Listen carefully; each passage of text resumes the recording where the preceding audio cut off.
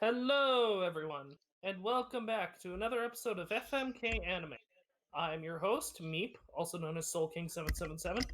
I am joined by my co-host, Gilly, I am that person. I'm Gilly. as well as my other co-host, Delaron. Hey everyone, it's me, Dalaran. And if you guys are catching this on YouTube, you can see these live at Dalaran Quest on Twitch. That's twitch.tv/ Dalaran Quest. Dalaron Quest. And if you guys are here watching it live with us, hi. Hello.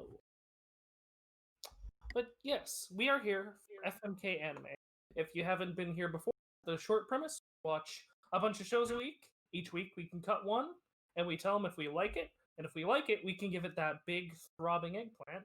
If we hate it, we can give it that knife covered in blood of our enemy. The blood of our enemies, yes. And this week, something can die. Should these two dead men, co-hosts, I think you get out there, bud. Should these two dead men, you mean co-hosts, what? should these two dead men, co-hosts, make the right choice? Well, we'll have to see how that goes. There's a number of shows we have to get through today. Yes. But two of them cannot die, as Wahrheit, Zuerst, and Fruit Tart are on their first episodes, meaning they are safe from getting killed.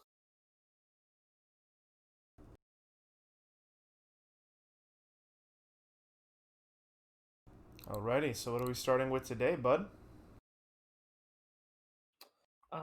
Today we will be starting with Wahrheit, Zuerst, and this are episode 1 of Wahrheit, Zuerst. Let me grab my notes, my synopsis. How do we pronounce this? Is it Magatsu, Wahrheit, Zuerst, Well, Zuerst, Wahrheit, Fahrenheit? okay, so background info on the anime. Magatsu is the name of the company that made the based. Made the what? The mobile game that this anime is based on. Oh no, it's a mobile game based? You didn't see that? I Yeah, saw I saw that declared it's, it- I saw that it's based on based a off of a mobile game. MMO. Oh. Yeah, Oh. we got two of those. Oh. I did not know that. I thought it was a video game, I not a mobile. I didn't either until I watched it. Yeah.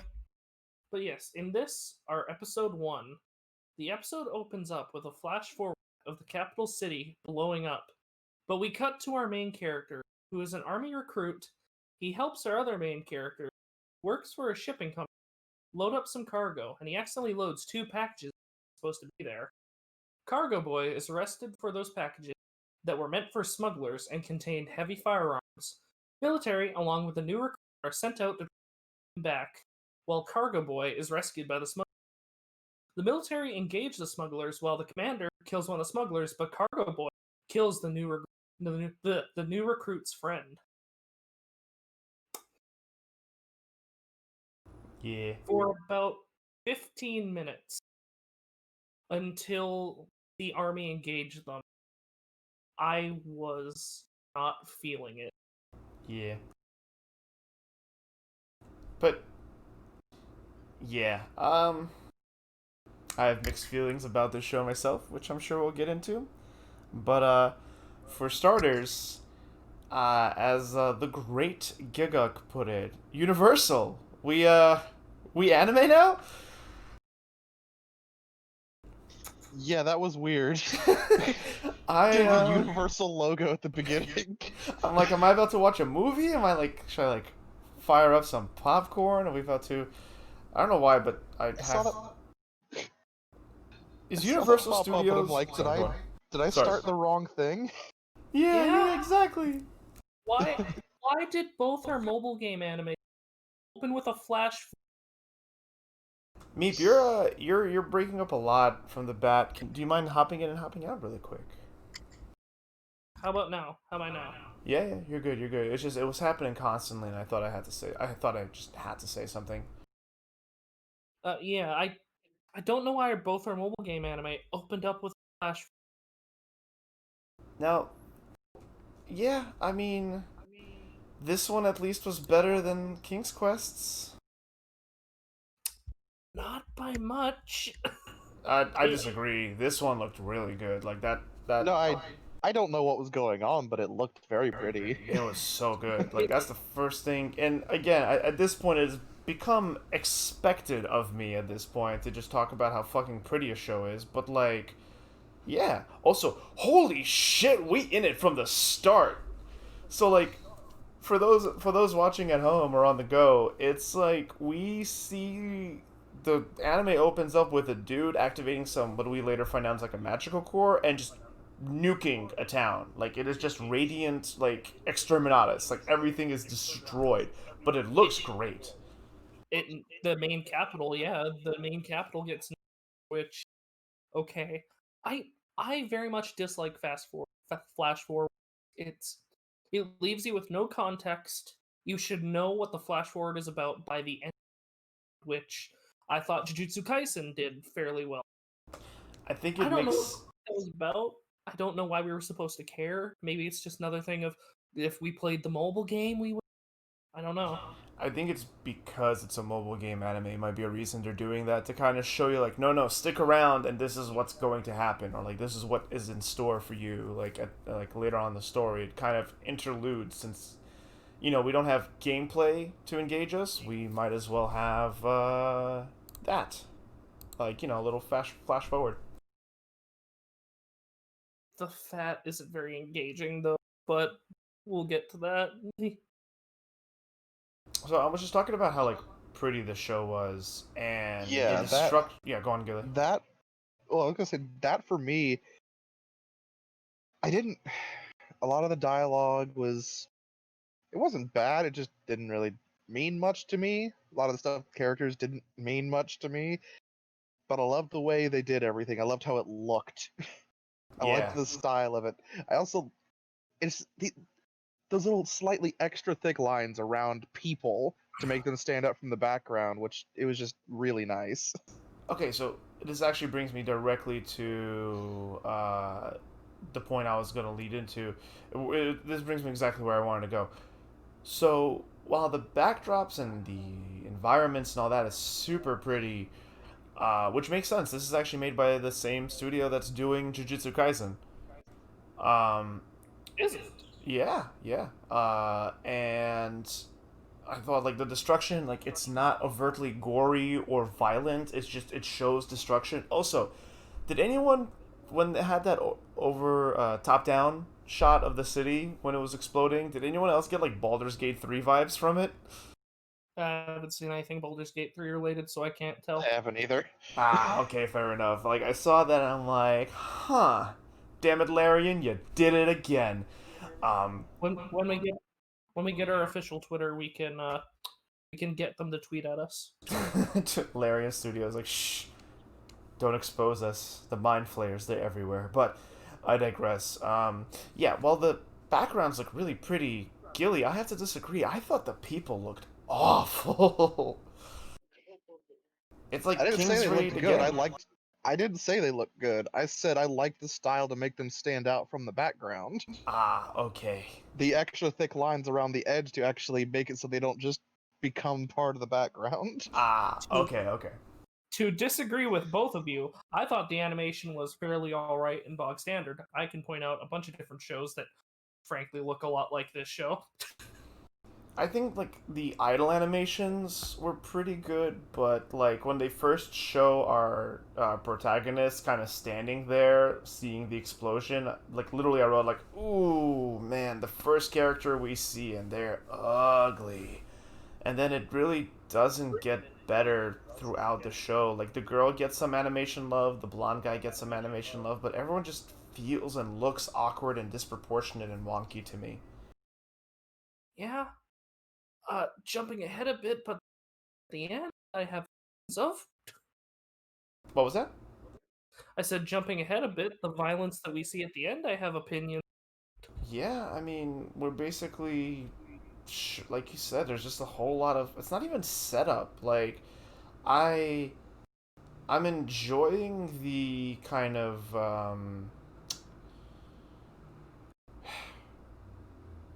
it's like I'm enjoying like the whole kind of like totalitarian commentary that we have in the beginning, where it's just like sees citizens guns don't give people right out of like fear mongering for like terrorism, which I'm sure we're gonna get into if the show stays alive. But it's just not interesting in the it's. I mean, I think I'm playing my hand a little quickly there, but I was not engaged by the show. Yeah, I felt left unengaged too. I like the Cargo Boy. Cargo Boy I actually enjoyed. Because he's And the only one that's like given time to breathe and establish content, and even then it feels like it's just blurging exposition out of his mouth. Like, why is he telling the stranger about his sister? Like, why did it seem like the stranger knew his little sister? yeah, it's just it all feels a little awkward, and it yeah, Gilly, Hmm. opinions on the show before we get to the combat. We're going through this one quick. I think we're all like minded on this one. That's also why I recommended going with it to start. Um, uh, I don't know what much I can really say or add here. The only thing that kept me from wanting to look away was just actually looking at how everything was animated. I don't remember 90% of the dialogue because it's just very bland. It was a lot of bland. It's Yeah. dry. I can't even say any of it was bad. I just can't say any of it was good. Cargo Boy looks like the first character to die in King's Raid. No. I He don't think looks so. like Flag. He looks like Flag. Well, actually, the first character to die in King's Raid is unnamed guard number 2. You listen here. The first character of quote unquote importance. Not like anything is important in King's Raid. um, yeah, I thought they were death flagging him super hard, like talking about his sister and all, like how scared he was. I thought they were death flagging him super hard, and then it turns out, never mind, they were death flagging Zeitz, his friend, which Axel from Kingdom Hearts. Can we? Okay, really quick question. Did anyone else get the feeling like they've seen every single character, but somewhere else, like in a different series or a different show? Yes. Nothing. Like I said, Our main character brought memories of Sword Art Online to me. Yeah, Yeah. he's a little Kirito-esque, but I not even appearance, just, I don't know. I enjoyed our main character, like his anxiety. Yeah, the one thing our character had going for him is he was actually expressive, unlike other, like, unlike our qualms with King's Raid, he's at least expressive. Like, he realized he's accidentally set this dude up for, like, a life sentence, and he's, like, upset about it, and he's not just like, I'm protagonist, Kun, I'm gonna kick everyone's ass. Like, no, he's scared of going into combat, and then he sees his friend die before the episode ends. I like the lieutenant too, though. He has one of my favorite Japanese voice actors. These characters actually feel kind of Attack on to me, especially the lieutenant. Lieutenant gives me big Attack on Titan. Yeah. I just love his voice. It's just so gravelly and like very much like, I don't know if you're a villain, but you certainly aren't a good guy. Yeah, then we get to combat. I was expecting combat to get super not dark but grim, like you're seeing characters getting shot and killed left and right. But throughout the entire combat, only 2 characters really die, and that's one of the smugglers who's killed by Lieutenant, and Mr. Cargo Boy kills the one main character's old friend. Yeah, Axel. Also, they killed Ben. They killed a nice boy with the tea and the driver. Yeah.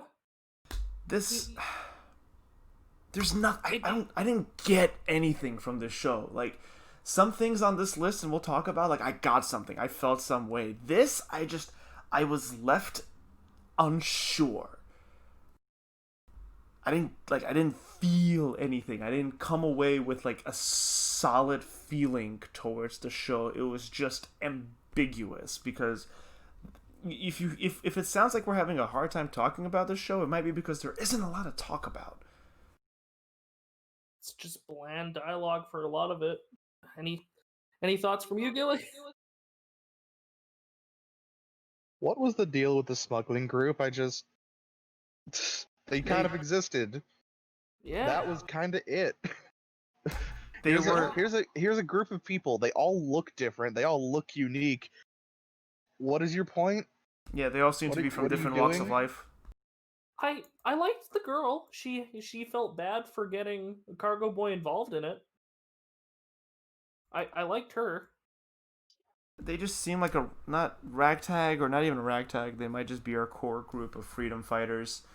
But, like, they didn't even do a lot with them. Like, the girl and the blonde guy got some nice, like, character moments when they were, like, scoping for information. I thought that was pretty cool. But, you know, they're getting flagged as a Bonnie and Clyde couple start. So I don't know. I don't know what the deal with them was. They're just kind of there. That's the thing. Everyone is kind of there. Like, the city looked cool. The backdrops were pretty. The beginning scene was actually pretty interesting, because, like, we know that something happens. Like, that's in the anime's description. Like, it kind of says, like, oh, there's like a big calamity that resulted in war, and I think we're supposed to be getting a time skip. But as far as first episodes go, I'm hearing myself. I'll let you guys talk because I'm ready to pick up cards. I'm ready to pick up cards, but I'd like to do mine last. How about you, Billy?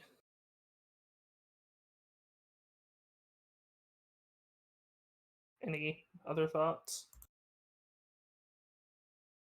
I had one, but I lost it. So. Oh, sorry. Do you guys want to talk about the opening, just so you know it's out there? It's non-existent opening. It's Yep. a lot of chorus and color. Yeah, it's like, it kind of echoes what we were talking about the show. The opening is kind of boring to look. So little, I forgot it had an opening. Exactly. Yeah. It looks like it's kind of boring to look at. The visuals aren't really anything great either, like leaning toward the bad side. Like, when the opening started, I'm like, oh man, this looks like, and this is no disrespect to independent artists. Like, if this was someone's, like, independent, like, work, then, you know, that would obviously be more. But this is a big anime studio. It, like, looked like a Newgrounds Flash opening or something like that. Which, no disrespect to the Newgrounds people. That there's some incredible talent there, but it's just, like, for, like, a big production, it didn't show anything. It was just vague and like abstract, like, colors, rotating shapes, and I'm like, what is this? Maybe we're gonna get something next episode, but I feel like Dan Hartman worked on this show. Well, not gonna touch that one. I guess the only my basically closing statement on this is just, we know where this is supposed to be going, but at the same time, by the end of that episode, it felt like it was going absolutely nowhere. Yeah. Yeah. Didn't feel like it had real direction. Just, yeah. To me, the most interesting parts of the episode was where the redhead girl and the blonde guy from the smugglers were gathering information. That was the most interesting parts to me. Like, I'm trying to think back to the episode, and that's what's coming to mind. The jailbreak was alright, too, because we got to see everyone's class. Child 1 and 2. Yeah. Yeah. Make sure to watch the children. I'll see you at the barracks later. What? What children? Why are they just in bed? Yeah, just 4 children in bed. Important? Yeah, even that scene was weird, because, like, I couldn't tell. Like, he woke up early to get to the barracks, right? And then he's just like, okay, you watch the kids, I'm gonna go do some work, and then go to barracks. which makes me wonder if we're gonna see what's his name, Zeitz, his friend, have like a dark side, like he was also like doing shitty shit on the side. But yeah, I also don't care, and if you guys are okay with things, I'm gonna hold up my card now. Sure, hold up I your said, knife. I said Yeah, my closing statement. yeah, I'm holding up my knife. While this the first episode of King's Raid is pretty much our standard for worst things so far. This is pretty close. The setting is, again, it has really pretty settings and backdrops and like environmental images, like the alleys, the towns, the mountains. Everything is just like super pretty. So that was really enjoyable to look at. And while the opening was nothing really to look at, the song was nice, like operatic with like an orchestral, aria-esque style to it. But that's it. That is literally the only thing I could really talk about the show. The magic wasn't really all that present. I liked seeing the smugglers and their like equipment, but like they didn't really. I guess they're the only ones that really did anything. The lieutenant or whatever commanding officer is one of my favorite voices, but also he's just like twisted in his own way. But it's not really like, I don't know. It didn't hook me. I'm not impressed. They threw a lot at us and didn't do much with it, and none of it really felt important. Every character's design feels like I've seen it somewhere else before, and the combat and character animations was nothing to write home about. Like, which is surprising because this is the same studio that is doing Jujutsu Kaisen. Like even the combat was bleh. It was just kind of leaning on the bad side. I mean, I'm willing to see what episode 2 brings, but as far as episode 1 impressions go, I am not impressed. Knife.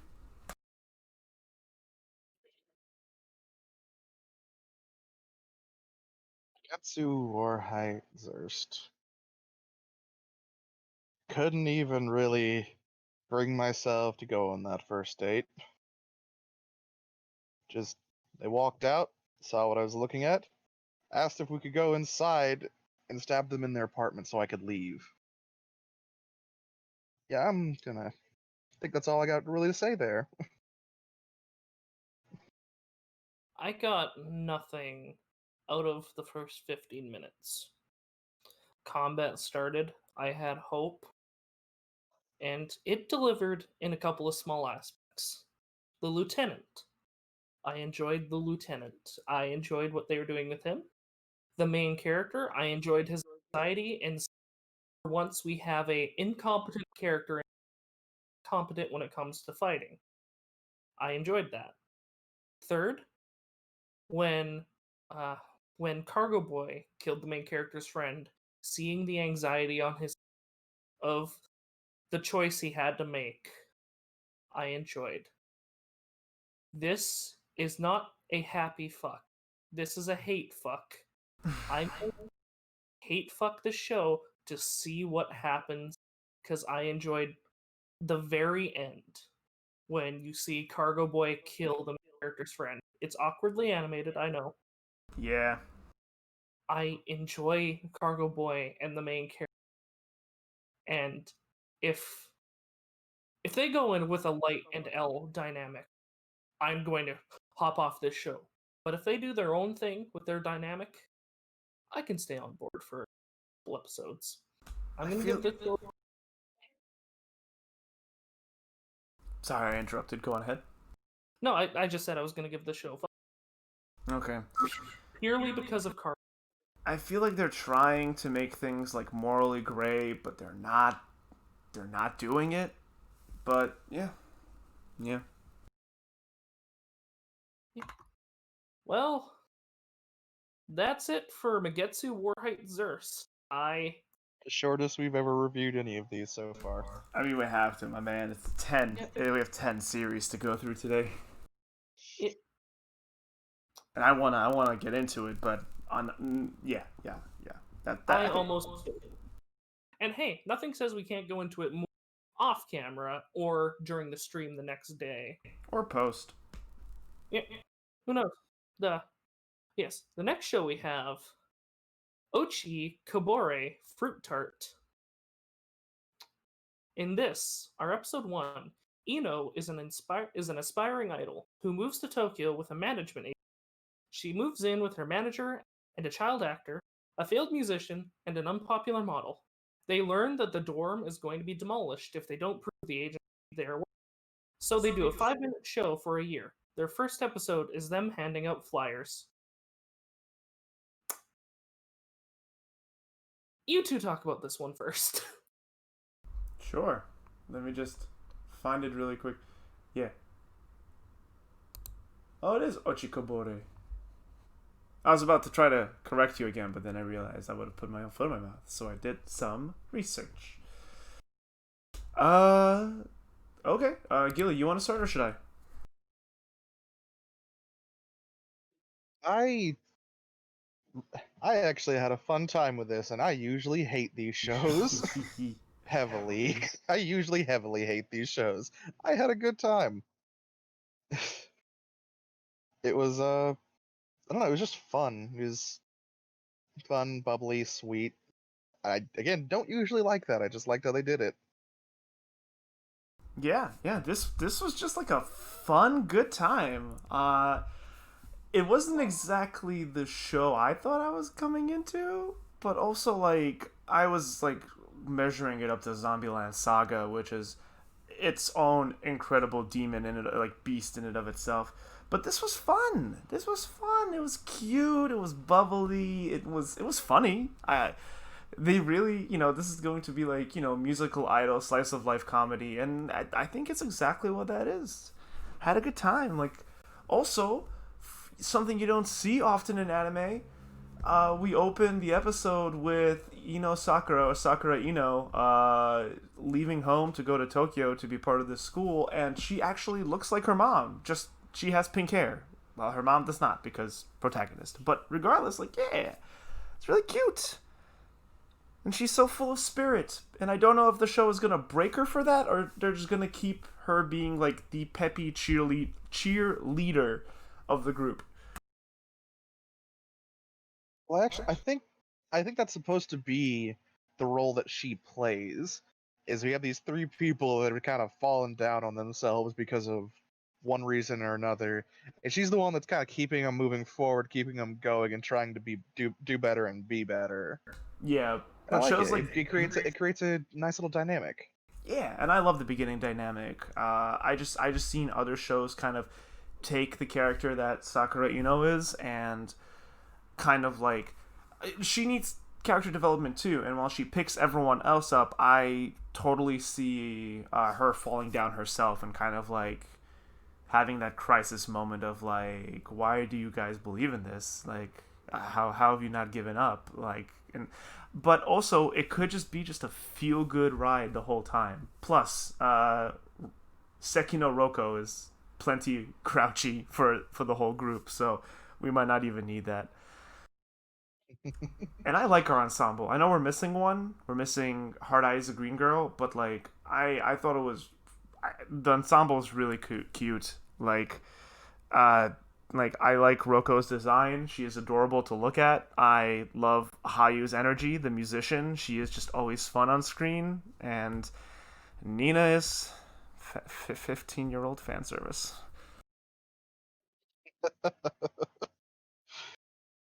I was expecting this show to be a lot more mean-spirited. I'm glad it's not. For me, that's what would have made this show work. But it's comedy. What it is, I think, is too lighthearted. I wanted it to be a lot more mean-spirited towards failed actors because that's what I thought would have made it work. The jokes didn't really hit for me.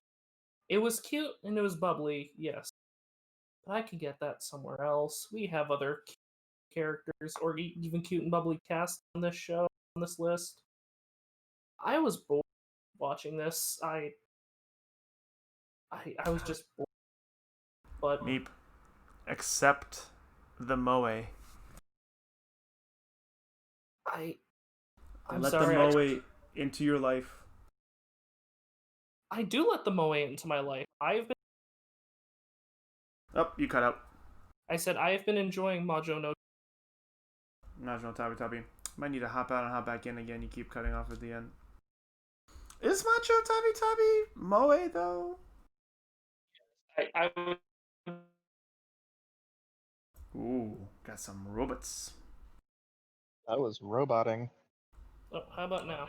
Technical difficulties have been had. Yep, you're back. Okay.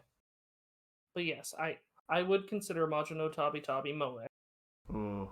Okay, we'll cross that bridge when we get to the show. But as for this, like Gilly said, I'm glad to hear that Gilly enjoyed it, because those are one of the shows that I was considering and hoping that will make the list, because I was just it had me curious from the start. Like a bunch of like dropout idols or like entertainers all under one roof can create a lot of shenanigans, and the first episode was really heartfelt, and I'm okay with it because it was just really sweet and digestible, and it made me feel good. And it was just a good time. You have like the grouchy Lolita, who's like an ex-child actor who can't get any more bookings because she stopped growing because she's small. You have the over-the-top rock star musician blonde girl. Why is she wearing a Canada shirt? Because maybe she's Canadian. Is this show trying to bribe me? It won't work. For those of you that don't know, Meep here is from Canada. The maple leaf doesn't look like that. What the fuck? Maybe she's wearing it ironically. But yeah, she's like super over the top, but apparently has problems working with other people. Probably, I'm assuming, because she likes to stand out and be on the forefront. You have Nina, who is a model, but has trouble getting bookings because she has a very developed body for a 15-year-old, and she's embarrassed to be like in bikinis and lingerie, so she isn't getting bookings. And then you have Sakura, which is our main character, who wants to be an idol, and she is the kind of glowing sun that is bringing everyone together. Now, Gilly, what I said before about like expecting her to kind of like come apart at some point, which hopefully she gets brought right back up by all her friends, is because when she walked in there, she's like, I'm going to do my best to work with everyone and be super positive and motivate them, which makes me feel like she's kind of putting on a front. But the show is also kind of making it seem like Ino is a natural idol, because when they're all handing out flyers and everyone's kind of like getting negative and getting bummed out, they see her just being really genuine and smiling at people, and everyone, like, people are reacting to her really positively, and that inspires them. And it's personable. It's cute. She's personable. She's soft. They're all soft in their own ways. Even Roko is soft. She's just goth Wally. Without goth, yeah. Yeah, but the little interactions and little moments, especially between and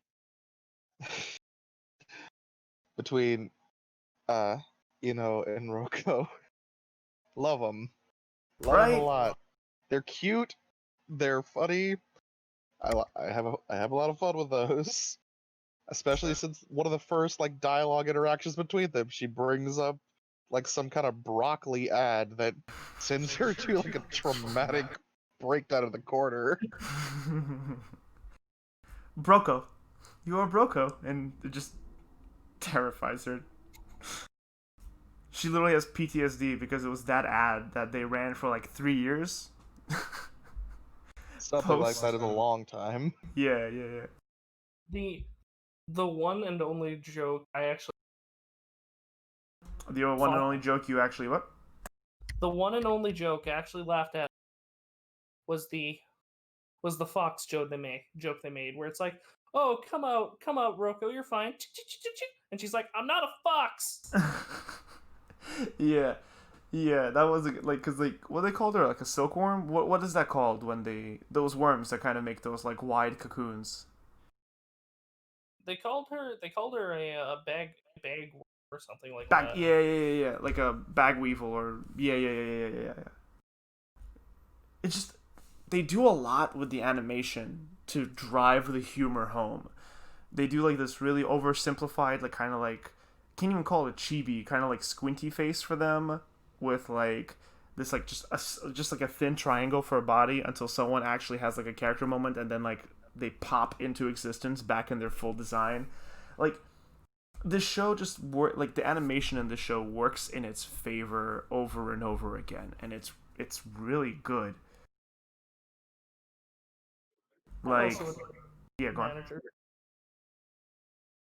Yeah, like the animation is like they're all bouncy, they're all expressive. Like I really like it. Like it's really cute. It's adorable. It's snappy. It carries across a lot of like Some are energy. more bouncy than others.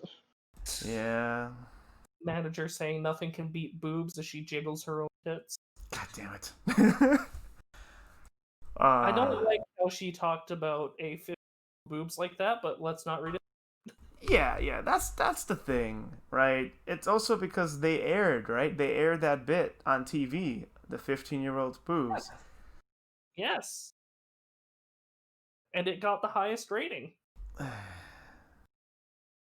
mean, listen, the people watching it don't know she's... Yada yada. And the part that got the lowest rating was when everyone was smiling and having a good time. Yeah, when they were having a heart-to-heart with each other, and that got the lowest rating, and that made me upset. I enjoyed that part of the joke. When it, like, that's what I enjoyed about it, is when it gets really mean-spirited. Because I do not like the idol genre. I want to watch them get broken and degraded down to what it's like to be in the mundane life. And you only got a tiny bit of that. I don't know, I mean, there's the fact that they've been struggling for so long that they don't just live off of curry, they use it as a monetary value now. Yeah. Measure things in bowls of curry. To their, like, teacher, question marks, dismay? Manager, yeah. Yeah. Also, another thing the show did in terms of its like animation and timing, yeah, the curry stuff is fucking funny. They saved the opening until they kind of got everyone together and said like, you're gonna be this new idol group called Fruit Tart, and then they played the opening, and I thought that was like really clever. I thought it was like a really nice touch, and I thought, yeah, it had a great effect on me. I'm like, oh, that's cool. That's cool. It's a really nice touch, but the opening is standard idol anime opening, except for the... Yep, except for the what? I said except for the one Dragon Ball Z they added. There's a lot of Dragon Ball Z in this show for the first start. Except it's not Dragon Ball Z because they call themselves Rangers, so it's Kamen Rider. Power Rangers. Yeah, it's Power Rangers and Kamen Rider. Yeah. I'm talking about the shot in the opening where you see two other idols standing on the pillar looking down like Nappa and Vegeta. Screenshot I took. The Yes, Goku. that is a straight up taking of the pose of Nappa and Vegeta. Oh, I didn't think about that. I don't know why that's in the opening. Because it's fun. The visuals were standard. That shot kind of took me out of the opening. I don't know. I wasn't huge on the opening. I mean, it's fine. It's idol anime. I do like that the opening is insinuating there's going to be several like competing idol groups. Yeah. Or I don't know if they're competing. Some of them seem, yeah, they're probably. Well, some of them definitely seem. Some of them seem like competition. Some of them just seems like people they're going to like to probably either work with or just be talking to. Yeah. Yeah, you said it and it kind of snapped because when I was watching it, I'm like, look at all the friends they're gonna make, and now that you say it, I'm like, yeah, it's probably gonna be competition. A few of them definitely give straight up just competition vibes. You mean Nappa and Vegeta? I don't want them to make friends. I want them to get torn down by Tokyo. Meep, what the? This is coming from somewhere deep down in you, man. I have opinions on idol. So do I, but I actually enjoyed this, Meep. Meep, what idol hurt you? Hatsune Miku. Meep. Yeah. It's okay. Safe here. Listen, questionably safe here. Safe here. But as much as I'm joking about it, I this show. It's just it wasn't really what I wanted out of it from the premise because as the premise was explained, it was a group of people with a bunch of failed people. So I was expecting it to be a lot more mean spirited, and I was kind of wanting that some kind of Again, comedy. who I hurt want you, Meep? I wanted a mean spirited comedy. Okay, um, Samane Meep. and Is that who hurt you? I want it to be mean spirited, not in the way Tabitabi. We'll get to that. I don't. We'll get to that. I don't have a lot of negative or mean spirited things to say about this show. It was a very pleasant experience. It was. I kind of wish it went a little bit more over the top or a little less over the top, but otherwise, like, it was pretty good. The comedy was there.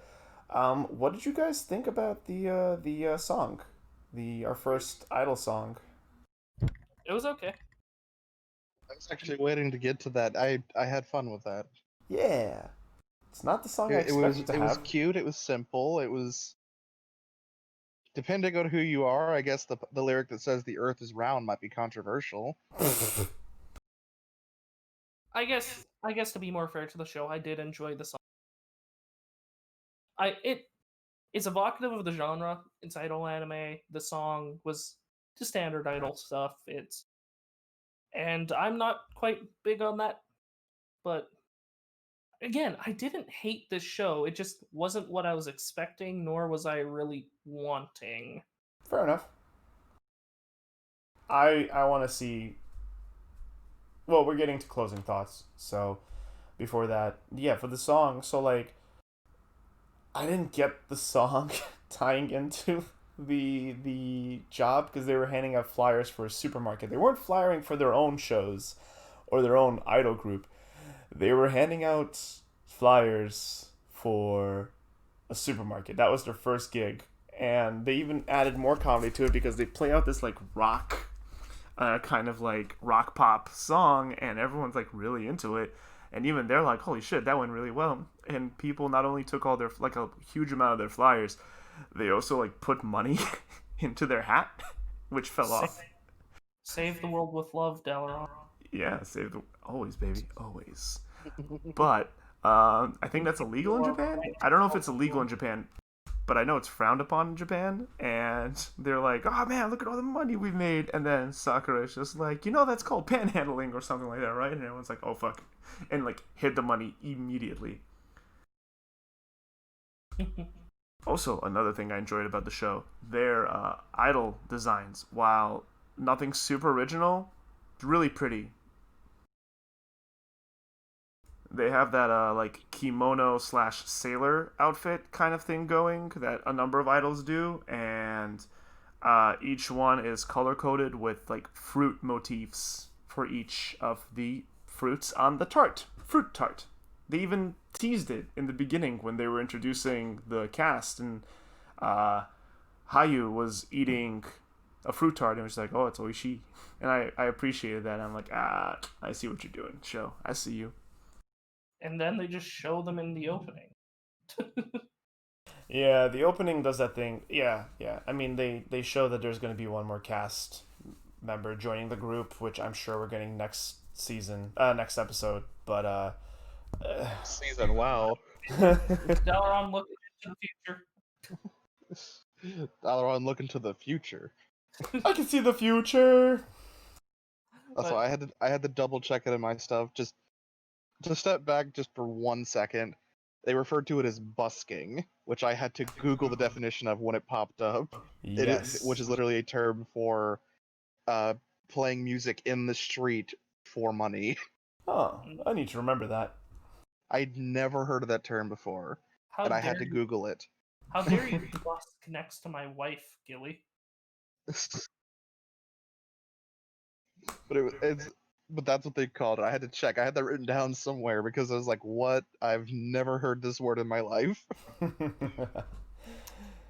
Yeah, I rarely hear that word myself, so it took me a second for it to like it literally took a second, if not two, to like click in my head when they said it.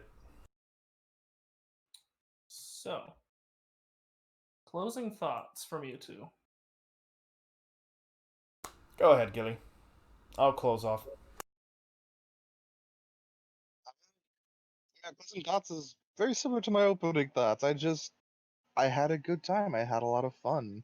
It was something I could enjoy, which was very, very surprising. Uh, I'm very interested to see more of what's going on. Uh, see where this is going. I know it's I know it's not gonna be like, obviously, from what I understand, none of these are ever really plot heavy, and I'm good with that. Just every episode is its own little thing, and I much prefer that in this case. Yeah. Yeah, I'm Uh, excited. Oh, sorry, go on. I was just gonna say, actually, you go ahead. Okay. I just wanted to agree. I'm excited to see what other little tidbits of daily life they're gonna get themselves involved with, because you have an unpopular actor, an unpopular model, an unpopular musician, and an aspiring idol, and then we're gonna get a fifth. And I am here for the shenanigans. I'm excited to see where else they go. I do have only one, only one real thing I did not like, and I was expecting it to happen more in the episode itself, so I'm still happy. But um the outro, the Yeah. I was I was that was a lot of heavily sexual poses. Yep. Yeah. Jesus Okay. Christ. I was expecting that to happen during the episode because it's an idol anime. So I was happy it was mostly like all in that ending It's theme. it's all Yeah. condensed in the first third of the ending. What the fuck? They are presenting in that ending. Yeah. It took Also, a huge tone shift. and they're like 15. Yes. Yes. And unlike a lot of shows, you can actually tell they're young in this. They're not even all 15. Remember, some of them are second years, some of them are first years. Still. Yeah, the second Some are years younger. the second years are 16, I think. Yeah, I think it's 15, 16. We might be wrong. It's a range of 14 to 16, and that's too young. For those of you guys listening, don't misunderstand us. We aren't trying to sex shame or be really repressive or prudish in case that comes up. But there's a time and place for everything, and it's a common dialogue, but when you have severely underage girls in extremely suggestive poses, when you have people in their, you know, late teens, early 20s, late 20s, and older talking about it, it can come off the wrong way. And in this situation, we're acknowledging that it's coming off the wrong way. I am the last person that will shame anyone for being. Oh, you cut out. Oh, I said I am the last person that will shame anyone for being overtly sexual. I am the man over here who plays Conan Exiles running out with free. But these are underage characters, so I can't get on board with the underage stuff. Oh yeah, we are a trio of degenerate filth, but we are ethical, to say the least. But PSAs aside, the ending, yeah, there is a lot, and I mean a lot of fan service in the end, an uncomfortable, yeah, damn. Everyone's, yeah, but the little mouse chibis of everyone were super cute, and the rest of the scenes were surprisingly cute and wholesome. Them just baking together and hanging out together, and it's really sweet. It's just Yes. they Like a just fruit tart. yeah, they made a fruit tart, and they just dump pin-up fan service. I'm talking about massive cleavage, bent over, bikini shots that are more detailed on the areas that I expected them to be. I mean, I guess if you look at certain fruits a certain way, they look No, really... nope. Putting a bullet in that right now. Put a bullet in me. Shall we hold up some cards, boys? Listen, we're all over age. We with each other.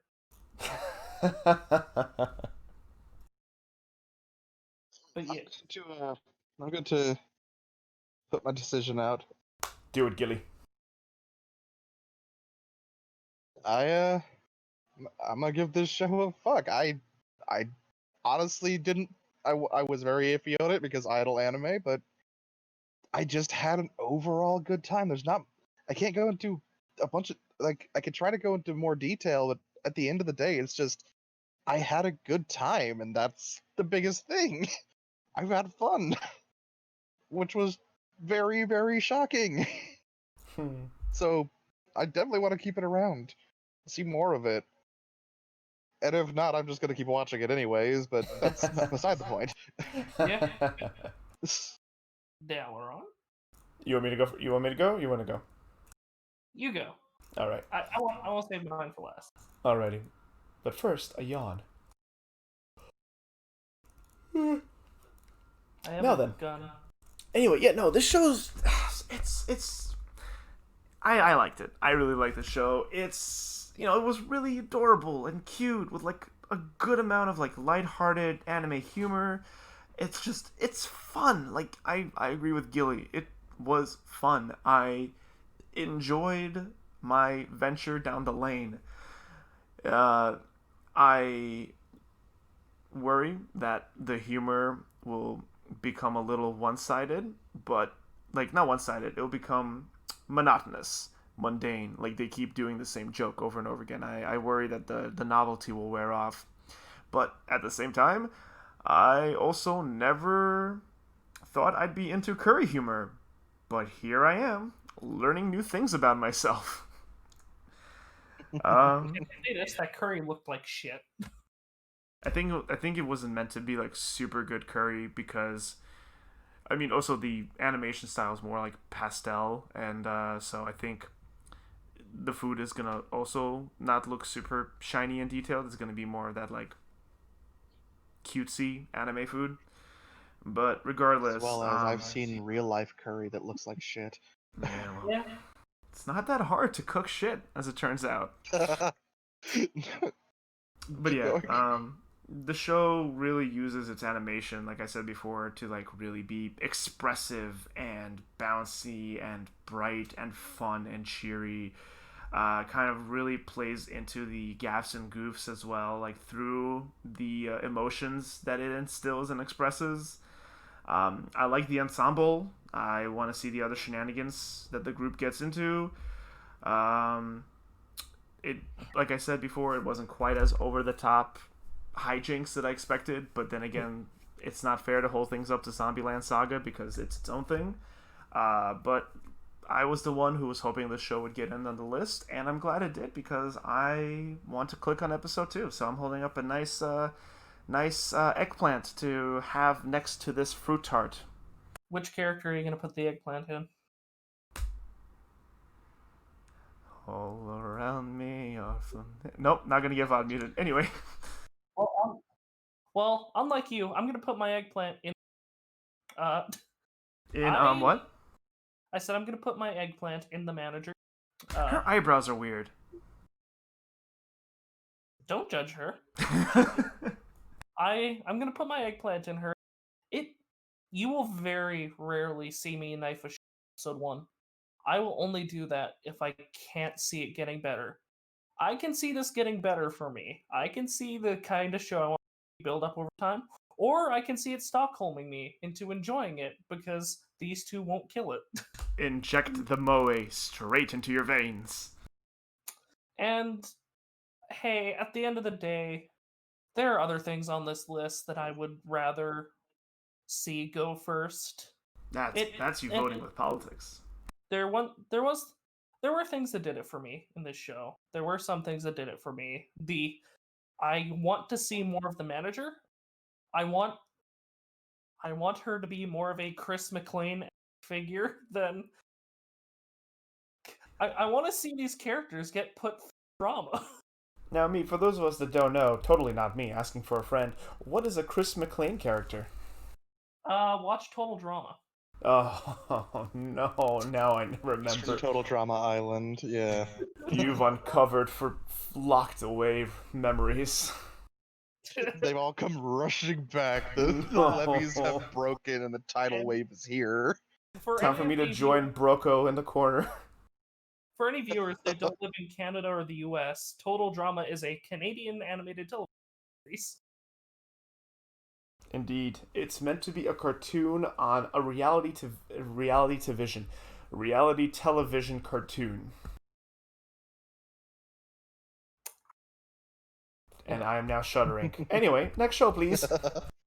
Well, okay, here's the thing. One last closing thought.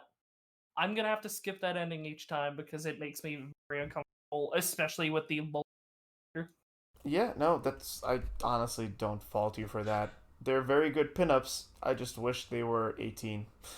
And they don't even have one of the manager characters. Maybe it'll be in the next episode. You don't know. She's a manager. She's not, Oh, she's not a model. Also, can we, since we're talking about the opening again, can we just address that, okay, so we got, cleavage, we got, straight up bent over, very much so. We had a very detailed bikini shot, and then we just have straight up pet play, collar in the fucking skimpy clother. Oh my god. With bondage on her, and I'm like... Next thing you know, it's going to be showing a character in leathers holding a whip. That's the manager. That's the manager. Listen, I'd let her tie me up. And I was just sitting there and be like, why did you do this to 15-year-old characters? You could have just done this to 18-year-old characters. Why? I appreciate the notion. It's just put in the wrong place. Okay, also, yeah, why do these characters need to be so young? The premise is washed up or failed. Wouldn't it have made more sense for them to be older? For the plot that they have, it kind of makes sense because Roko is kind of like a washed up child actor, and if they gave her more years, she would have dropped out of the circle completely. They're at the cusp of their youth. Which, that phrase alone should explain why, we have our reservations about how they treat some of the characters in certain scenes. But, yeah, it's also, remember, in Japan, that high school era is, very definitive for your future in terms of career and standing and everything. Yeah, I just think the high school aspect should be worked in a bit better. For example, in Jujutsu Kaisen, it actually works better there. It makes sense, but we'll get there. Anyways, our next Western show versus basically Western perspective versus Japanese culture. Yeah. Our next show on this list is Adachi to Shimamura. In this, our episode 2, Shimamura speaks to the small astronaut at the fishing hole, while Adachi has a dream that she kisses Shimamura. The two of them share some time together and start going to class together. Adachi slowly realizes that she might be liking him, but she tries to deny it. Shimamura runs into Adachi at her job, and Shimamura's mother says she hasn't seen her friends yet. The next day, Adachi goes to Shimamura's house. But when she gets there, when she gets home, she cries and is confused about her feelings. Yeah. You cut out a little bit there, so I'm just going to fill in the blank. She comes over to Shimamura's house, and Adachi's feelings definitely start pounding out of her chest. But yeah, then she runs home and gets... Yeah. I loved this episode. They're so cute together. Yeah. Adachi is super soft and is super gay for Shimura, and I am rooting for her so much. So, Adachi, girl, you're not supposed to be in between her legs that way. When she turned around and is just this way, I can feel your scent, and Shimamura just looked at her, huh? And Adachi's like, never mind, shut up. I'll just turn away. Fine, whatever. It's not like I like you, baka. I can smell the ocean from here. I mean, what? Oh, me, shame on you. If we were at a table, I would bop you on the head. Listen, this show continues to be what it is. It's very earnest. It's very it caters to the young generation because speak like younger, like doing references, like they speak a lot like younger people. I guess. I mean, it's definitely hitting the depicted age group and the period. Literally in my notes, I'm like, ah, God, it's difficult being a teenager because this episode is strongly focused on Adachi and Adachi's perspective on basically her relationship with Shimamura and her struggling, her blatantly obviously struggling to come to terms with her sexuality. And last episode was largely from Shimamura's perspective. Oh, you got it. I really liked. Oh, I said last episode was largely From Shimamura's perspective, yeah. yes. Uh-oh. Oh, the robots are back. Quick, hide. Dun, dun, dun, dun, dun, Are you dun. able to hear me? Nah, you're a little warbly, bud. How about now? Oh, yeah. You know, I said last episode was largely from Shimamura. And there he goes. Last episode was largely from Shimamura.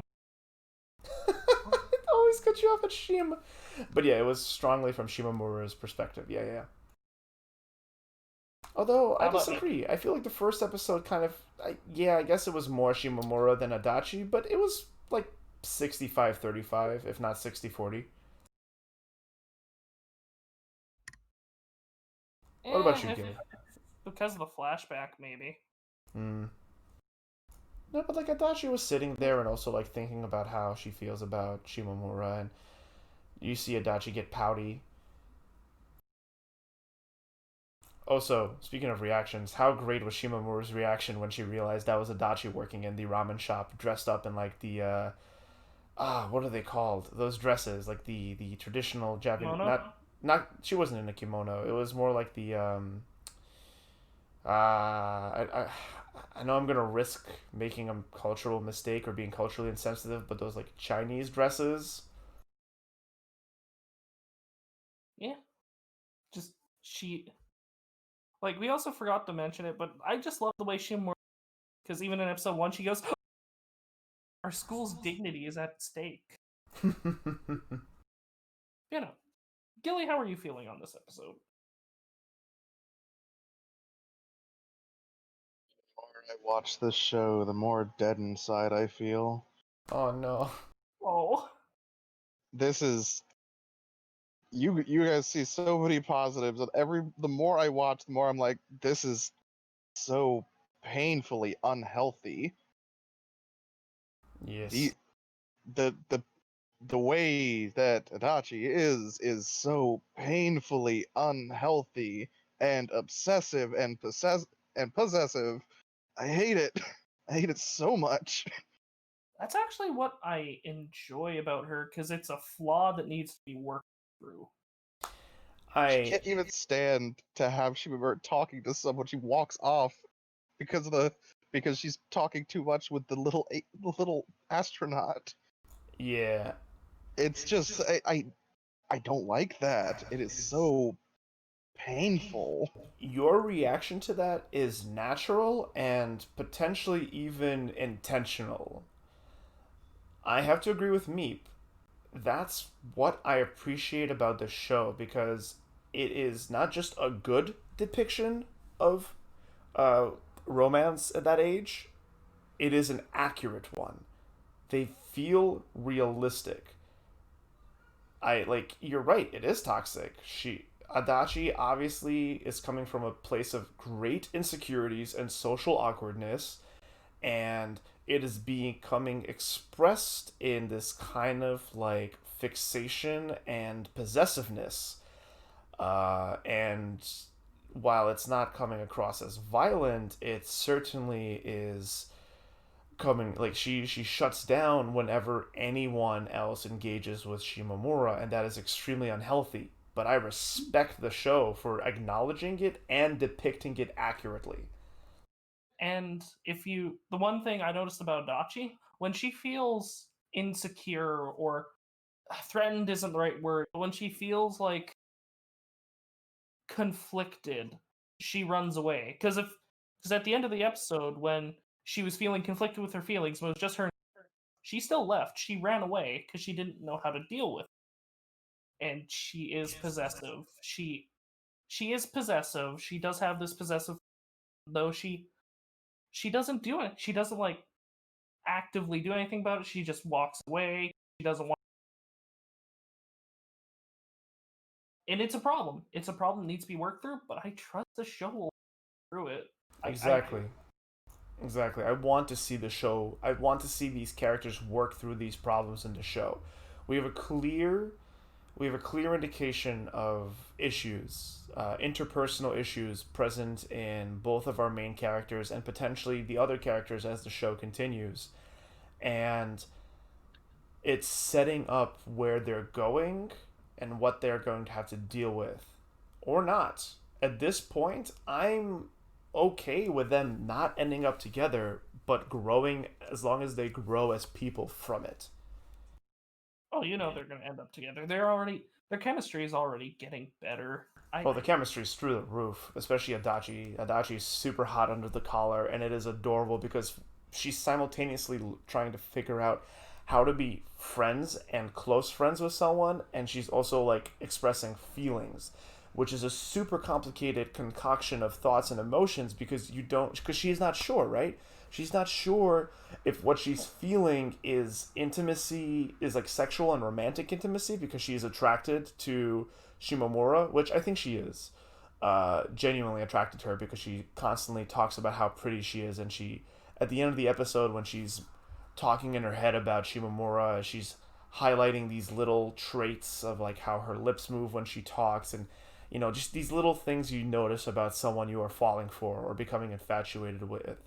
But she's confused because she hasn't or has never or hasn't in a while gotten close to someone, and she doesn't know if the feeling she has is just yay friend person who I connect with or more, and that is driving her a little bit like wild. I don't know what I've lost the word at the very end, but it's definitely having a strong emotional effect on her. Mm-hmm. Oh, though you're perfectly valid in feeling that way too. You're not wrong for feeling that, and if it doesn't do it for you, that's perfectly fine too. Oh, Gilly, yeah, no, this is yeah. I'm not trying to convince you to the otherwise. I'm expressing what I really appreciate about the show. There's a lot of good nuance, acknowledgement, and most importantly, understanding of these kind of situations present here, and it's good to me. But again, like to just echo me, if this totally understandable if this is not your thing. I can't fault it on its writing. I can't fault it on how it goes about things. It does things accurately, and that is why I hate it, because it is way too reminiscent of things I don't want to think about. Yeah. So it's almost like I have to go blank watching these episodes. I just can't not do that. And that's perfectly fine. This is the longer this is here, it's gonna have to be this way. Unless it does get better, this is just gonna hurt. I think when we get to a point where Adachi starts issues, We'll get to a point what? Oh, I said when we get to the point where Adachi starts working through, I think we'll I think it might start doing a bit more. But speaking of, actually no, you were talking about Adachi. I am looking forward to seeing Adachi's home life. But speaking of just stuff that we're gonna see more of, in the last episode we were talking about how we were not shown their home life at all, right? And we got to see a little bit of Shimamura's home life. Yeah. Seemingly doting mother, an adorable but shy sister who obviously enjoys spending time with her older sister. And they own a PlayStation, the good console. I mean, what else were they gonna have? If it's not a Switch, it's gonna be a PlayStation. I think they did play their Switch, or is that a different show? No, you're thinking of a different show. They didn't play anything.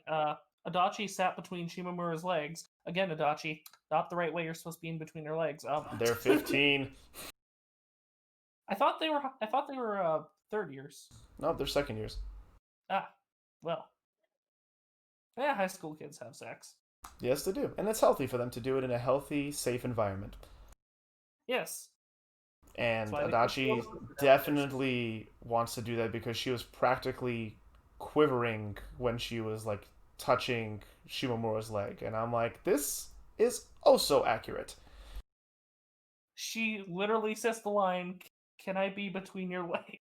Yeah.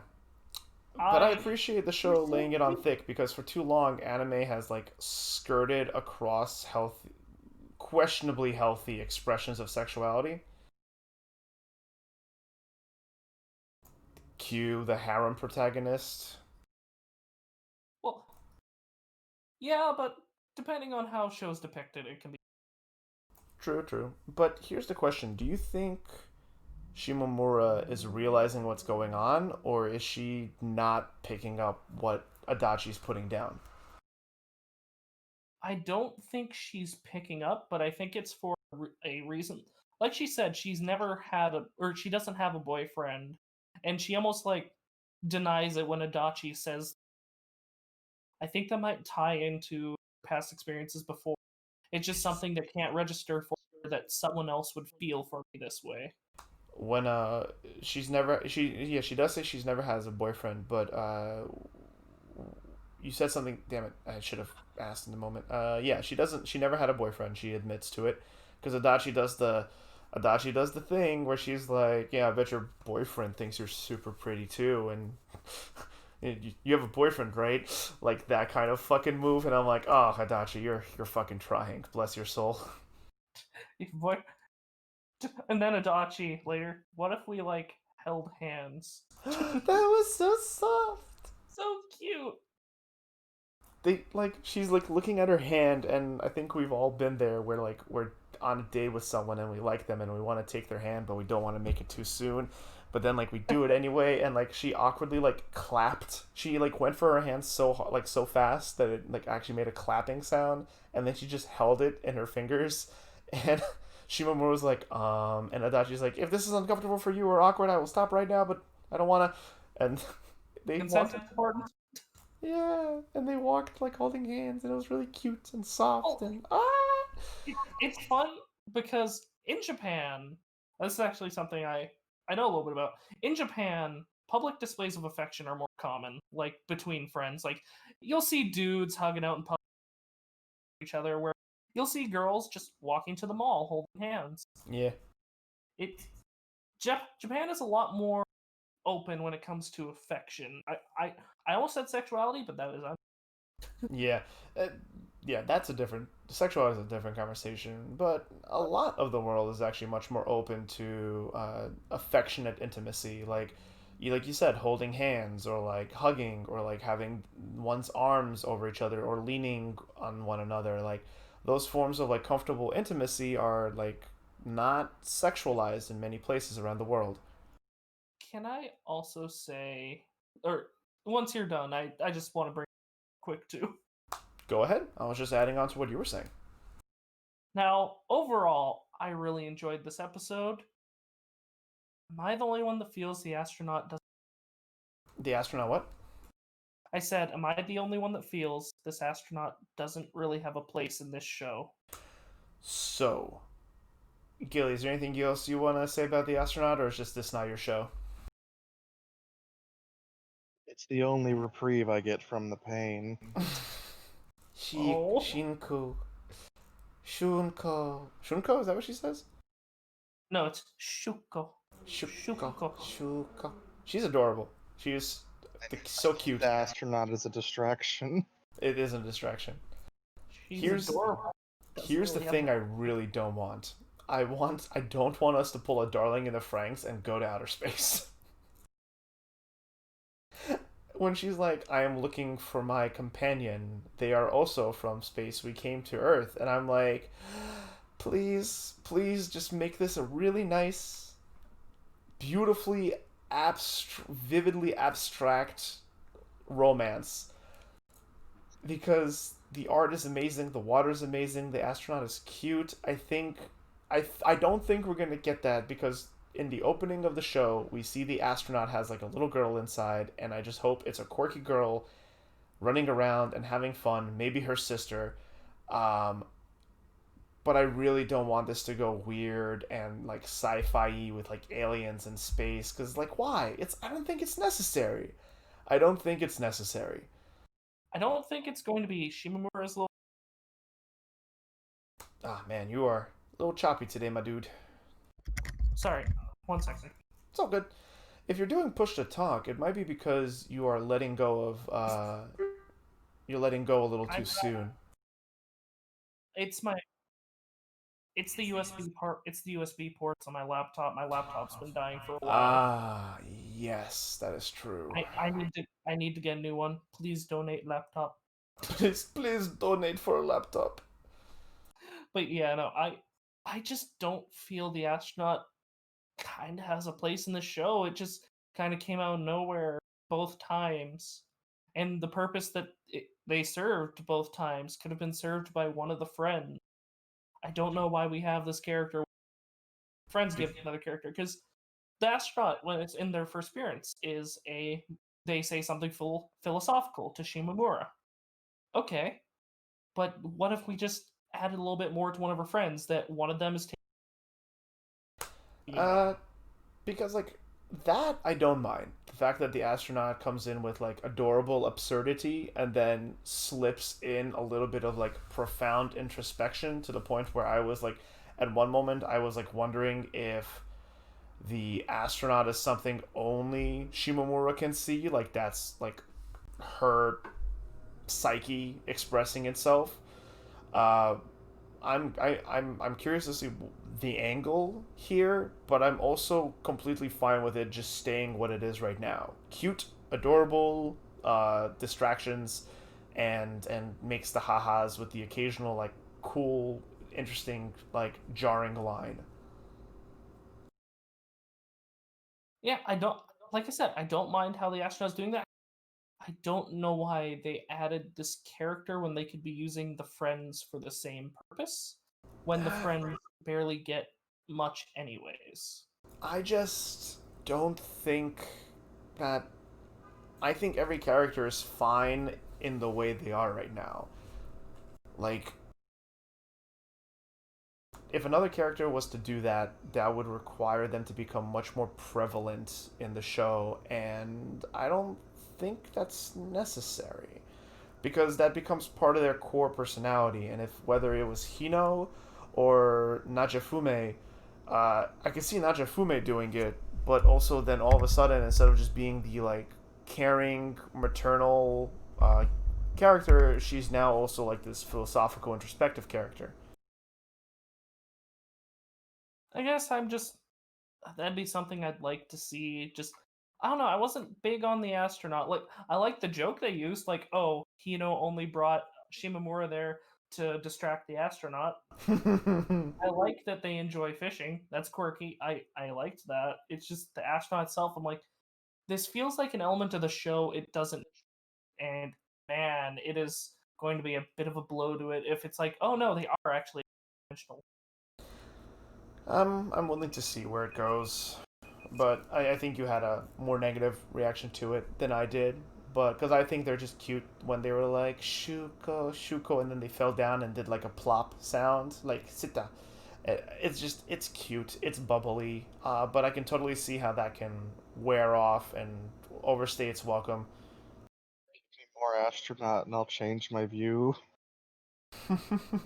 Well, I feel Do like you we've want them all to go to space? I feel like we've all stated our thoughts for the most part. Are we ready to hold up cards? Gilly wants us to go to space. Yes. Let me see if I am ready to hold up a card. Let's see. I'm just gonna read my notes really quick. Um, no, I mean, Yeah, no, I'm ready to hold up. Yeah, I'm ready to hold up. Actually, wait, I do have one more question before we hold up cards. Sure Is thing. this story being told in hindsight? I don't. I don't really know. I don't think so. Some of the ways that Adachi talks about situations makes it sound, even Shimamura, but mainly Adachi. Well, I guess this episode was strongly Adachi, but I also think in the first episode, it sounds like Adachi's talking about a memory. Like, she's talking about it not in the present that the show is occurring, but like later on in the future. I just read into that as her talking about the. That's the only sense where I got she about it in hindsight. But I think that's just her rationalizing the dream. Like, no, I don't love her. Like, if like maybe if I got bored around the 20 when no one's around in a 5 kilometer radius, maybe I'd kiss her if I was bored. Yeah, Like that scene was funny to me. It's like maybe I would, baka. yeah, that scene is just a lot of. It was a lot of self denial, which unfortunately is something all too present within people who are coming out as non cisgendered, like people who are discovering that they're not heterosexual. But again, it's just another one of those things that's like remarkably accurate to life. So, Yeah, and and like when mhm. whenever she talks about relationships, she always mentions boyfriend. Like, no, I'm not like that. I've just never had a boyfriend. Yeah, that And line I of like, I'm not like that. That's totally like I'm not into that kind of thing, like being gay, like being into girls, and I'm just like, I mean, accurate. Like that's how people are taught to feel in a heteronormative world, in a heteronormative society. I want her to say that while just staring at Adachi's or not Adachi, Shimamura, just While just saying staring at that. herself. mm, I'm not into girls, but I'm just like super cute though. But yeah, card time. Yeah, card time. I'm a fuck it. Like I'm really enjoying this show. It's accurate while eerie. I enjoy shows that are accurate. That's what I loved about MMO. She has a very toxic in that show. She has a very toxic addiction to video game. But she slowly works through it. I want to. Yeah, yeah, yeah, yeah. MMO junkie, same thing. But yeah, I also want to see them look work through it because I really like these characters. I think I've said enough during the conversation, during the talking part about a show. I'm fucking it. I love this show. It is beautiful to look at. The animation's great. The humor is appropriately spaced out. The emotions are really there. The animation is on point. Like when Adachi is telling Shimamura how pretty she is for the first time and kind of like hitting on her and like really like she's kind of like letting it run away. She is progressively getting slightly redder and redder with like as she's talking, and I thought that was a nice touch. The whole scene in her room is just so accurate to like that age where you're just like don't say it, don't say it, don't say it, and then like hormones, sexual attraction, desires. It's just a whole medley of emotions and feelings and thoughts. This show's getting a fuck. I love what they're doing. They're doing it right. I really hope it doesn't take a really fucked up turn, and I hope we don't go to space. Otherwise, I'm here for it. Give me also those donuts. I Hey, want that cream donut. That looked so good. you want cream in it, right? Oh, yeah, Gilly, I guess. what did you think? Just No, Dalaran. sidestepping. Dalaran, let's fuck Shimamura's mom together. Mm, She seems nice. Her mom seemed nice. Yes. Also, I want ramen. Damn it, COVID. I want ramen again. Gilly, where are you putting the knife in? Can I just pay someone else to stab it so I don't have to look at it? I, c- I just, the more I watch this, the less I like it, and I already didn't like it. It is just, it is just sitting me careening off a cliff. in several different ways. Yeah, I am knifing it. Obviously, I just don't like this at all. The, the, there's so there is so little they could do to bring me around. I can't. Uh, Obviously, I'll keep watching it as long as it's here, but man, I do not like it. I don't see it doing much to make me give it a knife. There are a couple probably do, but who knows? I wanted to stick around. I wanted to make it to the end. Yeah, I like the show. Yeah, I know. I really like it too. It can't hurt you anymore for this week. Shall move on to episode 2 of Yuukoku No Moriarty, which to give a little bit of not backstory but more look into the show. We didn't really know if it was going to be episodic or not when we reviewed it last week, but now it looks like it's taking a narrative direction, and that is in part of the first episode that we watched was technically a episodes to get you introduced to the characters. And Yeah. I think we're gonna have kind of like the Great Pretender, where it's gonna be case by case, where 2-3 episodes per case. Maybe, but I feel like there's going to be an over plot. Yeah. You see Sherlock and Watson in the opening. There's no doubt. So that is Sherlock and Watson, yeah. Why are they both so Why are they all so handsome? Because Shoujo. it's anime. So handsome. But anyways, The synopsis of this, or episode 2. This episode delves into the origins of Moriarty, who was orphaned with his brother at the Ragged School. Albert was the biological son of the Moriarty family. Wanted to adopt a foster to impress the Duchess, even though he was already married. Due to his father and sister's attitude, Albert detests nobility and takes an interest in Moriarty when he learns he is fighting against nobility. That is one of these episode synopses that there was so much in there, I had to contain it. Maybe This was a lot of table setting. Yeah, I need you to either fiddle around with the mic plug or hop in and out, because like every 4 words you were chopping out on that one. We got the gist, but yeah. Okay. Nameep, I heard you say something. I want to make sure that this wasn't a mistake on your end, because I think it was. If it was accidental, it's one thing. Well, he referred to Albert's sibling as his sister. Yeah, no. That's a girl, right? No, that's William. What? Did you his name that his name is William James Moriarty, which I'm already at this point. That's also our main character's name, who refers who we will cover that even more as we go into this. Mm-hmm. Did you miss that, Meep? I got that they had the same name, but I didn't know. That's a boy. That's a boy. That's Remember, a boy. the mother they even said the family has 2 sons. Yeah. When the matron Moriarty is like flipping out about Father Moriarty trying to like adopt children, she's like, "We already have 2 splendid sons. Why would you taint our household by adopting that underclass?" The sub I had said children. Maybe it was children. I'm just you get the point.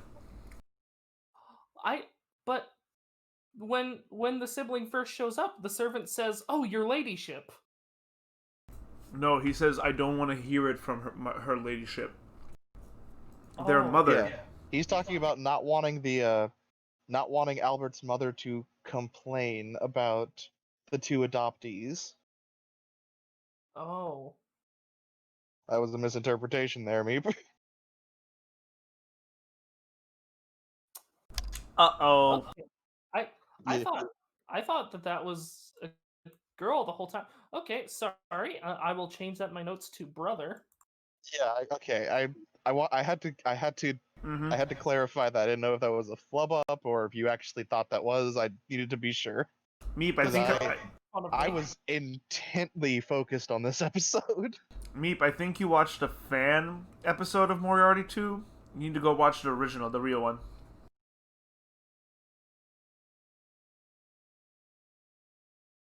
Maybe it was just a different translation of this one. I'm not sure. That was a failure of a joke to make to call back when I watched the fan opening of Jujutsu Kaisen instead of the official one. Oh. But This episode was real good. I was very intently focused on everything that happened in this. The show keeps doing what I wanted it to do. It's literally, I since the beginning, I wanted this to feel like I wanted this to give me the same feelings Code Geass gives me, and it really just keeps playing to that, and I love it. Oh yeah, the eyes. He feels like just Lelouch. I love it. It makes me happy. That's what I want. The eyes are super expressive in this show, and I love it. He just took he feels like Lelouch. He just took on the whole murderous thing a little bit earlier. Yeah. So for those of you listening at home, this episode, well, the first episode was kind of a look into William James Moriarty's kind of like day-to-day life and habits. This time it like kind of showed the past, and it basically reintroduced Albert and our two blonde characters, our protagonist and his brother. Except it is revealed that the real William James Moriarty was Albert's brother, and the one we are following now, he's actually an imposter. He took the name, which at the end of the episode it shows that the rest of the Moriartys died in a horrible fire. Okay. I thought they burnt down the school. You missed a lot of points here, Meep. Meep, you might want to watch this one first. I thought they burnt down the fucking school. You missed some points here. Listen, I knew he took the name. That's why I was confused. I didn't, because that's an after credit scene. So I thought it was showing like, yeah, they burnt down the school. I think you need to go watch the official opening of Jujutsu Kaisen again, Meep. Shut up, Nara. Listen, I had a day when I watched this episode, okay? Yeah, for the future, I don't think Moriarty is one of those two. I mean, I can't talk this week. I was super late, but that's because yesterday my bathtub almost exploded. It's a show that kind of makes you think a bit more, and I would recommend because of that, watching it when you can actually focus. It's cerebral for sure, and it's getting better. With it's seemingly getting better from the second episode to the first, but we're shown the past, we're shown their childhood, and it establishes the world. The first episode kind of established the dynamic and the character, and this time we're established the world, and we have this, post-Victorian London, and it's really getting into like a socioeconomic commentary. Don't know why that tripped me up so much. And I'm with it. Like, dare I say, like capitalistic criticism. And this isn't the only show on the list that is doing that, and I'm here for it. But that being said, it's like really cool. You have this underclass, working class, middle class, and upper class, and it kind of takes a look back at like Western and English history, and easily tied into our modern day.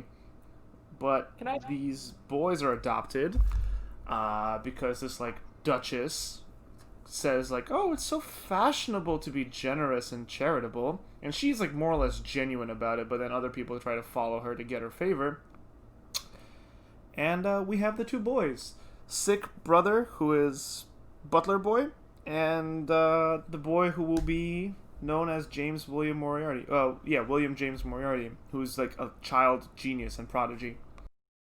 Yeah, I really like this episode too, and I think I like it a bit more knowing context that I didn't have.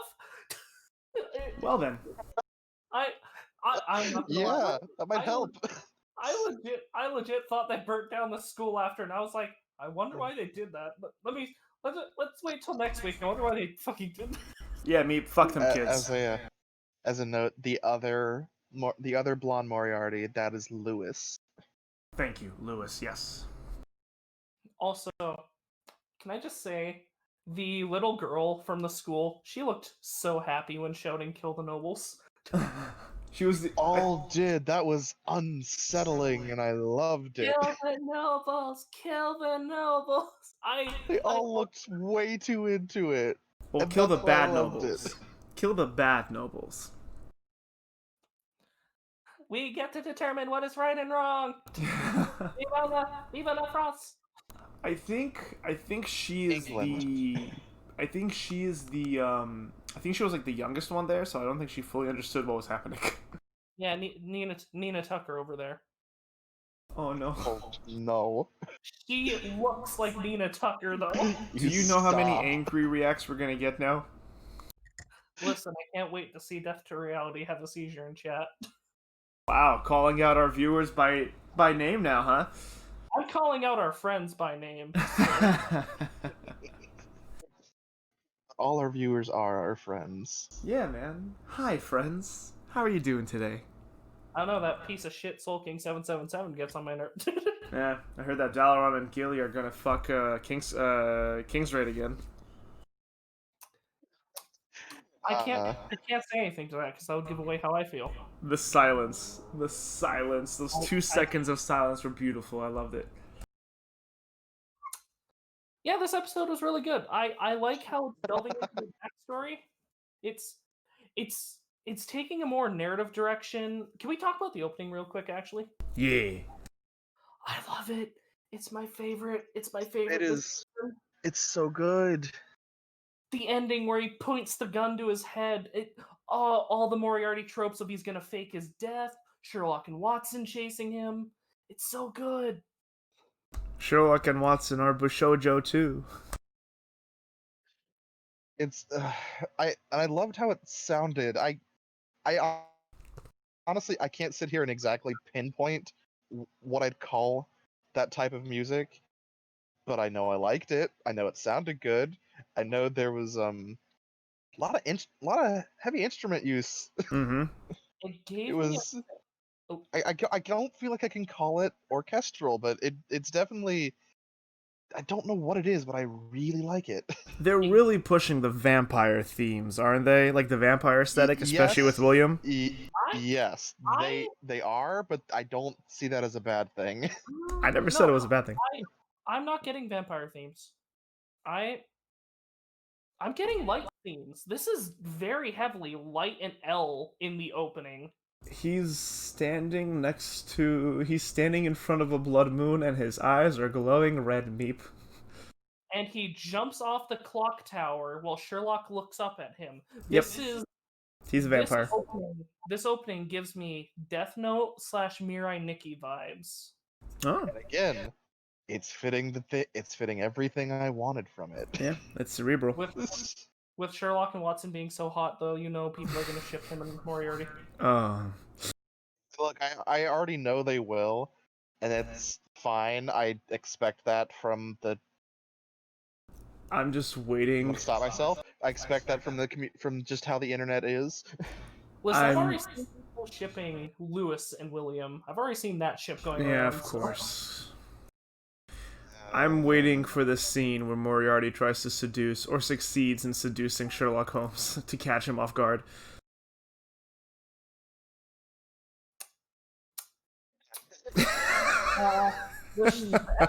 Words will not be spoken by me. The episode itself was really fun. It was a lot of table setting, a lot of delving into their history, and I enjoy how this show is like, yeah, no, let's start from the beginning. It's taking a narrative direction from the beginning.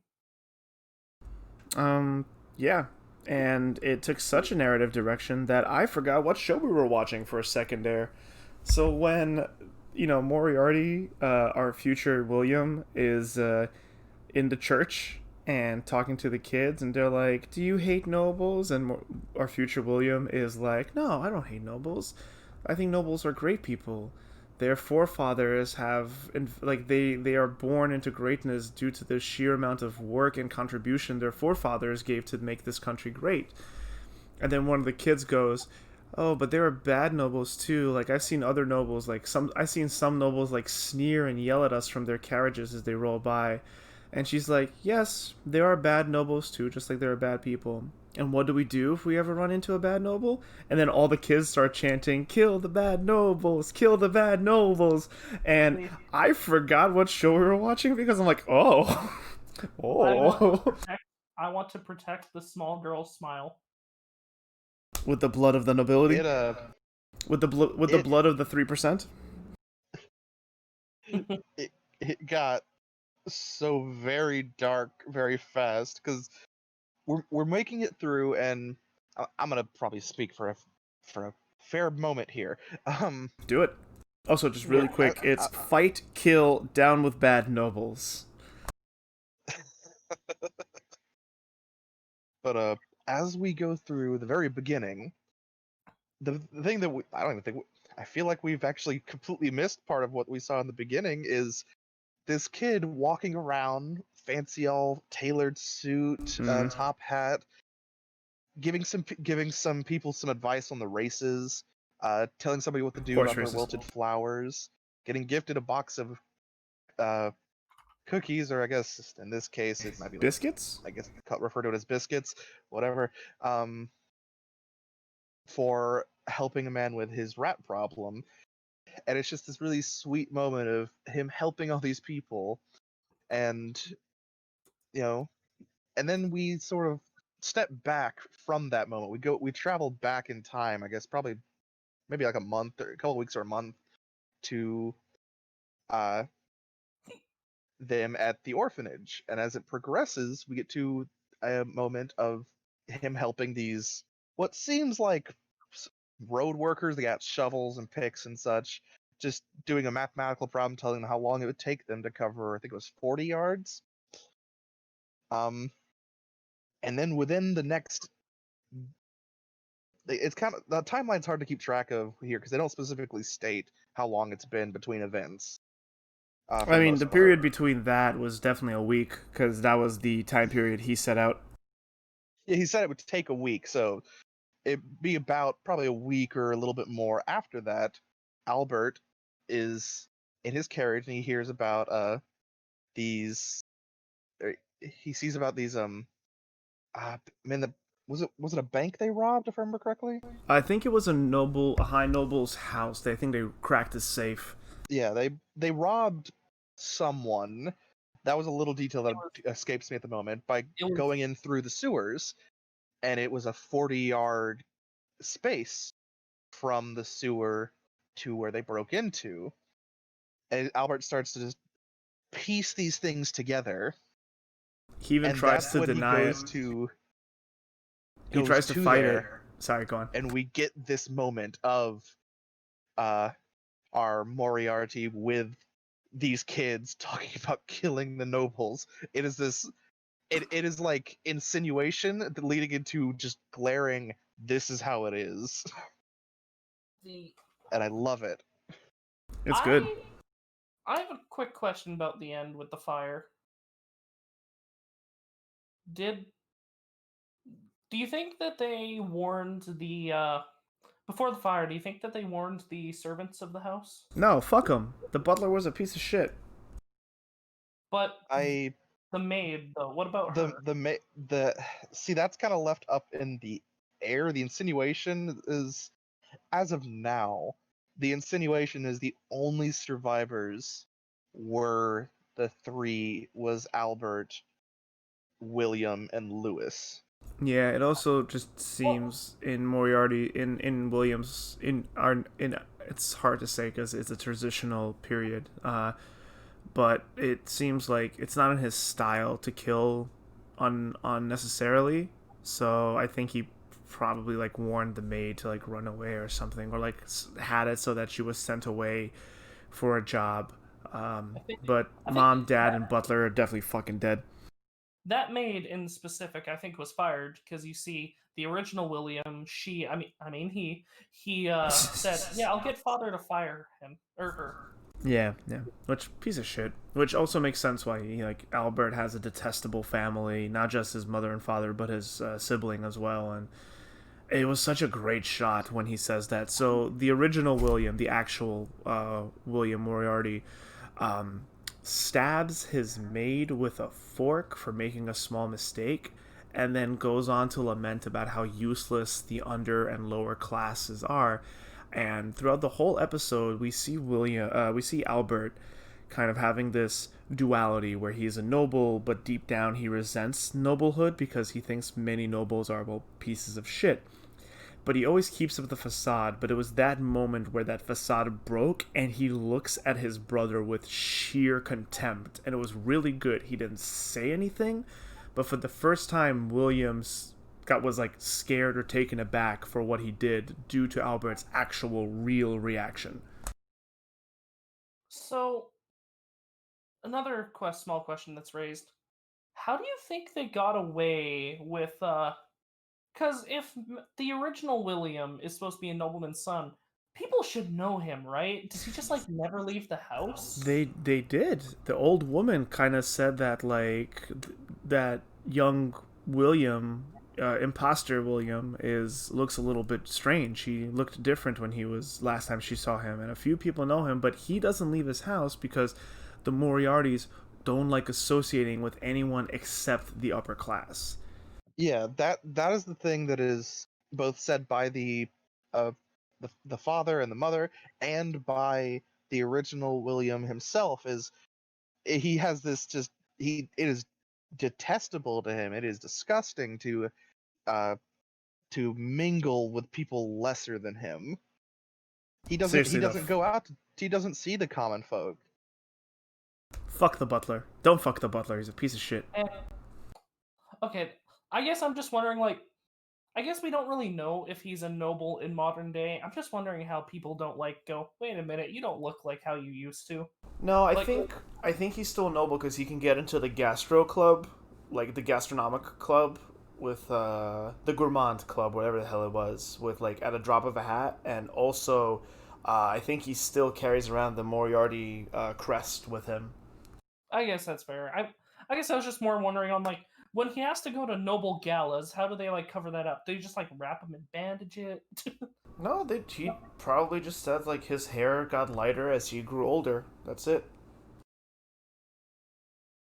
Fair.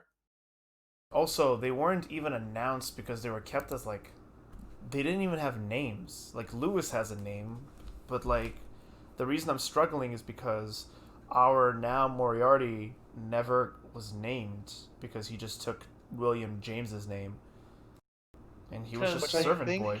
I think is supposed to be, which I think is supposed to play on with the character being mysterious, that they'll never actually name him by his actual name. Until the He very will end, always before he kisses be Sherlock. he will always be William James Moriarty. Yeah, because the mother didn't even want them, but the father wanted them so he could impress the Duchess and possibly get to smash. Let me smash. Yeah, his name I will don't- remain a mystery until the very last episode where he reveals it to Sherlock before kissing him. No. But yeah, Dalaran, I have a problem with everything you just said. it is a good portrayal of nobility here on how the husband wants to cheat on his wife. And a is good literally portrayal. provoked into charitable action by a different noble hitting on the Duchess. Yeah. He wants to fuck the Duchess. O'Malley the alley cat. But yeah, any more closing thoughts before we hold up our cards? The outro, animation, and song. Yeah. Oh my Right. god. So I didn't feel like the song. I don't think the song was nice. I didn't feel like anything super special, but I loved the animation, the cute thing of just what was going on there after everything we just witnessed. Well, I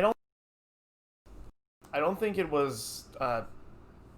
I don't think it straight up followed. I think that was their childhood together. Then they burned down the house, and then we have those like dark overtones that we got in the last third Yes, of the ending.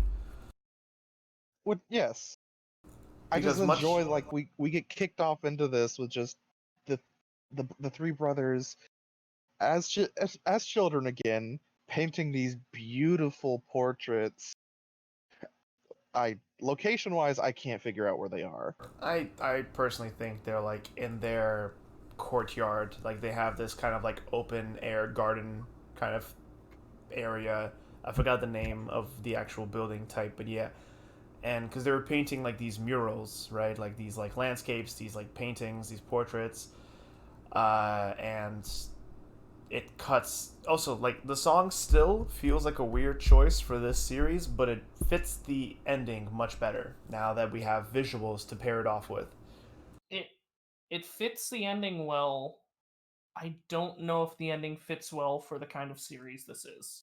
I think it does because it shows them all together. Because this whole episode was kind of like showing how their bonds originally began. Why Lewis is so loyal to William, to now William, and how Albert's dynamic is established with them, and it just shows them as kids being kids and having a good time. But eventually, we know what will happen because it is shown to us. It's not right. The fire is post ending, correct? Yeah, the fire Yeah. happens after the credits. So we're shown like this bright thing, and then the visuals, like these, like they're all like very like they're pale Englishmen, with like white hair and like brown hair, and like wearing like regular tunics, like cream beige white tunics, and they're covered in these like bright technicolor paints and everything.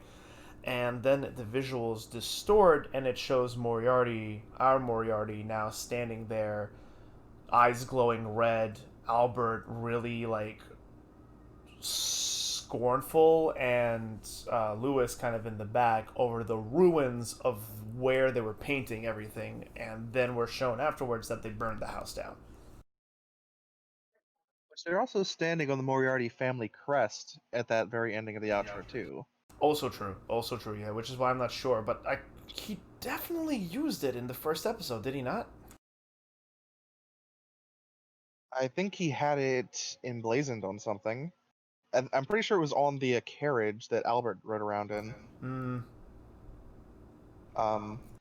But I really like the ending because it just shows this, because there's this whole thing, the darkness of what they are, what they've done, and what they will continue to do. But it also shows in the little beginning the brotherly love between them, the happiness connection that they share, that stands out from everything else that we've gotten more and more of in the first episode and this episode. Just how much these three care about each other. No, Yeah, it's nice. kind of talked me more around to it. It's still not my favorite, and I don't fully agree that I think it fits, but you talked me around with it. I do like its symbolism. It's good. Are we holding up cards? Yeah. Gilly, this is your lock. You hold up your card first. Me and Yuukoku No Moriarty, also known as I forgot last time in the translation, Moriarty the Patriot. Love it. They put it in the opening. Hmm? They put it in the opening. The title has Moriarty the Patriot kind of like underneath it. I know it's there now, which I'm happy about. Still shaking my head. But I have a love affair with this show. I picked it because I wanted it to be something, and it has met what I wanted over and over again, and I think it's going to continue to meet what I want it to be. So I am 100% fucking this show. I love it. It is what I've been needing for a long time. Yeah. To peek behind the curtains, I've already written down "fuck" for Gilly for this show. Yes. I have that pre-written down. What do you have written for me? Fuck, because I know you've been talking very highly about this episode. Yeah, it's gonna be a fuck for me, dog. It's good. I'm a little less hot on this episode than the previous episode because it just wasn't as crime-solvingly clever as the first episode, but that wasn't the point. So I completely acknowledge that and understand, the difference in like what we were being shown. but it was still really interesting to see where it all began, and I liked the seeing how the dynamic between Albert and the two brothers formed.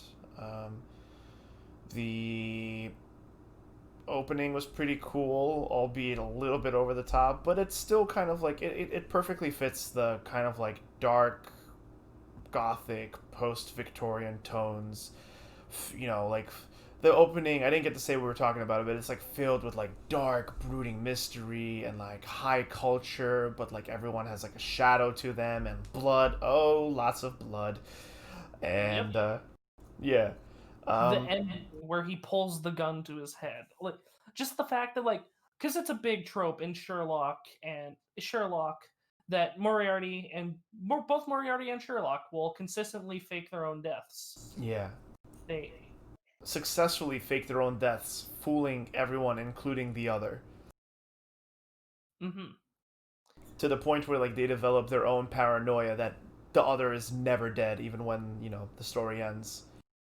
But yeah, I like the political and social tones this show is setting up and going for. It's like social, economic, and political commentary is intriguing to say the least. And I'm curious to see where this show will take us because I still don't fully know what to expect from it, but thus far it's been a good time.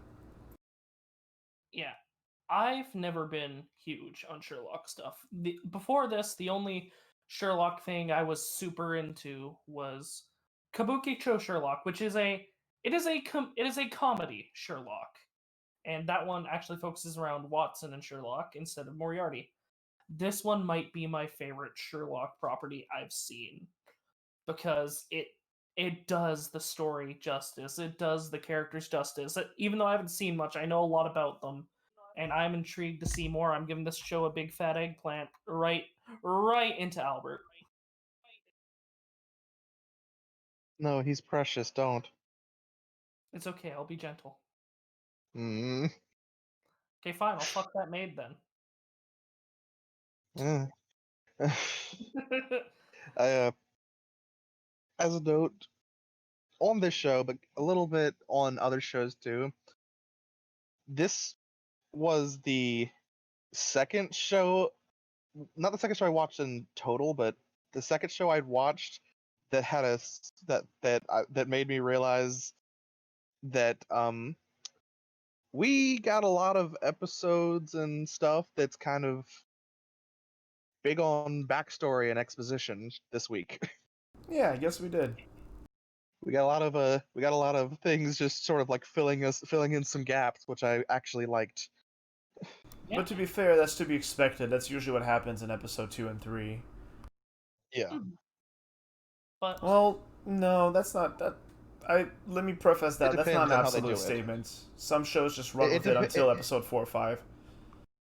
Some shows will just do flashbacks every couple episodes, and you'll never get over them. # Naruto.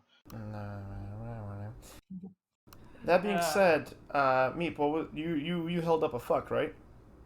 Yeah. Yeah. So, is this our first trifecta of this session of this episode? Let me look. No, Fruit Tart. Hey, Fruit Tart got the first trifecta. As I said with Fruit Tart, I'm giving it 2 more episodes. Yeah. Fruit Tart gets a nice basket of real eggplants, and Moriarty gets the actual trifecta because they are of age. Yes. Fruit Tart felt more like you gave it a fuck because you were willing to give it a chance. This feels more we all gave it a fuck because we are just liking it. We don't need to give it an extra chance. We want to keep going. We all fucked Fruit Tart, but we kept the ending completely above the waist for us. And for our next show, this one didn't go into backstory. Majo no Tabitabi, episode 3. This episode was a 2-story episode. In the first story, Elena comes across a flower field where she is asked to bring flowers to another country by a woman.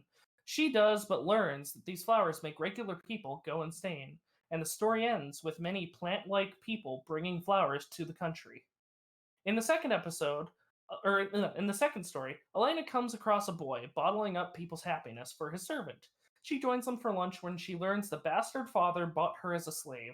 The boy shows the slave the bottled happiness, but she gets even more depressed, and in the end, it's insinuated that she took her own life. Or the life of everyone in the house. If she did become more depressed. It's like insinuated, but it's not said for sure.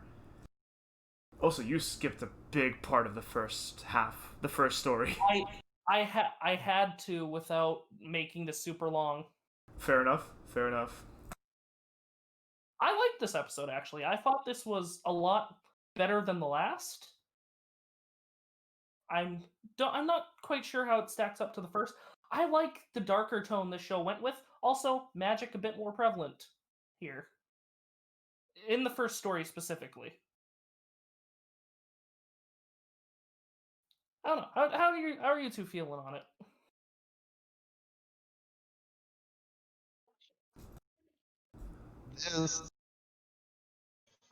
This episode just sucker punched me.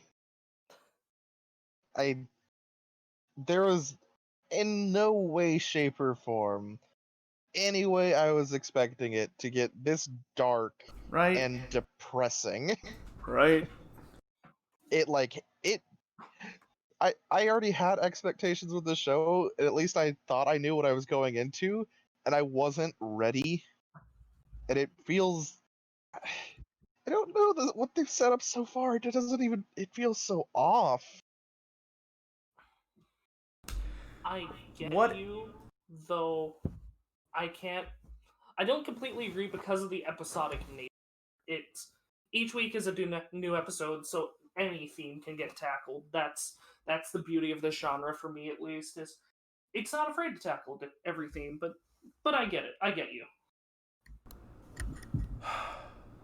What is this show? What is this show? I don't know. It's like maybe you've been saying this for the last 2 weeks, Meep, and yeah, maybe I just don't have a really good familiarity or understanding of the episodic genre.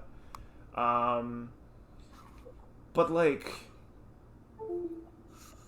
midway through the second story, I made up my mind, and part of that mind was like that I don't understand what the show wants to be or what the show is or what it's going to be. And the first story, it's like I have it in my notes like, well, that went fucking dark. Well, holy shit, that went dark. And because I really don't know what the show wants to be, because the first story about the flowers, and it's done in a semi-clever because the title is said, we're shown this, the show still looks beautiful, it looks so good, it's so pretty, but we're shown this field of flowers spanning as far as the eye can see, all the way to the horizon, underneath this brilliant blue sky that's speckled with a few stray clouds. And I'm like, God damn, that's pretty. So pretty. And then we're shown the title, which is like, it's like as pretty as a flower or something like that, or girl who's as pretty as a flower. And then we're introduced to this like female who's like picking flowers, and you know, Elena meets her, has a conversation, and she's like, oh, can you please, I have a request, which please bring these. Oh well, someone's honking outside. I'm pretty sure that got picked up. Actually, sorry, I don't mean to interrupt, but something I actually wanted to bring up that I thought was neat. These episode titles are chapters in the book she's writing. Yes, yeah, the whole thing is her story, which I'll take a break from summarizing the episode in detail to talk about another thing I don't like. She's so fucking arrogant and full of herself. Like, there's being confident, and then there's being just full of yourself. And I wish She was just confident. She just owned it. She was assertive. She was secure in herself, and she knew that she was talented. But she's not that. She's always talking about how great she is, and I don't like it. I really don't like her. Like, I really don't like her. I don't like her either. She's like, oh, this field is so full of beautiful flowers. And who is this beautiful woman flying around them? Me! Elena! And, like, Dio at least gets punched in the face. I don't see Elena getting punched in the face anytime soon. Can I pose something that I actually think because she's talking in her head, right? Yeah. And she's writing these books, right? Yeah. Going back to what you were saying earlier, I think this is being told in hindsight. Like that, like the Elena that's really full of herself when, like, talking about, like, who's essentially the Elena that's narrating. I think that's her after she's become the Great Witch. The whole thing. I want to be a Great Witch like this one. I think that, it's her after that. You're probably right, but that's still incredibly egotistical. It's still incredibly egotistical, but that's why I can forgive it, is that there might be more weight or more reasoning behind why she's like that. I want to like Elena. I love baby Elena, and now that she's grown up, I don't like her. I don't like our main character. I don't like how she interacts with the world. Before, in the second episode, she was excited about engaging with the community, and in the second story, she just sat there. It was all over the place. Like, pick a tone. The character doesn't make sense, and the most consistent thing about her is her arrogant egotism. The thing I've realized with her is that when she has a choice, she won't meddle in things. She meddled in Saya's life. She meddled in Saya's life. Yeah, but that was something that she didn't really have much of a choice in, per se. She still had a choice once she found out, and she chose to give her that whole lecture and sit with her for a few days, and then she left. Here, it's almost like Saya traumatized her, and she just chose to completely not be involved, which also not fun. I'm not enjoying it. The stuff I'm getting out of the show is the stories, like the stories being told and the way the work and the settings that are there. Like the idea of this flower grove that's taking over people's minds and doing some sort of druidic shit. That's fucking cool. I loved the first story. I like where you took it. I don't think that's exactly what happened. I think the flowers have a magical, because in the second story it is explained that flowers give off magic for people to use.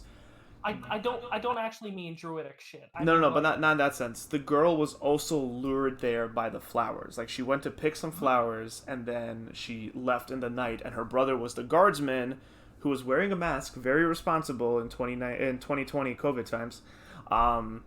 And he's the one who, like, stopped Elena, and she was, like, being all... This at least made sense when she was like, hey, girl, and she's like, who the fuck is he calling a girl? I'm a witch. And I get that, girl. Like, Elena, you worked hard for your witchdom.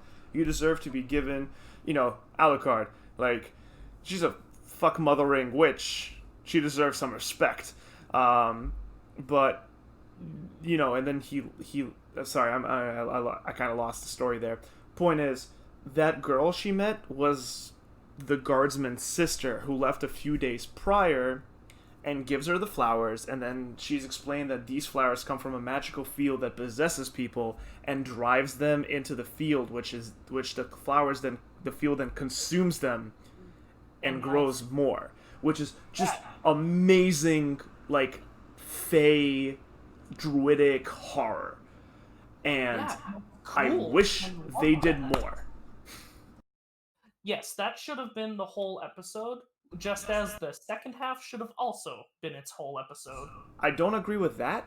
I think, and I'm going to say this, I want to throw it to Gilly, because I realize we've been going on for a bit, and I don't want Gilly to not get a word in. But I agree that it should have been a 2-part episode, or like a two stories in one episode. I disagree with their choice to prioritize the second episode. The Yes. second story. The first story, we are shown this girl, and she says she's pretty as the flowers. And Elena even makes a comment about it, and then she goes, and then she leaves, and then she like thinks about it, and she's like, you know what? I'm gonna go check it out one last time before I leave. I'm not even staying in this town.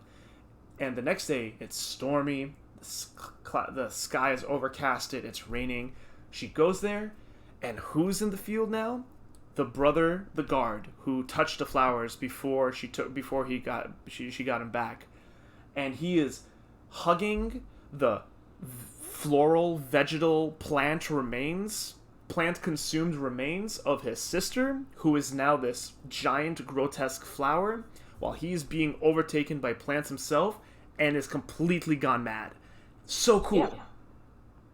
Yeah. And then we show Elena saying, "Fuck this shit, I'm out."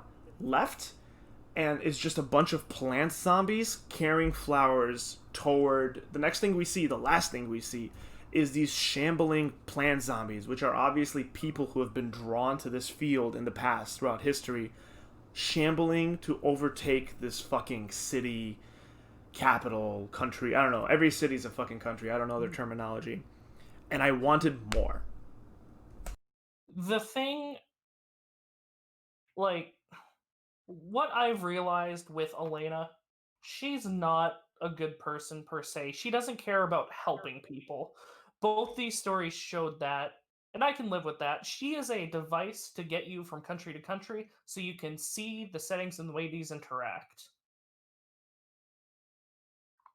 And while that isn't very prevalent in the second episode, that is because that was originally the first volume of the manga, so that was trying to get you into her story already, which I want to continue going from here because I think it'll get better. I actually liked these episodes. I am okay with Elena just being a flying device to get you from place to place to watch how these things happen. Because in both these episodes, she does what she can not to meddle, and I can actually enjoy that. Like, okay, I enjoy seeing how these things play out, not having her meddle because she, quote unquote, feels like it's not her place. I do agree. I wish we had a better character, but I can overlook her because she's barely a facet in these stories, anyways. Okay, Gilly, what do you think, my friend?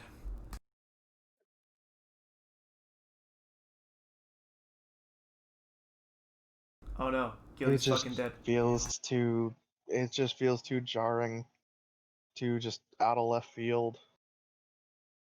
Yeah. Anything else you want to say? Because I have more things to say about the second episode, the second part. It's hard for me to bring any words to it.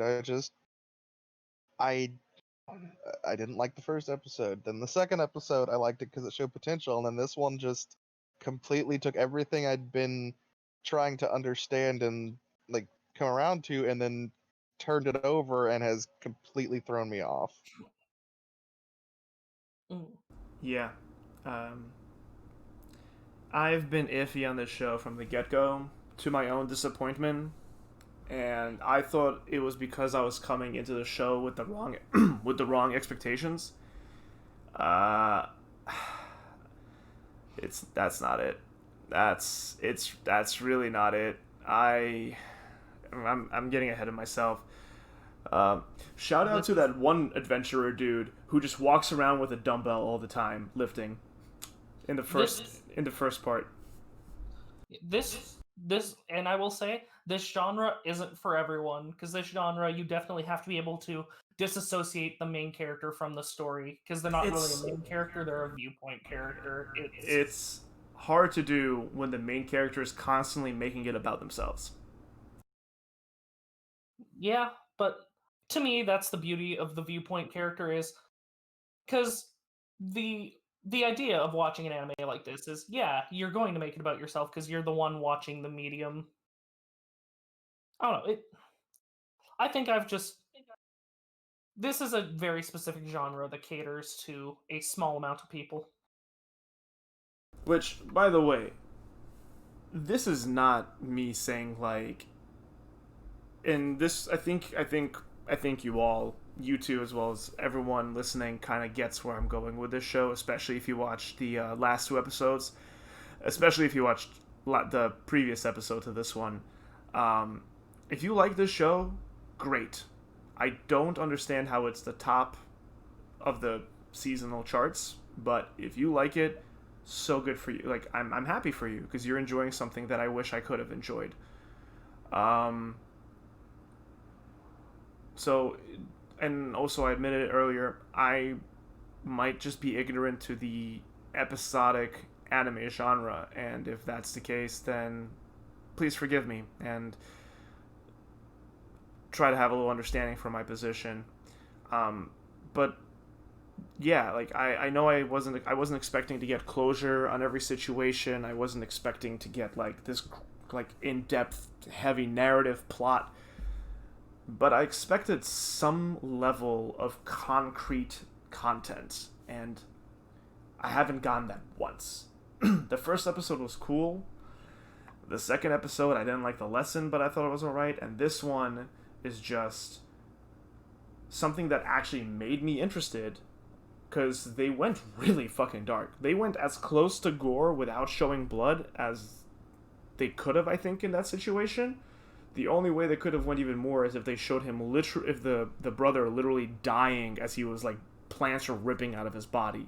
But then that would be a different show.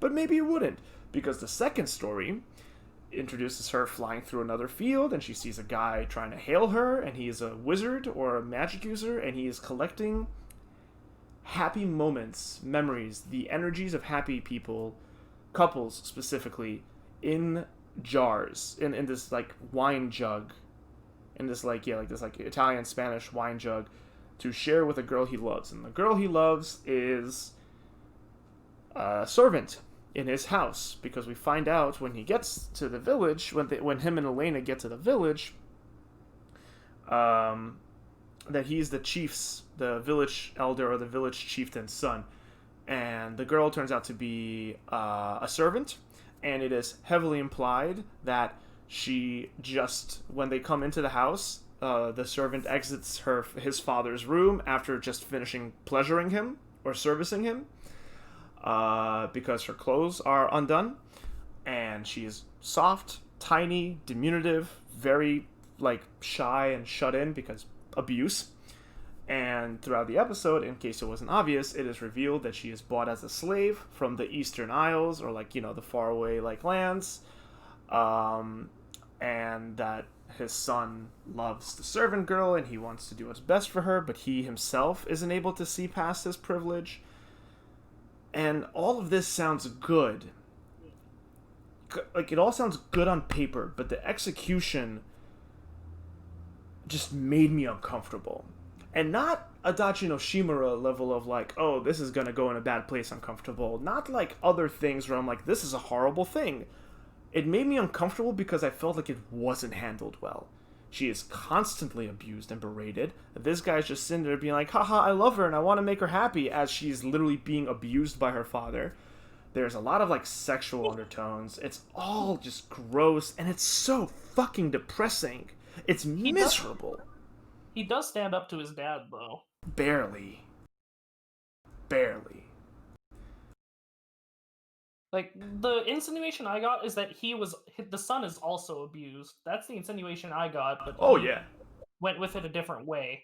Like, I felt uncomfortable with the first story, but in not as good as Adachi no Shimura, but in a more way of like, okay, this is what I'm trying to feel.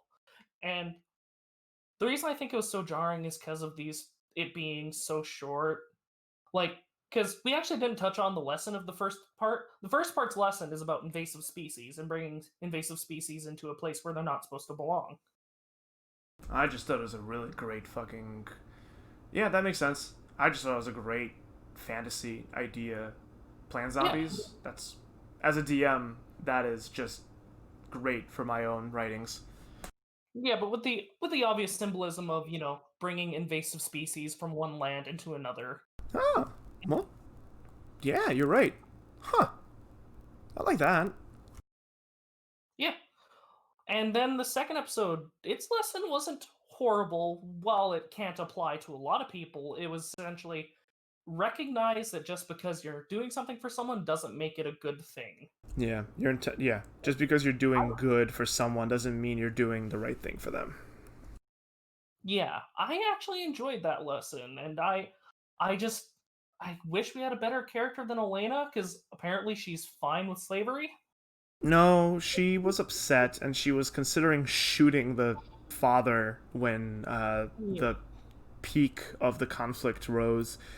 But by then it was too late. We just got like 10 minutes of this poor girl being abused and being miserable, and I did not enjoy it. It was just like it was unsatisfying and underdeveloped depressive wank. It was just sad, miserable, just bad feelings all around, and I would like to think that I'm someone who can identify and distinguish between when something is intentionally making me uncomfortable and when something is making me uncomfortable, and this was the latter.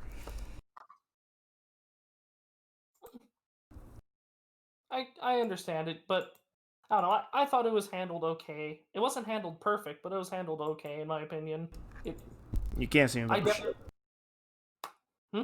you can't see me, but I'm shaking my head. The magical jug of fond memories was really nice. If they shoved our face in the shit and then didn't give us closure at the end. Like, they were so blunt about like how miserable this person was, and then they left the very ending vague and somewhat open to interpretation.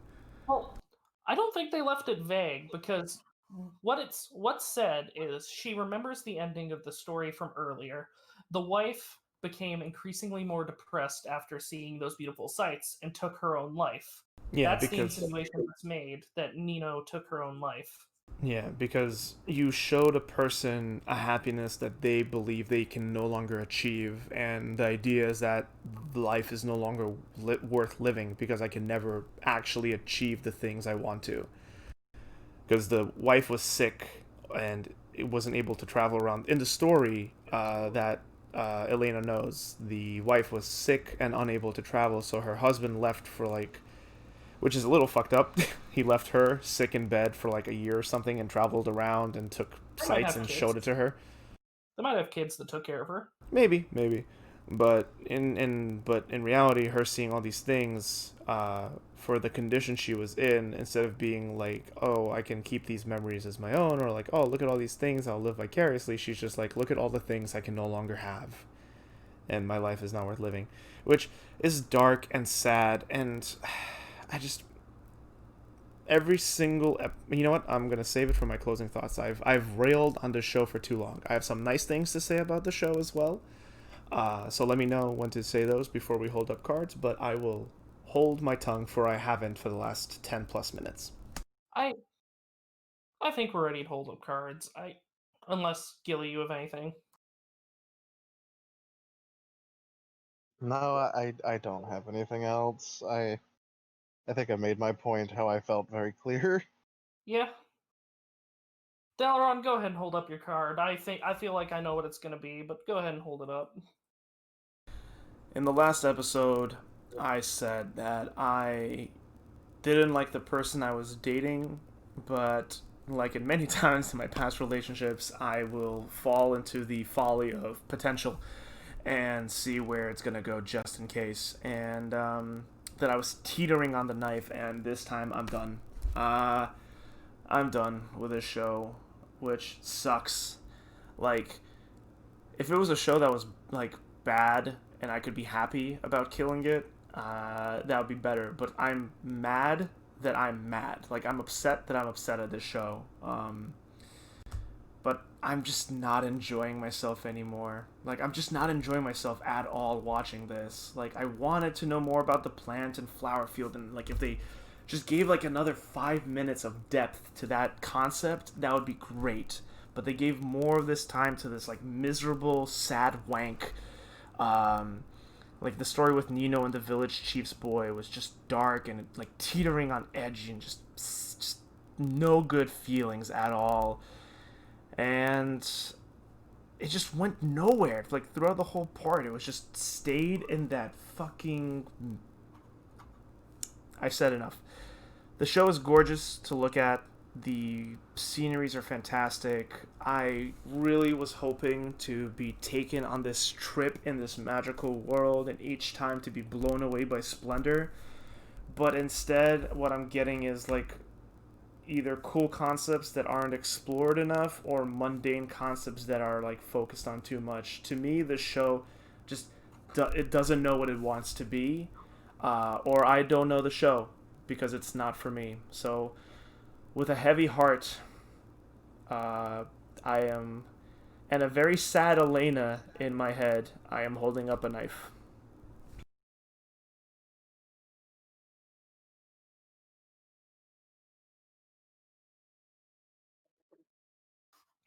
Okay. It's very pretty, and the ending is still gorgeous, and the opening is gorgeous. I just.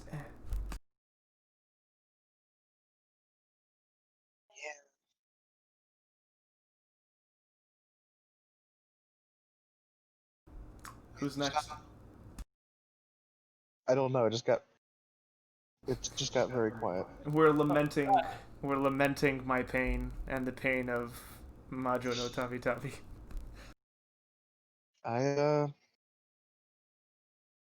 I said, it was starting to bring me around with the second episode, and then it just dropped the ball. I just didn't feel right. I just there's nothing else I can say. I have to knife this show. I'm I'm gonna give sad because it did. Sorry, I am sad because it was starting to bring me around. Mm-hmm. I'm gonna give it the fuck. I in I enjoyed this episode. I'm able to disconnect. I'm able to just sort of overlook the problems I have with Elena. I thought the second half was okay. The first half was better. I definitely think the first half should have either been just this full episode or maybe should have been the one that was focused on more. Uh, the the stories I enjoyed, the lessons I enjoyed too. I want to see more from the show, but if it dies, I might continue it, but I might not.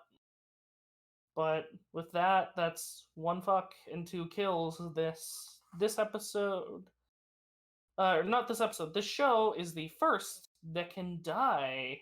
However, if another show gets three knives, or another show gets two knives, if another show gets two knives, there'd be a tiebreaker. If another show gets three knives, that show would die.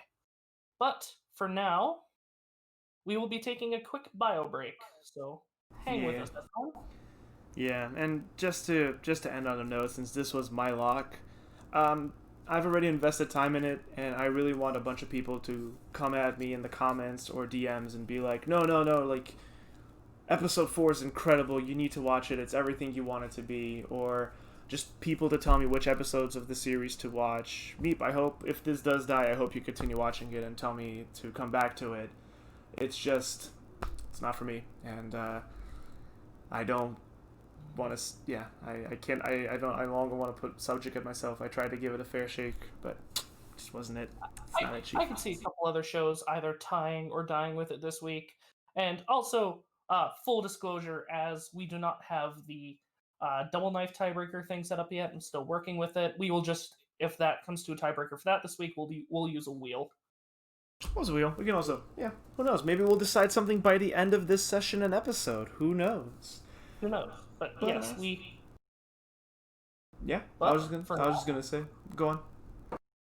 For now, we will see you when we come back from the break, everyone. Yeah, I'll see you guys after a short break. Well, see you soon. BRB. BRB.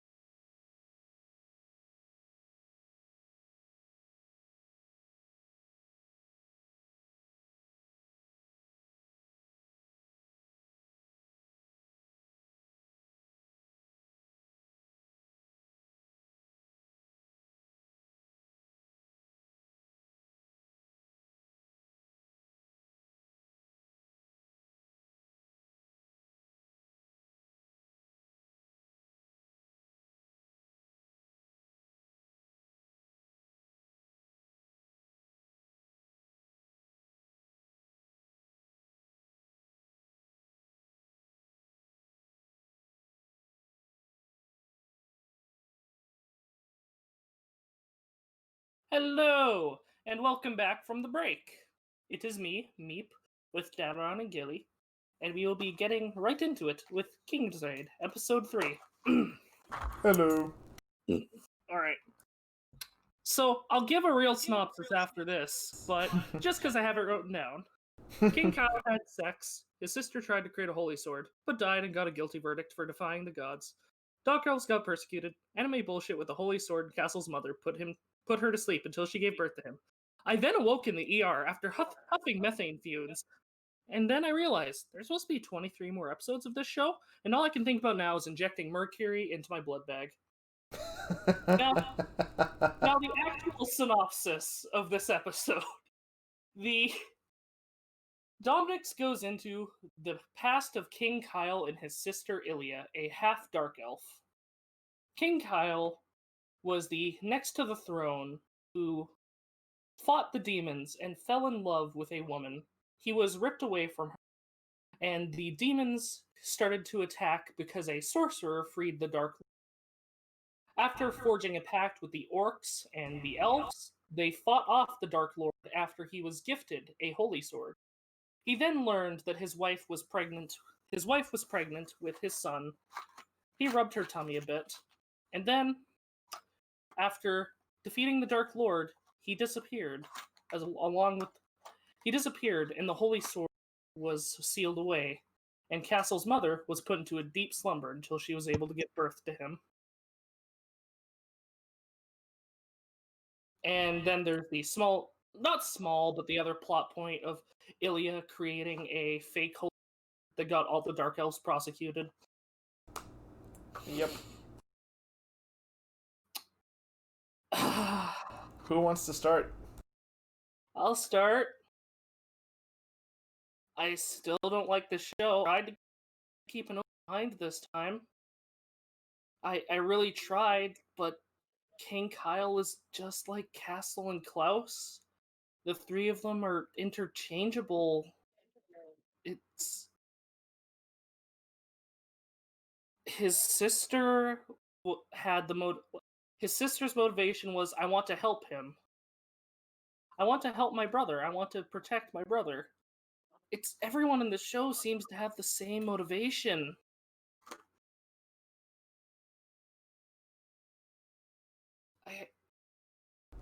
Someone else go. Joke's on you. You're gonna eat those words when, fuck, not Castle. What's the other dude's name? Not Kyle. Klaus?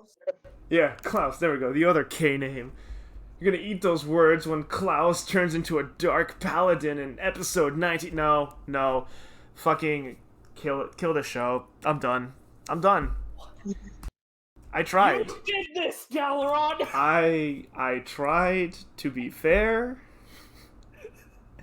I wanted to see where it was gonna go, and I am done.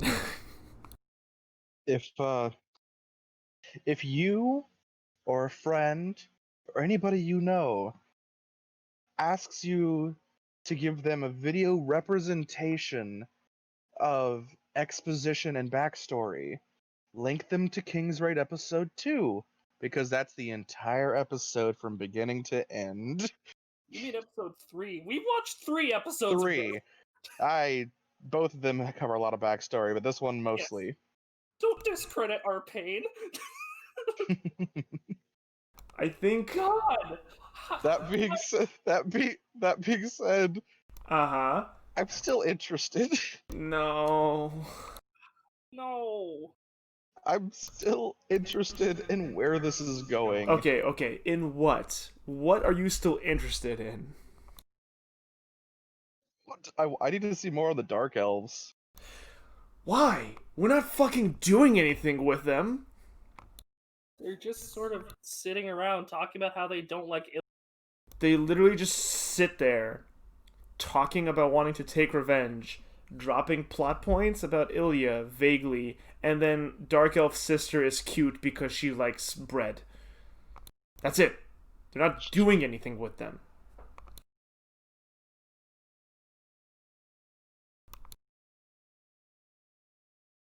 Like I said, it still just has me interested. I want to see where it all goes. Oh, I'm sorry, Gilly. I'm no longer on this. I'm getting off this ride with you from you. Like in the last, you know what? Let's just hold up our cards now. Not to stand on ceremony. Can we just hold up our cards now and then talk about it? Just knife. Just knife. Knife. Cannot stress enough. Hello? Could I continue to defile this corpse? Yeah, I think Meep's connection might have died. I just wanted to hold up cards to let our verdict go out there in public. I want to go through my notes, but I'm done. I'm done. Last episode, I thought they were setting something up with Kyle and now who we know as Ilya, and I was interested in that. And even in my notes, I was like, "Oh, Kyle and Ilya are so soft," and then immediately afterwards, never mind, she's a sister. So, I'm gonna fuck this show. Oh, whoops. What? I accidentally posted the voting early. But yeah, I'm gonna kill this show. Yeah, knife. I hate it. I hate it. Gilly, you can defile this corpse all you want, but Yeah, no.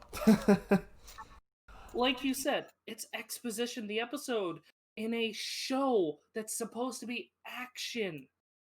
It's all It's been nothing exposition. but exposition. It's exactly, yeah. It's been nothing but exposition from the get-go. Episode 2 at least like changed the scenery, introduced some new places, and gave me something to like sink my teeth in. And it was Kyle and Ilya. And they're boring. Kyle, like Meep said, is just Castle. And Ilya gets nothing. She is just doting Onisan. And I'm sure there's more to it. Like, obviously she didn't make the weapon to be a heretic. But, like, I don't Also, care. A really stupid reason. Stupid reason what? That's just dumb. Yeah. Like, also, why did she have to be his sister? Why? That just doesn't make sense. Okay, she's half dark elf. Why are they persecuting dark elves for that? Shouldn't they be persecuting humans as well? She's half human. I don't think she's half dark elf. She's his half sister. I think someone remarried. And he's human. They don't say stepsister. They say half sister. Half sister. So she is related to him somehow. No. He's human. Half means the same. One parent is the same, while another parent is different. Step is from two different parents. Yes. So they have to share a parent, though. Yeah. And because Kyle is a human, they would have to be. She would have to have at least one human parent. Oh shit! Yeah, you're right. It's dumb. It doesn't make sense. Why couldn't she just be his master or his advisor? Why? Why or did his she girlfriend?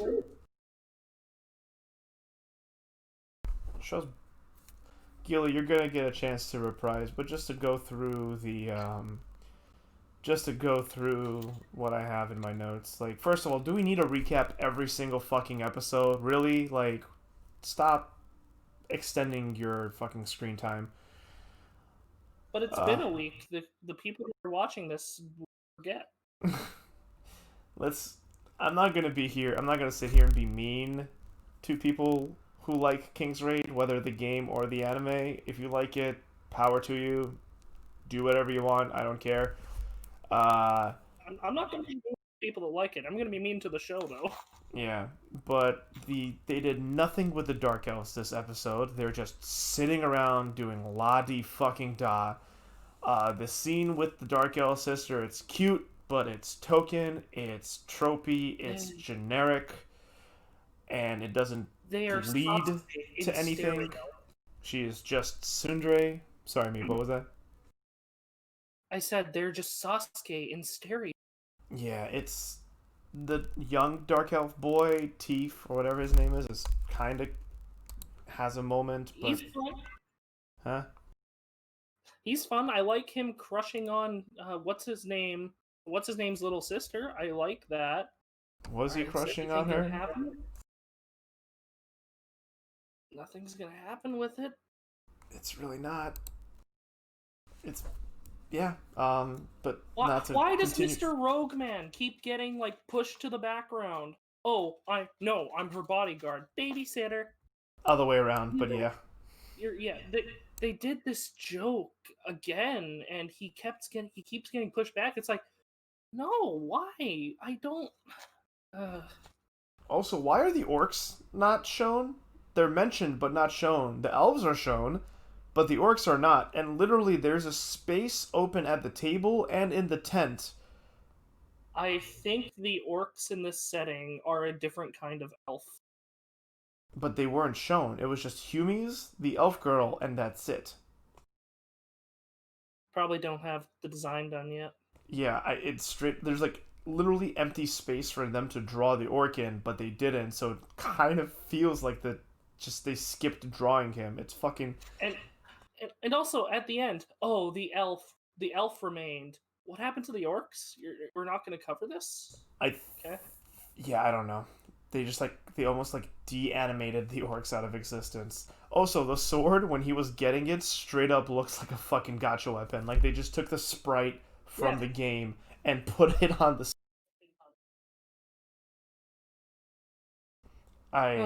Yeah. Don't worry, Gilly. You and Dalaran will get your turn to dunk on. I don't know. Gilly, what do you have to say? Because last time I was with you, but now it's generic. It's doing everything that something else has done. I don't care. I don't.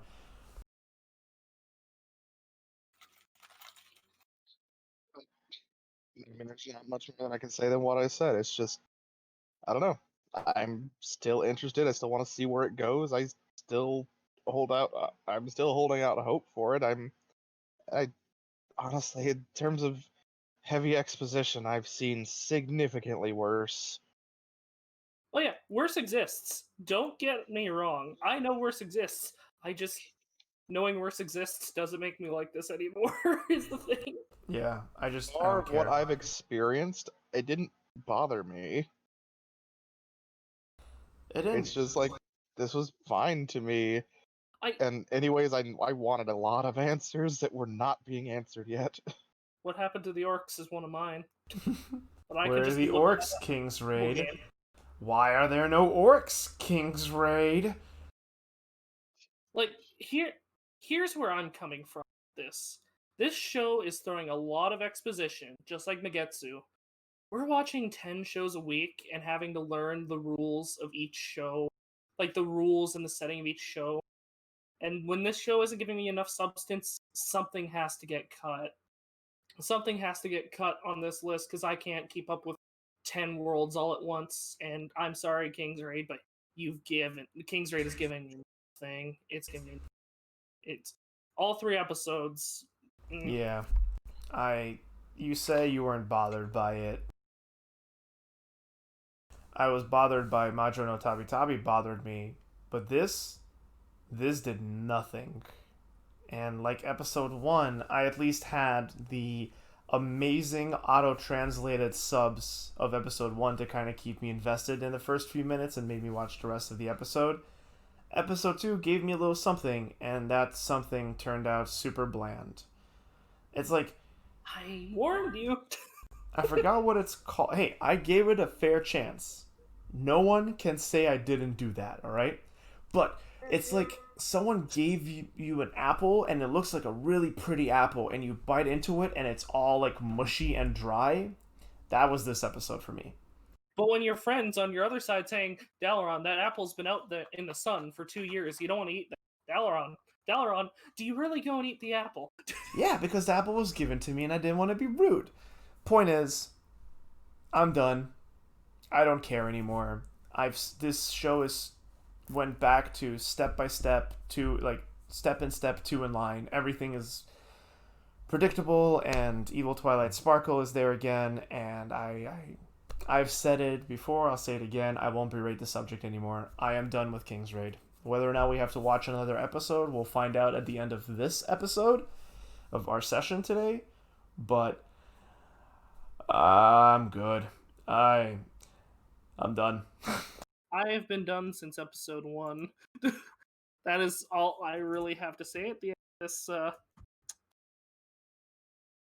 Well, Gilly, do not let our negativity shoot you down. Is there anything else you would like to say about Kingsraid or on Kingsraid's behalf?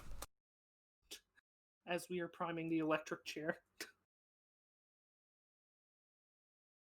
I just have hopes for it, and that's just where I stand on it. It's not your opinion's not going to change my opinion.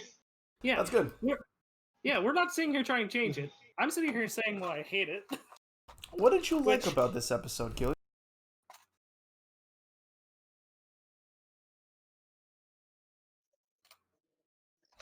All I can do is just repeat what I've been saying. I don't see it as such a bad thing. I just see it as building up, and I'm just interested in Okay. waiting for what's gonna come. Gilly is finding Kingsraid's stroke game on point. Gotcha. Okay. You are having a lot more faith for this series than I do, and that's commendable in its own way. Hey, some guys like a hand can still appreciate a hand job. You and me were beyond that. Gilly's still in it. Okay, let him have it. We've had 3 dates. Why are they still brushing up against my crotch? At least let me touch your boob. Yada. I like to take it slow. No, you don't. Well, I'm sorry, Kingsraid, I can't of this. Anyways, let's move on to a show that maybe will all be more popular on. Just to recap, though, real quick. That's 2 knives. So that's on the chopping block along with Majo no Tabitabi, and just saying that out loud makes me feel dirty. Listen, Kumabare is still on this list. No comment until we get to it. And we still have that trash fire, did you? Shh. Alright, so this synopsis of Ikebukuro, Westgate Park, Episode 2. There have been a number of incidents, people involved with a certain company. People have quit their jobs, been assaulted, and even have attempted suicide. The G-Boys think it's the Red Angels, and the Red Angels think it's the G-Boys. G-Boys! They work together and figure out it's lackeys of the company who spread the rumors. They deal with the hoodlums and agree to coexist in Ikebukuro. You forgot the opening scene, though. What was the opening scene again? Yuri in amphitheater. That is not worth bringing up in the synopsis. I disagree. We are introduced to a new player in Ikebukuro, who is this charismatic dancer, and it was pretty good. The choreography was nice, the animation was nice. And in my notes, I'm like, rival gang leader? Question mark. Oh yeah, rival gang leader. I did mention them, the Red Angels. Yeah. I liked his introduction. I thought it was because we were shown King being this like tough, fearless dude that punched out a dangerous junkie with a knife, and Yeah, I don't hate his introduction. I'm just saying I try to keep it to 4 lines, 4 sentences per synopsis. fair.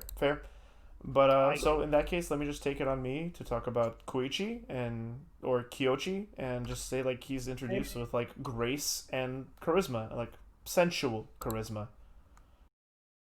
Oh yeah, him and King are definitely gonna fuck. There's that tension there. You stop that. Stop that. You stop that right now. Stop right there, criminal scum. There's nothing wrong with homoeroticism in this game. Yeah. We have a lot of it this season. Look, you and I both know that King and his lackey have the hots for each other. I don't know. The Muscles? King and his second in command. You mean muscles? But so I know that it was kind of a bare bones synopsis, but that's just because there's this episode. I was more on this episode's wavelength. I liked it. Well, we're dealing with like Like when the episode opened up, I'm like, yeah, anti-corporate abuse commentary, because that's what it is. It's like it's talking about how, especially in Japan, with like people being so culturally ingrained to be dependent on their job and career path, uh, and how companies work people to death. No country's perfect. Let's just establish that right now. Uh, we have similar issues in the U.S. There are similar issues all over the world, which is why I found this episode's topic so relatable. I don't know what you mean. Greenland seems pretty. Nowhere is perfect. We all need to work together to improve our immediate society and world. Anyway, that's Listen, I feel like Santa runs the North Pole well. that's enough radicalizing. We have Moriarty for that. Radical Santa. Fight, kill, down with the bad nobles. Radical Santa sounds like it'd be a really fun show. Radical Santa. Yeah. Where's that anime? Where's that anime studio that made Jujutsu Kaisen? Radical Santa sounds like a fucking Sprite flavor in the 90s. Let's get back on track to the show. Okay. So, yeah, it's this chain, chain or franchise of like curry, okay food, like okay curry and other spot, basically McDonald's, is like running its employees ragged, underpaying them, not paying them overtime, leading them to like quit, get injured, or straight up try to commit suicide. And whenever they do, they send gangsters and hoodlums to beat the shit out of them to stop them from pressing charges or reporting them to the authorities. And it's, yeah, in a world where people value labor over human life, we need more conversations like this. Sorry, not sorry. Anyway, enough getting political. I liked it. It's good. Also, the opening slaps. All right? Like the actual song? Yeah. Yeah, visuals are still a mess. I don't think they're a mess. I think they're meant to be chaotic and all over the place, like different pieces of Ikebukuro. It's just throwing a lot of things at you, though. I don't know. I wouldn't say it's a mess. It's messy. It's okay. That's fair. Yeah. What do you think, Gilly? You were warm on this show last week. It's more than warm. I continue to enjoy this show heavily. It's just the whole thing of what it is. It's little mini-sodes. They kind of link together, but not in a direct episode to episode way, and I enjoyed that. And it actually kind of threw me off a little bit because they didn't have as much of the actual, well, what felt like the main character as much in this one. He was there, but he didn't do as much. I think that's what makes me like it more. I don't like Makoto. Oh, I like Makoto.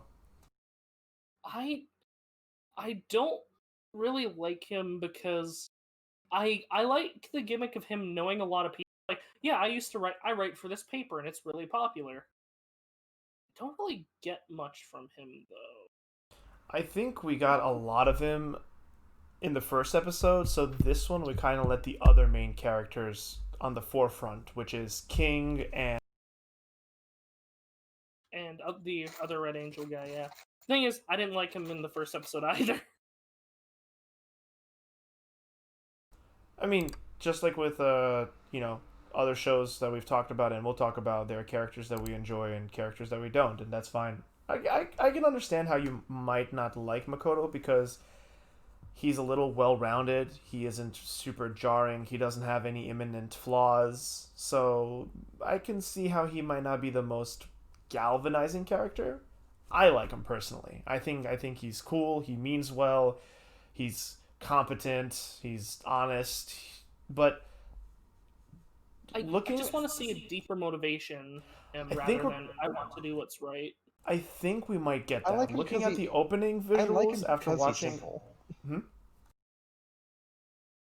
No, just to finish what I was saying.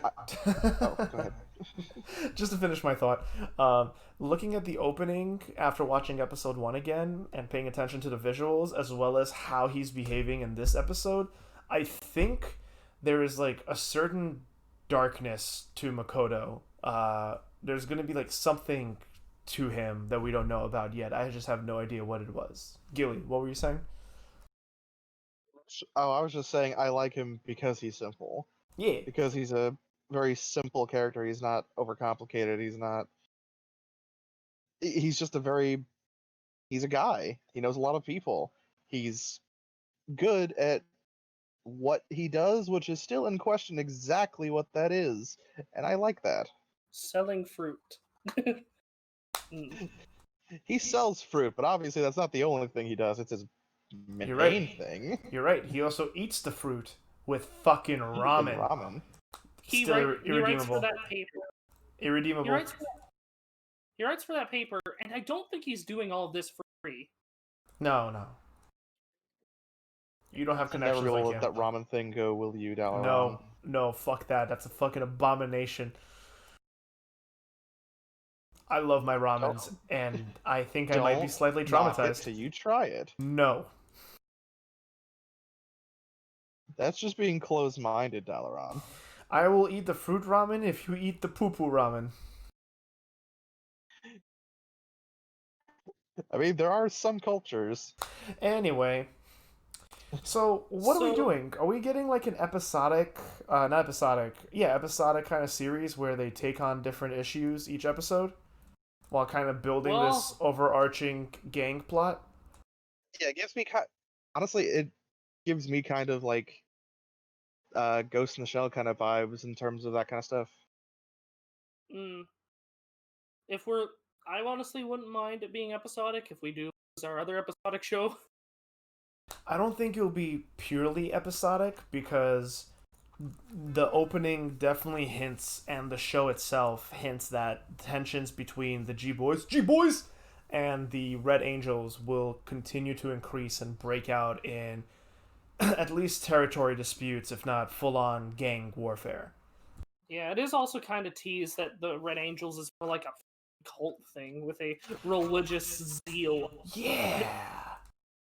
It's weird, and I'm expecting the Red Angel boy to... I'm hesitating to say his name because I'm reading it and I feel like I'm reading it wrong.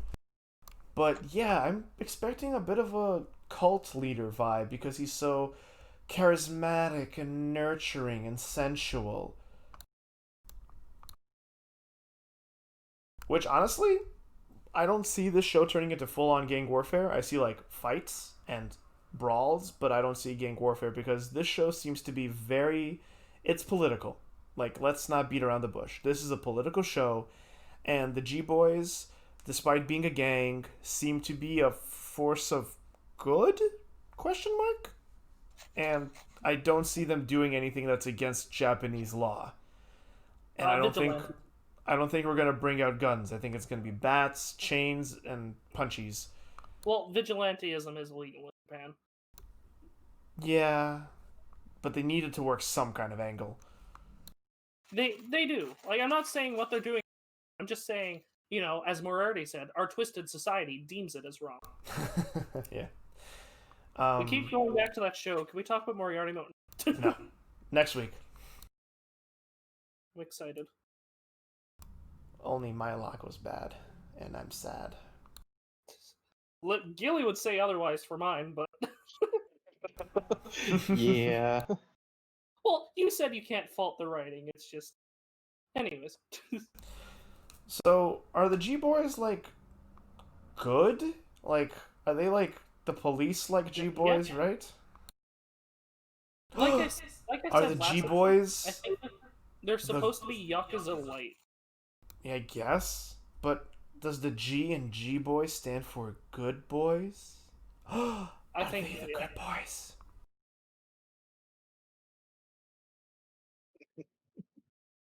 I just love that very quiet chuckle from Gilly. Now that you brought up the idea of this show being political, both of its things that it talks about were political. Like, its first episode talked about drugs. Super anti-drug, yeah. Yeah, super, super anti-drug. And then this episode is like anti-worker abuse. It's anti-corporate. I wouldn't call it anti-corporate, but it's definitely anti-corporate abuse, like anti-capitalism, like yeah. It can be taken many different ways. Anti-capitalism, Uncle Sam's wife. I know what to call it. It is shit, I had it and I lost it. To call it cautionary is an understatement. It's not anti-corporate, but it's pro-corporate accountability, which is great. I really like they have this like president who's just like smiling and shit. You can see just lying through his fucking teeth. And there's this really great. This show lacks nuance. It's not going to be super deep and super complicated. They set up the problem, they set it up in an interesting way, and then they knock down the house of cards. Like, they batter up. It's not like a very, it's not like Moriarty or something where like they build up this case, not yet at least.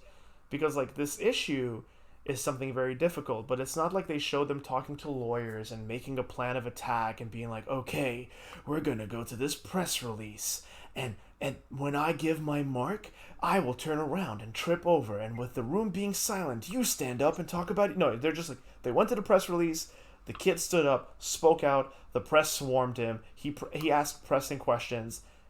It's to the point, it's concise, it's socially aware, I would give it a certain degree of intelligence, but it's not going to be like super cerebral over the top. And I don't think it needs to be. I don't think a show needs to complicate it. Like Gilly said, the simplicity in this show is something that works in its favor. Do you think they're going to have a episode about dealing with how people are treating the Red Angel? It's going to be anti-racist episode? The two topics that would be very interesting to see it cover is racism in Japan, which I don't see it happening, and homelessness in Japan, which I see it less, more so, but also unlikely to cover. Because those are two very prevalent issues that people don't really talk about. Do you think they'll handle gun violence? Yeah.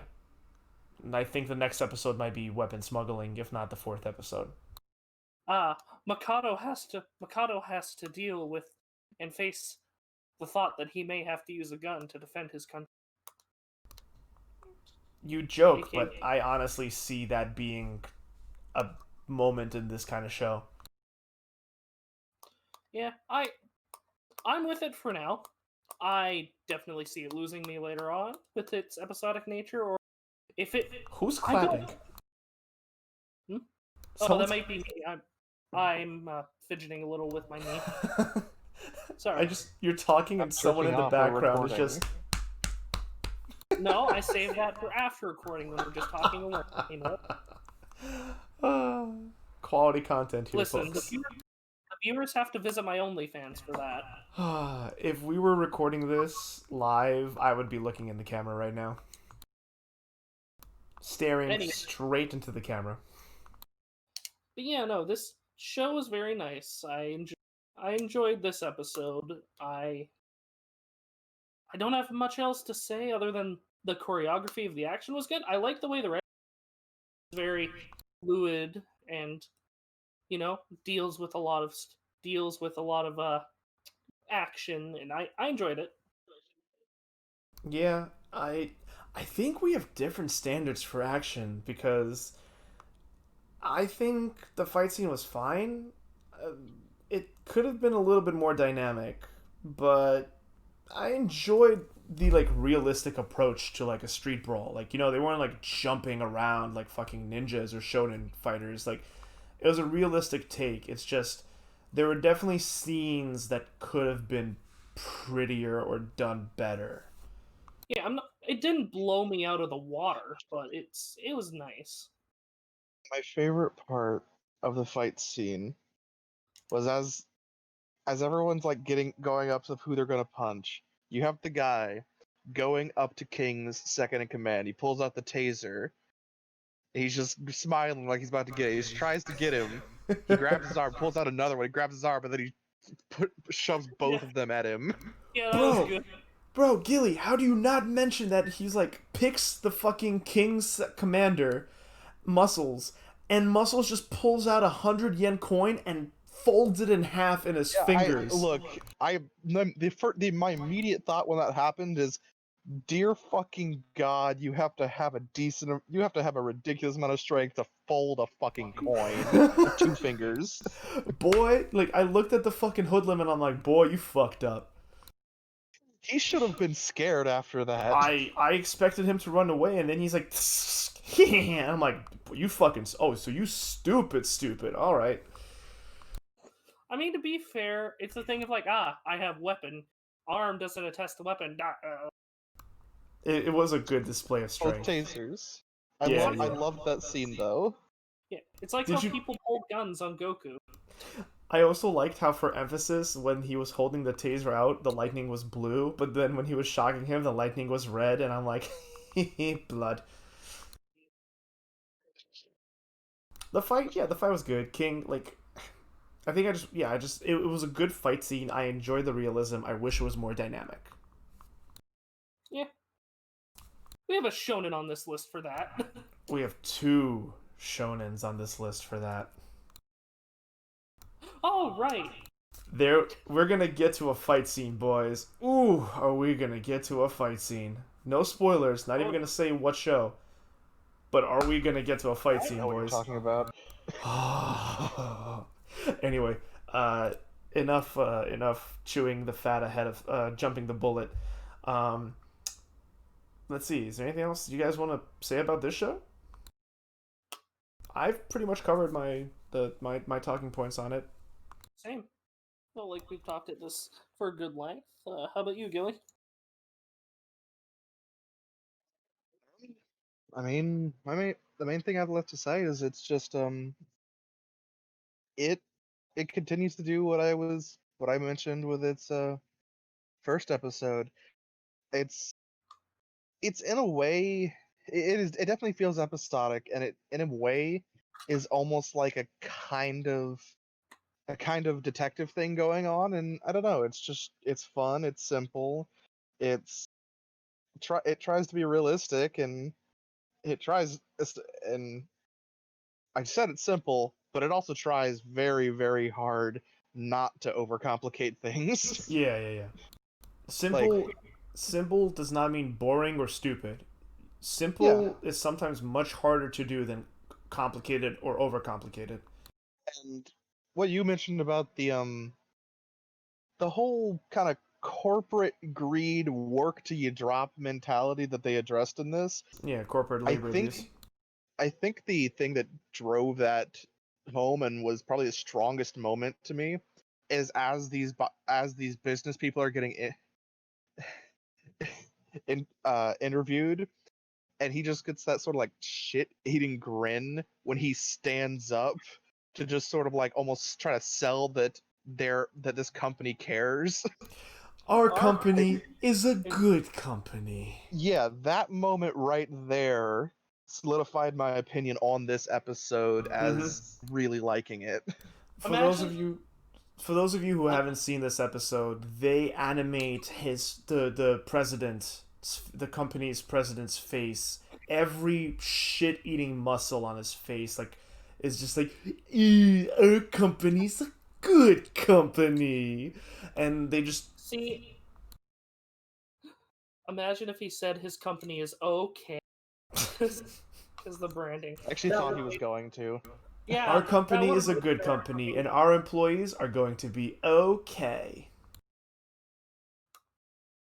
You know, what I should have done was use my transatlantic accent on that one. Oh, our company is a good company. I don't know why you went more like Russian Soviet, but okay. Our company is good company, and so our company is a good company, and our employees are going to be A-okay. In Soviet Russia, company works for you. Yeah. Oh, that's not how this works. No, it is not. It's quite the opposite. No, that's very wrong. Well, no. Well, the lingering presence of the Red Scare aside, yes, let's hold up some cards. The lingering presence of the Red Scare, god fucking damn it. Okay. I'm gonna fuck this episode. Yeah, me too. I'm fucking this show. I'm fucking this episode. It's a good time. I was worried in the beginning of the show that you know, the first episode I think handled it well enough, the subject matter, although a bit preachy. And when we're dealing with people's lives as a result of like labor exploitation, and it was like a social look into the strife of like an average low income person in Japan. So I was really hoping that they will handle the matter with tact and sensitivity and not just blow it off as like foolishness. And they didn't, and I was happy with how they handled it. Did we talk about how the one friend tried to commit suicide? We kind of brushed over it because I think we all knew it happened, but we didn't mention it. Um, so there's a G boy working for OK Curry, and he's kind of tired, but also kind of being kept in line because this company literally sends enforcers into their stores to beat down and like break down verbally people who are either misbehaving or are not performing well enough. And this drives one of the less coordinated, less athletic employees, who is our G Boy's friend, to straight up jump off the roof because the company threatened his family, his parents, and it's fucked up. But I'm still fucking the show. To bring it back to the card, I'm still fucking the show because, albeit this show kind of risks coming off as like a little propaganda-y for like Japan, I like what they're doing so far. And I'm going to make a prediction right now. It's going to be mostly episodic until the last 3 episodes, and we're going to get the full, or the last 4 episodes, where the 3 to last episodes are just gang fighting, and then the last episode is just a feel good episode to tie everything up.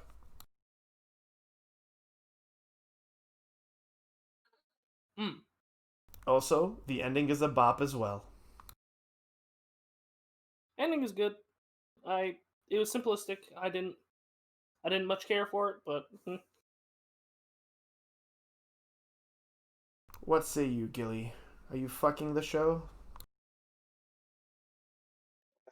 Yeah, obviously. I really like the show, and I like its premise, and I like where it's going. It makes me happy. It's and it's I don't know. Like I said, the simplicity of it makes it.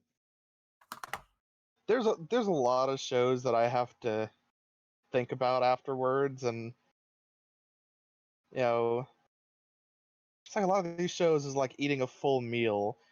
Ikebukuro is like I just ate a whole bag of Doritos by myself, and I know what's going on. I can digest this. Funny to me. Oh, choking on my tea. Funny to me, like, yeah, a lot of these shows are like full course meals. To me, Ikebukuro Westgate Park is like eating a snack, like eating a nice snack, like either like a couple of cookies or a scoop of ice cream. Like, it is enjoyable, I get it, and it doesn't leave me heavy afterwards. A whole bag of Doritos is a snack for me. Well, look at oh no, I wasn't throwing shade. You threw shade on yourself. Gilly, no. Uh, Meep, did you want to speak more about the scene of suicide? Because I kind of went back into my card. I didn't mean to cut anyone off. Ah, not necessarily. The theme of suicide is something that I understand heavily. There have been multiple things that have happened to me that have made me go down that route. It's just the line he said of "I don't want to be a burden to anyone anymore" really hit home with me. Hmm. As someone who has, this might be TMI, as someone that has attempted before. Many of us have been in dark places, friend. It's strength to be able to admit it and deal with it. So, as someone who's had that experience, would you mind like talking a little bit more about, how that scene? I understand that the thought itself hit home. Is there anything else that you could like mention about the scene? The desperation in him when he thought he wasn't going to do it, but there was just a small little confirmation for him that he wanted to do it. Well, his friend was able to talk him down, right? For a moment, by like saying that he's important to him and that he has a place in his life. And then you see the color and life come back to his eyes and cheeks. And then he sees the enforcers and he realizes they're just going to ruin both of their lives as well as his family's. And yeah, like you said, it's that sense of hopelessness. Yeah. Yeah, it's to anyone that is experiencing those out there, don't be afraid to seek help. Indeed. As someone who is avidly attending therapy currently, it is a very scary first step to take, but it is a very important and honestly a great step to take. Why do we end up talking about political matters when it comes to this show? It's a political show, and honestly, it sounds to me like it's hitting like with Adachi no Shimamura, it's hitting some relatable and realistic depictions. Mm-hmm. Yeah, but this one isn't making me this one isn't making me sad. I don't know. I felt a little sad when he was talking about wanting to jump. Yeah, it's good. I'm glad to hear that we're all experiencing a different range of emotions from these shows. I'm glad we're doing this, guys. I am too. Now, and just Greg, to, and Greg doubted us. just My to, life.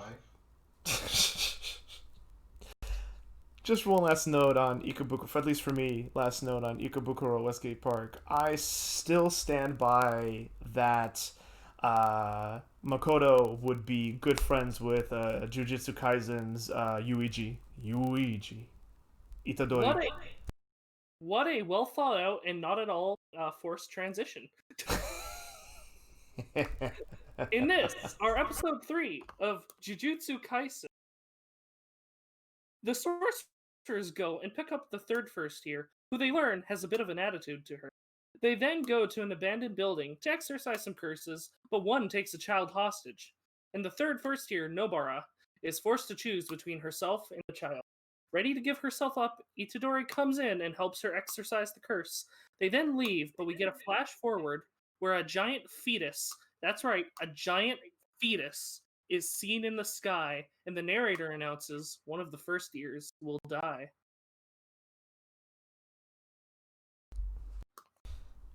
It is Strong fetus, but fetus, it's also yeah. referred to as a cursed womb. Yeah, it wasn't just a fetus; it was the entire womb. Yeah.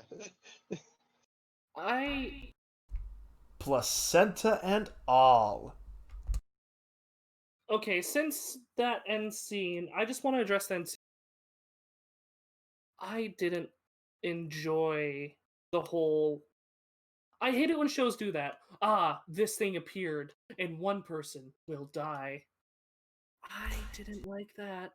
It is in line. It is in line with the kind of mythos and subject matter Jujutsu Kaisen is drawing from. It is very much like that Japanese folklore or like mythical,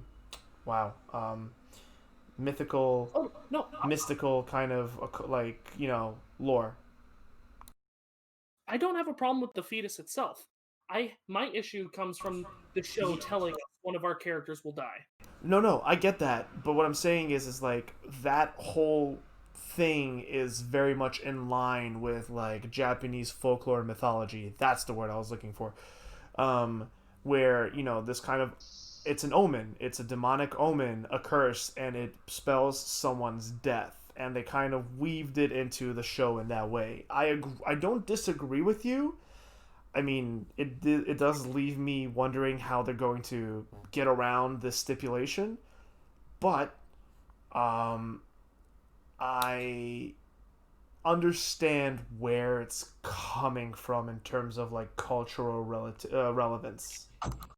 I guess it's just, I guess the way I picked on it more is it felt like a lot of other shonen where it's like, ah, yes, this thing happened. Like, if, like, for example, My Hero Season 1, when Deku's like, we were never ready to see the horror we faced. And then at the end of the episode, you see all the villains at the end of season. Yeah, I It's, mean, I'm pretty sure it's setting up an expectation to be subverted and flipped on its head in the next episode or few. That but being said, I really do get where you're coming from, but like from a cultural place, like, um, remind me, in Disney's Treasure Planet, did they use the black mark thing? I can't remember, but I actually do want to say something on what you said. They're Okay. setting it up to be subverted, yes, but we expect it to be subverted because the genre it is. This is not the first shonen to do something like this. Of course, of course. And I think that actually says, I mean, that actually leads me. Before, I'm going to say this and then we can come back to it because I have one more thing to say on this matter. I, this episode didn't do much new or unique or original, but it did it all really well. And that's my opinion on this, and that's my opinion on this episode in general. As regards to what you were talking about, um, so I don't know if it's in every single use, but like as a kid growing up Russian, my parents are Russian. I was born in America. There's a treasure planet or treasure island. There's a Russian Soviet cartoon, I think. And there's a moment where like he's handed a black mark, and anyone who's given the black spot or blank in like pirate lore is like marked for death. And it's like it's damn it, Discord, stop failing me. It's the same way as if in if we weren't dealing with Japanese like Shinto-esque kind of mythology, but instead Jujutsu Kaisen was kind of piratey. This episode ended with their dorm room and the black mark appearing on a familiar table in someone's room or like in the cafeteria, and then it said someone will die. It is what is associated with that omen. It is what is associated with that piece of folklore mythology. Yeah, I understand that, but I actually do want to touch on something. You said that you think this episode does all of it not new, but really well. Yeah, like the choice between self and rescuing the hostage or choosing themselves. Like if I drop my weapons, then we're both gonna die, but if I sacrifice the kid, at least I'm gonna live. I've seen that done before. The introduction of a character in Tokyo, I've seen that done before. The relationship between Itadori and Kugisaki, the new introduction, the female third of the trio. I've seen that kind of stuff done before, but everything in this episode is done pretty well, like really well, actually, in my opinion. I think it's done like a lot of other shonen do character, if I'm being honest. Yeah, I don't yeah. know. Gilly, how do you feel in general about the stuff we've talked about so far? I mean, Wow. of Jujutsu Kaisen's 3 episodes they've had, this is definitely the weakest so far, but I still liked it. It was an Yeah, introduction to a new character. It was very tropey, uh, but the full dynamic of the group now, which made itself apparent within like minutes of them meeting each other, I'm already happy about. yeah, And again, like I said, it was very tropey, but I enjoyed it. I enjoyed how they did all of it. yeah. I'm not sitting here saying I hate it. It's just this was the weakest episode to me, and it was very tropey. I do like the girl. I like it to relation. Why do you have to be so stuck up? bitch. I was half expecting her to run down the stairs and say, "The fuck you say?" Well, she kind of did. Remember, I screenshotted that. She fucking kicks him and calls him a normie. Yeah, Oh, yeah. right. I screenshotted that because I found that hilarious. The She kicks him off like the third step and calls him, "You were just a normie a few weeks ago." and I love the scene that came afterwards, and he's like, "What the fuck's your problem?" And she's like, "Yeah, that's why you're not popular with the girls." And he's like, How the fuck do you know I'm not popular with the girls?" Yeah. She. Yeah. I like her as much as I was like, man, I don't want another like stuck up bitch character. I like her because like she can be fun when she wants, like her going Tokyo, Tokyo, Tokyo. I'm not a fan of who she is now, but I'm expecting that to change and grow with the season because we're shown that she has emotional and personality depth, and we already see. Sorry, I'm sure my mic picked that up. I have a loud corner sometimes, even at this hour of the night. Oh, you're fine. I, all I said was, but they explored basically her entire, not her entire backstory, but a large portion of it in her introduction. It felt natural though, didn't it? It did not feel forced to me. When I was watching it, I'm like, okay, cool. Because it showed it as relevant. Yeah, it felt natural, I guess. And it wasn't her addressing it with the group; it was her inner thoughts, which made it a lot better. Yeah. She's not just expositing this to people she just met; she's thinking. Yeah, and I like that she's not the tough character that then will break down in tears and confess all of this to Itadori in the moment of crisis and saving the kid. No, we didn't do any of that shit. She softened up at the very end and then immediately went back to her person, like her her social personality. And I like the character? Not really. Do I like them as like a piece of the story? Yes. Like, I like her, just not as much as I like Fujimaki, or not, no, Fushiguro, sorry. Just that fucking last scene in the last episode of him slamming the door. You're unwelcome. Now, our new character. How do we feel about her Power? her curse ability? I'm really all for it. It's cool. She's got a hammer. She's got hammer and like a hammer and special nails. I can't exactly tell what the full theme of it is. Then when she pulls out the doll, I have a better idea. Yeah, she's able to inject her curse energy in, right? It seems like a voodoo kind of thing. Yeah. She is both projectiles and probably a strong melee weapon, being a hammer. And she also seems to have this like secondary voodoo power that as long as she has a piece of someone or something, and she strikes a doll with a curse-infused nail, it fucks shit up. Yeah. Yes. So I guess we could say. So I guess we could say that she is tough as nails and has a hammer. Look, she made the awful pun about she nailed it, and I hated it, but I loved it. I really liked Fushiguro's little trait of he got upset because he didn't get to go into the action. Yeah, Also, he plays aloof, but he's actually very concerned for people, and and you kind of see it in this episode where he kept ready to jump in, half condescending, half concerned. Also, speaking of weapons, our boy Itadori got a fucking chopper. Oi, he's coming in there with a chopper. He got something to use. It doesn't require him to let the fucking curse out of him. I want to see more Sukuna. He's coming in. Who? I have a feeling we're probably going to be seeing a lot of him in the next couple episodes. Probably. Yeah. With what's going on. They're gonna eat the fetus fingers. His that weapon, I do like it. This basically gives it so that we can in combat see both Sukuna and Itadori, and not just one.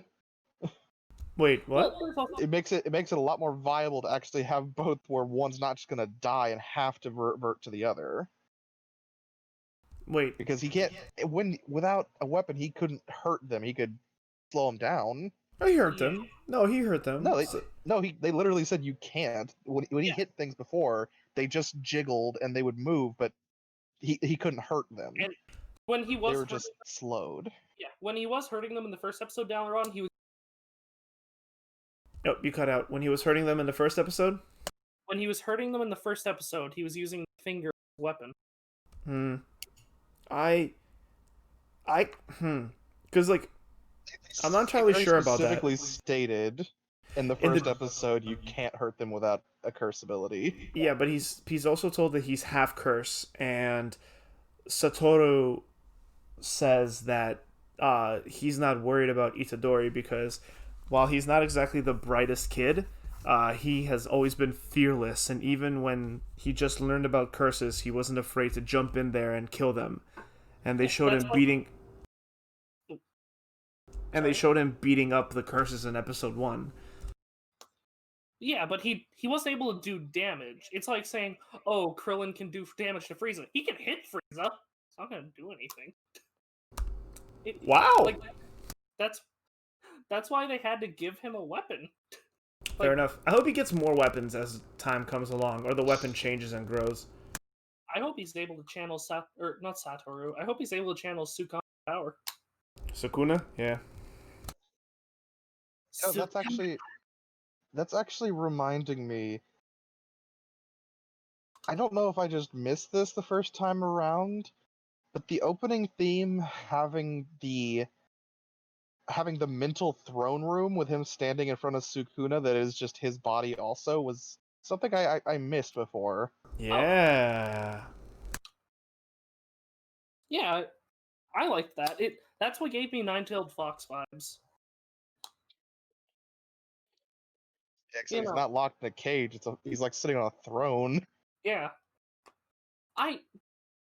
One thing I was kind of disappointed with this episode, other than, the last scene with this thing, I kind of wanted Nobara to deal with that situation herself. I'm not a fan when the main character has to come in and save the day, and where sure he didn't get the final blow or anything on it. I kind of would have preferred to see her handle the situation herself and competence, and not just needing Itadori there. I get it. Again, I get where you're coming from, but I propose that needed to happen so that he would earn some of her respect, so we wouldn't get 3 more episodes of them just bitching at each other nonstop. They're also really trying to drive the point home of they're a team, they work together, they rely on each other, and not just each individual is capable in their own right, but they're a team. Yeah, I guess I'm just reminded of the first few episodes in Naruto that did that, and then, well, where it ended. Sakura. Yeah, Sakura came back and Shippuden. And they dropped her after the first Katsuki fight.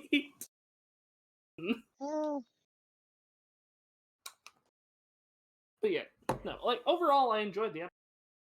Not the strongest. Oh, that hurt. You okay? I'll type what happened in chat. Well, you know what? This is actually well, do we have more things to say about Jujutsu Kaisen? Yeah, no, not really. Shall we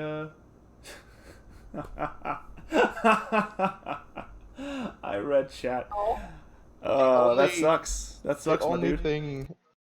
The only little last thing I want to say, the moment right near the very end, when they're about to walk off to go get dinner, and Mr. Sasuke Claude is just scrolling through his phone, not paying attention, and they just start walking off without him. I don't know why, I just found that really fun. Yeah. I thought it was cute. So, I actually misunderstood that scene initially. I thought so after everyone does a good job, well done, Sensei is just like, all right, let's go get some food. Let's go eat in Tokyo. My treat.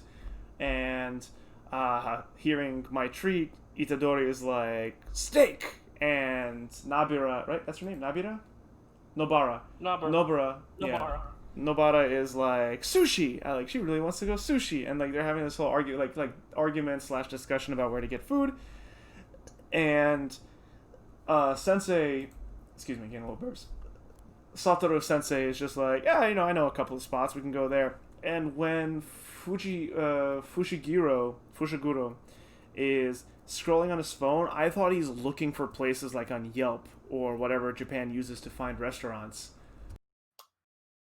But no, he was just spaced out because he was tired of Itadori's and Nobara's bullshit. It's scrolling through iFunny. He's on the Twitters. It wasn't that he was tired of them. It's even Satoru says, "Oh no, he's just upset because he didn't get to go in with action." He's sulking. I mean, I take everything that Satoru says as with a grain of salt, unless he's using his serious voice. Understandable. I thought it was just a fun little moment. Yeah, sorry, not to overanalyze a gaffe, but I liked that post-credit little what did they call it? Like Jujutsu walk. Like this little. Are you talking about the whole thing where they? Are you talking about the whole thing where they played rock paper scissors to decide what to decide on whether Where it was they sushi or steak? Yeah. And then he started arguing about we need to go to a conveyor belt sushi place. Yeah. And she had no idea. Nobara has no idea what it was. Delivered to you on a bullet train. And she thought like an actual bullet train.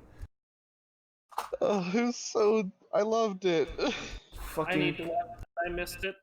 It's after the ending, but basically two dumbasses come to Tokyo. As they described it, apparently they're both in a sense country bumpkins. Especially Nobara, they're driving that point really home that she's from the rural countryside. Yeah, and a sisterly figure to her.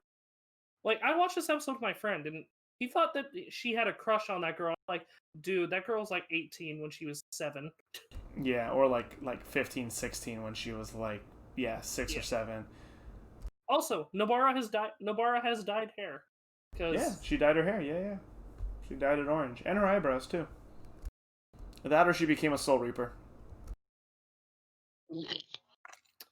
Let's hold up some cards. The joke doesn't land because Ichigo always had orange hair. I'm fucking the show.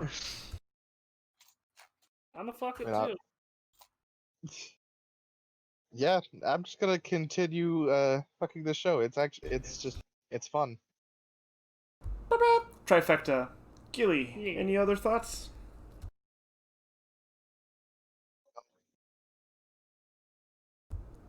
Meep. Not really. Let's see. Alright, well, I feel like there was one more scene in the beginning that I wanted to talk about that we didn't get a chance to. Oh, yeah. How silly Fushiguro and Itadori are outside of combat. Itadori is being an absolute fucking tourist and goes to a fucking vendor shop and buys stupid touristy sunglasses and is really excited about being in Tokyo. Fushiguro is just having a day off and is making idle small chat, but he's quiet and reserved. It's the characters shine through, and I think that's really fun. Yeah. And yeah, I'm fucking this show. This is another great episode. Not quite as good as the previous two, action, and everything, but the stakes are lower, and I understand.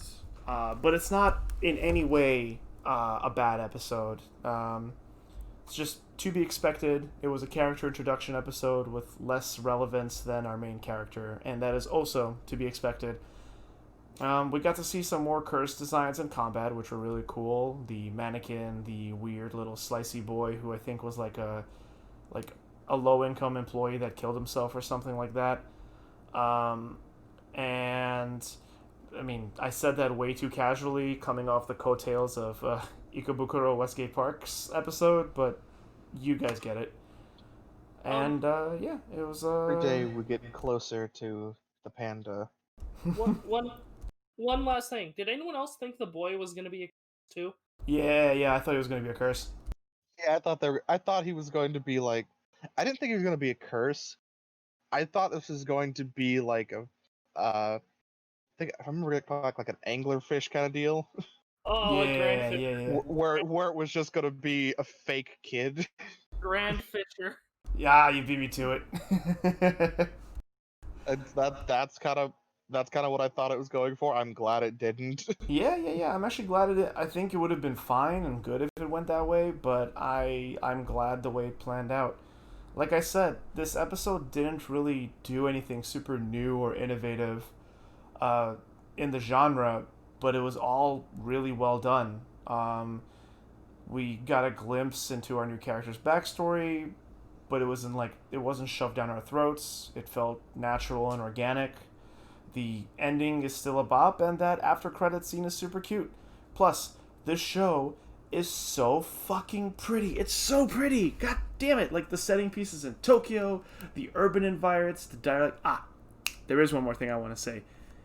Can we just appreciate how Itadori is obviously zero experience in being an exorcist, and they go into this building, and Nobara has done this before, and she's just casually walking through the hallways while Itadori is like sneaking along the walls, cracking doors open, peeking in, looking around, being super cautious. And that is exactly how any of us would handle that situation the first time.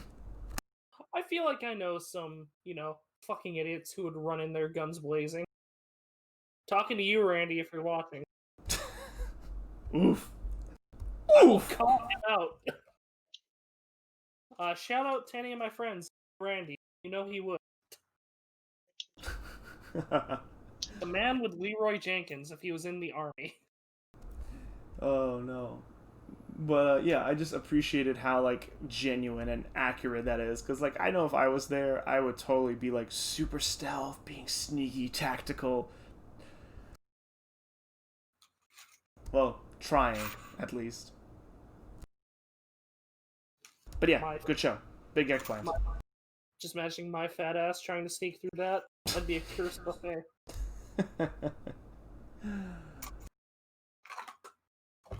And yeah.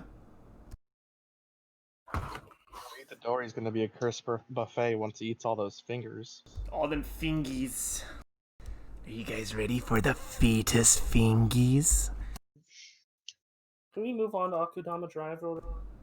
Actually, if it's cool with y'all, I'd like to call another quick short break. Okay. Sound more upset. Yes, Yugi boy. 2 shows. True, but I'm... Yes, but we're taking a break before 2 good shows. Nature calls. Anyway, y'all, we'll be right back shortly after this.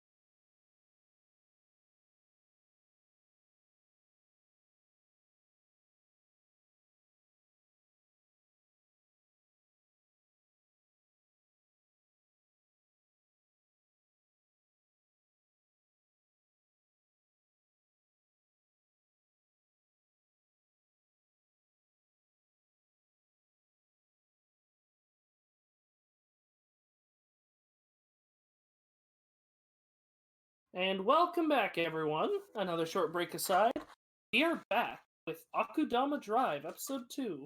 In this episode of Akudama Drive, the Akudama are told by the Black Cat that they will be paid 1 billion yen if they are to attack and steal cargo from the Shinsaka, some kind of ship that delivers cargo through the bomb quarantine and the only way to Kanto.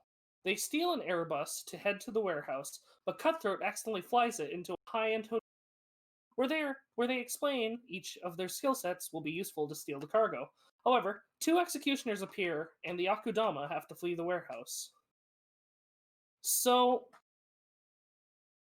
this episode, I was happy with this episode because I was right about one thing and I was kind of right about another, I think. Because from what Black Cat said, Swindler and Hoodlum weren't planned to be there. So I think that's insinuating that the other Akudama were supposed to be there instead. The other ones that she sent the message to. The way it sounded to me was actually that there were just extra callers for if anyone was to make it this far. But you were right about the show before, so maybe you're right about this too. Yes, and then the other thing, the callers were meant to be extra incentive to do this because apparently this is post-war and there's a bomb zone. Yep. And I am all for it. Yes. Cyberpunk post-war. Yes. Cyberpunk post-nuclear punk inner Japan Civil War. Yes. The higher class within Kanto. And since you've already brought it up, the way they talked about the bomb, it's pretty much evident to be nuclear, right? And if so, are they doing some kind of like post World War II commentary here, or? Yes, they are, because they literally said, "Don't worry. After Kanto dropped the bomb on us, they offered to rebuild, and we praise them as gods now." Yeah. Yes, it's not subtle. It is not subtle at all, and I love it. That was one of my big surprises when I was in Japan. When I've traveled a lot of Asia, actually, that upon hearing that I'm American, people aren't immediately like turned off or like pseudo hostile. Hostile's not the right word. Basically, the fact that people don't react poor, like I don't see their interest fade in me after I say that I'm American. To be fair, I'm from New York City, so maybe that's a winning trait. But anyway, yeah, I saw that and I paused, and I'm like, in my notes, I'm like, huh. Oh man, are we getting some World War II commentary? Yes, I loved their not so subtle message with the fucking puppets. It's because they basically say, "Yeah, America dropped the bomb on us, but they helped us rebuild, so they're right." Oh yeah, the puppets. Look at that, we're getting Cyberpunk 2077 VTubers. The VTubers are in Akudama Drive. I want to live in Kanto, but only the upper class get to live there. Let's let's take a break from let's take a pause on talking about moments in the episode and address the elephant in the room, shall we? Sure. Last episode, this is the second episode. On the first episode, Gilly, you and I were on the ride until the very end, and at the end we're like, we were not happy. This episode was exactly what I wanted the show to be. Like, I am here for the heists, the crimes, and the interaction between the characters. No forced contrivance, no trapped in the prison, no nonary game, escape, death, zero escape game, which would have been interesting, just not what I came there for.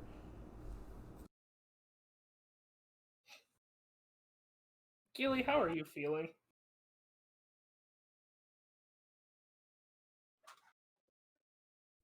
And I had a lot of worries with the ending of the last episode, and it did the opposite of what I was worried about, so I was very happy. Yeah, I'm so happy because I watched them like, man, I was right about a couple things. I feel like they're gonna like it. Hell yeah. My biggest worry was forced team ups can go several ways, and there are a few that I absolutely hate. And it was going that way within the first second, and then as soon as they heard a lot of money, they were fine. It was going the way I was worried for a few seconds, and then they heard how much money, and all of a sudden they did not care anymore. And yeah, and I love the way the characters interact. Fucking doctor. Yeah. Can I bum a smoke off you? If you do, I'll let you have a go. No. You gay or something? Yeah, Hey, she's like, oh, are you a gay? Are you a gay? Is the Japanese translation? I wasn't sure at the end of the first episode how to feel about Hoodlum. I love him now. Yeah. He's just I a piece of absolutely shit. love Hoodlum. What a shithead! An absolute shit brain! Yeah, I mean, this episode is exactly what we needed. It established the pace and the narrative of the show. There was a lot of common character interaction and character building. It was just a good time, and yeah, his fucking hoodlums losing his shit over Brawler. He's just like, wow, my crazy Anarchy, and then Doctor's like shithead, and then like Courier's like dumbass, or like yeah, it's like it was something like oh yeah, he's like yeah like Doctor was like crazy, and Courier was like dumbass, and Hoodlum jumps in, crazy dumbass, like just constantly being a hype man. The scene I remember the scene what you were saying exactly. The one called Brawler a shithead, one called him a bird brain. That's why he went with shit brain. And always in a positive spin. It was great. I love that scene because you see Brawler jump to the airship, fucking head through the glass. Hello. Not even hello, just yo, and like his face was of like disgust, and then just like yo, just throws him out the fucking Airbus. Yeah, and then they get on the Airbus. They're talking. Then for some Cutthroat being obsessed with Swindler, I'm not sure about, but Okay, Alright. so I don't Yeah. remember who said it last time, but Cutthroat is exactly what one of you said. He is a child. Me. That was me. He Dalaran's is fear. he is a literal child. He Yeah, I knew one of you was saying it, and the other one was like, "No, it's not gonna be that way. He is a child." Yeah, let's talk about Cutthroat. I'm gonna come out and say it. He is the one thing I do not like about this episode. it's all red. It's all red. Yeah, I literally have it in my notes. Okay, the boy loves red. Neat. Obsessed with the color red.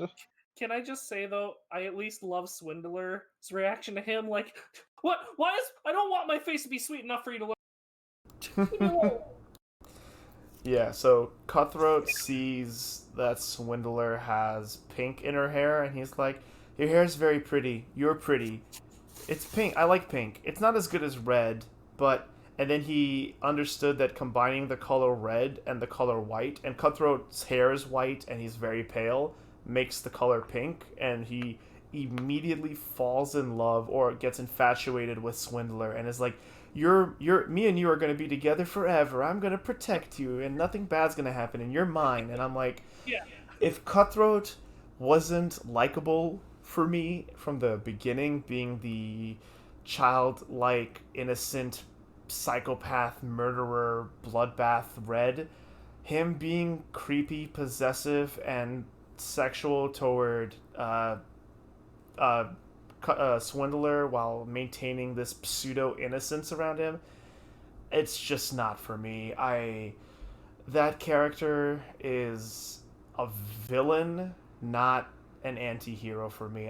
It's not for me. I don't like it. Yeah, but what I was saying is I like Swindler's reaction to him. It's just like, no, don't stop that. I don't want my face to be sweet for you to lick. Quit it. Because a drop of blood landed on her cheek and he licked it off. Yeah, I just like how they're sitting there fighting the police as they discuss plans. Fucking... Yeah. I mean, just God, man, this show brought it back. I mean, the show, to be fair, the show really had it from the get-go, and then like had a bad turnabout at the end, and then just brought it back as strong, if not better, because of do we just want to do we want to talk about what I consider the best part of this episode? The fight scene? Oh. Fight scene is good. That was it was very, very well choreographed. The lighting, the movements, the fight between all the moments between Brawler and the pupil. Okay, so two things. One, remember how earlier I said that there's one fight scene that we want to talk about, like a good fight scene? This is what I was talking about.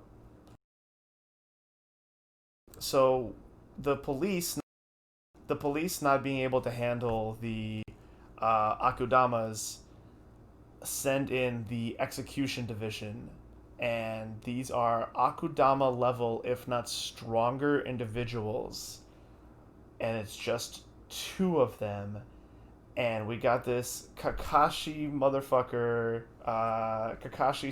motherfucker, white hair, mask, laid back, cool, except much more like justice based, and his apprentice, this kind of like kick-ass, super serious police cadet, and they go blow for blow. She goes blow for blow with Brawler nonstop, as well as the other Akudamas, and it's just incredible.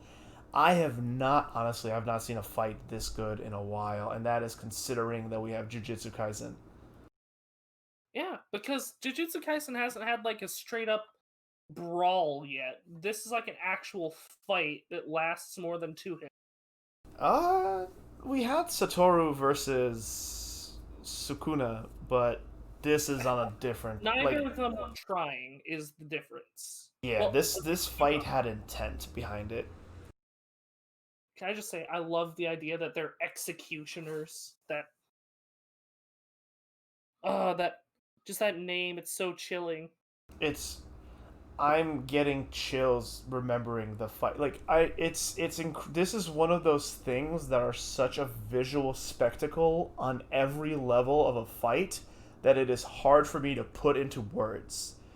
The fish jumping near their feet as they step. Yeah, it takes place in the royal suite of a super luxury hotel, complete with virtual lights and like floor that goes from a pool that like into like it goes from like a garden to like a pool, and to at the climax of the fight into like this red rave, and it's just beautiful. They're stepping on this. They're fighting Brawler and the execution division apprentice. Brawler and apprentice are fighting, and the virtual floor is like splashing virtual water. Fish are like virtual Technicolor fish are jumping around.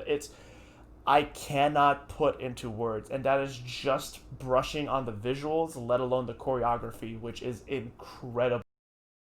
Yeah, so to explain how they got there, because we kind of did skip over, on the Airbus, Cutthroat presses a button because it's red, and a bunch of sirens go off, and they crash into this luxury hotel. The bus goes into overdrive and just crashes into like a building. Also, Doctor gets her throat slit by this lightsaber. Jumping ahead a bit, aren't I was just getting back to the fight part. Oh, okay, yeah. So basically, the bus goes into overdrive, crashes into the hotel. They literally slaughter a helsing amount of soldiers that the police sent after them, and then they're just chilling in the blood and rubble in this royal suite, going over their plan until the executioners crash the party. Yep. And yeah, yeah. Cutthroat? Let's talk about Doctor, dude. Yeah. First things first. Cutthroat goes for a stab, gets thrown out the window. The whole moment where he's just like, my precious knife, as he reaches for it as he falls fucking Yeah. 40 stories. 40. Try like 100 or 2. Then Doctor gets her throat slit as she's going to inject some sort of serum into the main pupil. Apprentice, yeah. Yeah. No, she was going to inject it into the main guy. Was she attacking Master or Apprentice? I think she was attacking Master. I can't remember. But she gets her throat slit. Later on, we learn she was able to stitch it up. It looked like her head fell off and her arm got cut off too. Came off. They cut off her hand and they slit her throat. Oh, is that what happened? I thought she straight up got her head cut off, so I'm like, why didn't she take off the collar? No, because it was slit. It wasn't fully detached. Because if you pull off the collar, it'll blow up. But her head's already off. Yeah, no. Then Courier is brawling with the Master, and he eventually gets caught. And he has his bike shoot a large plasma laser blowing up the top part of this hotel. He just fucking rail rifles him. Fucking like Kamehameha through. God, it's so good. It's so good. Holy shit. This show is so good. I didn't have any doubts from the beginning. It's so beautiful. Its choreography is great. Like, the pupil punches Brawler in the forehead and he takes it like a champ. Brawler continues to be my favorite character of this show. Oh, by far. Oh, a moment with Brawler that I thought was interesting and showed, even though it was a brief thing, even though it's only for a second, showed a lot more for him than just the meathead. When he was swinging down, after the pupil had taken out that whatever that was, fucking lightsaber. Yeah.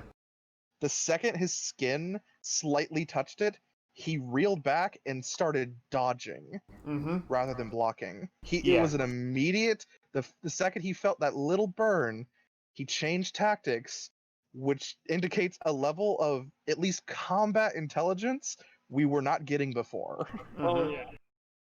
And it showed a lot more is going on in his head. Even though it's still combat focused, there's more than just punch, beat things to death. Oh yeah, and if he has to send some of his other facets to feel his combat, that's fine, because he literally says in this episode how long it's. He expected the fight. He expected the fight not to like.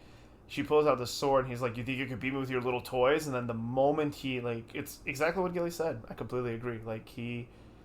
I don't know if this means that they've never fought executioners before, but it's certainly just watch.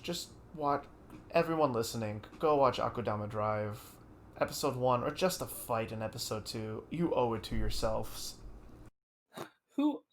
Who else loved the line Brawler said, "How long is 20 minutes?" Yeah, he's like, fuck it up. Yeah, it's like, what bullshit, I can't do it. I'll go in there and I'll rip the fucking door off. How long is 20 minutes?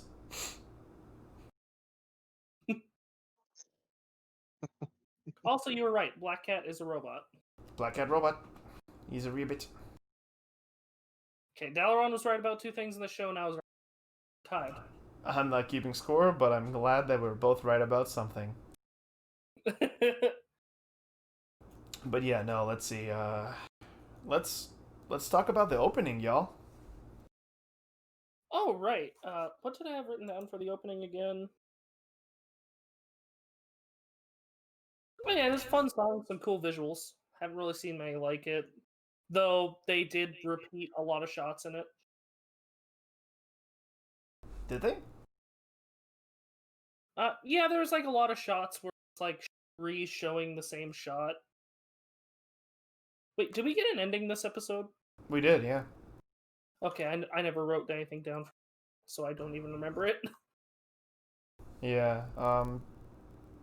Yeah. As for the like opening wise, I'm not entirely sure how to explain it, but like,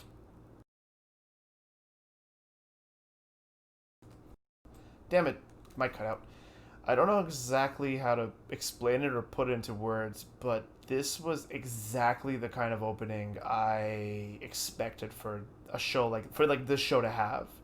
It's flashy, it's stylistic with its visuals, lots of bright neon colors and like dark like shadows or just blacks, and like a vague, in fact like very vague introduction to the show's cast, some hints into our main ensembles like past or like what they're about. The song's good. It's like it had the moment it started playing, I'm like, oh yeah, like it had like this reggae upbeat like reggae kind of track to it, and it just pumped you up for the show, man. Yeah. It Yeah, no, I really enjoyed this. I see the show making it all the way to the end. Ooh. Careful, I mean, Meep. there You are don't want to rush into a marriage. What do you mean? There are a lot of shows I'm feeling that way right now. I don't feel that anytime soon. I will say this: since we're talking about the opening scene, like the way the episode opens, had me very confused and made me feel like I missed an episode. Uh, but Same. yeah, but they quickly backpedal after the opening plays to where the last episode ended, and pick up there where like the cat explains everything in the prison. They climb to the top of the prison, beat the shit out of the guards, kill them, probably a literal pile of bodies, and then hijack a bus, and then everything continues the way we were talking about. Yeah. Gilly, what did you think of the opening?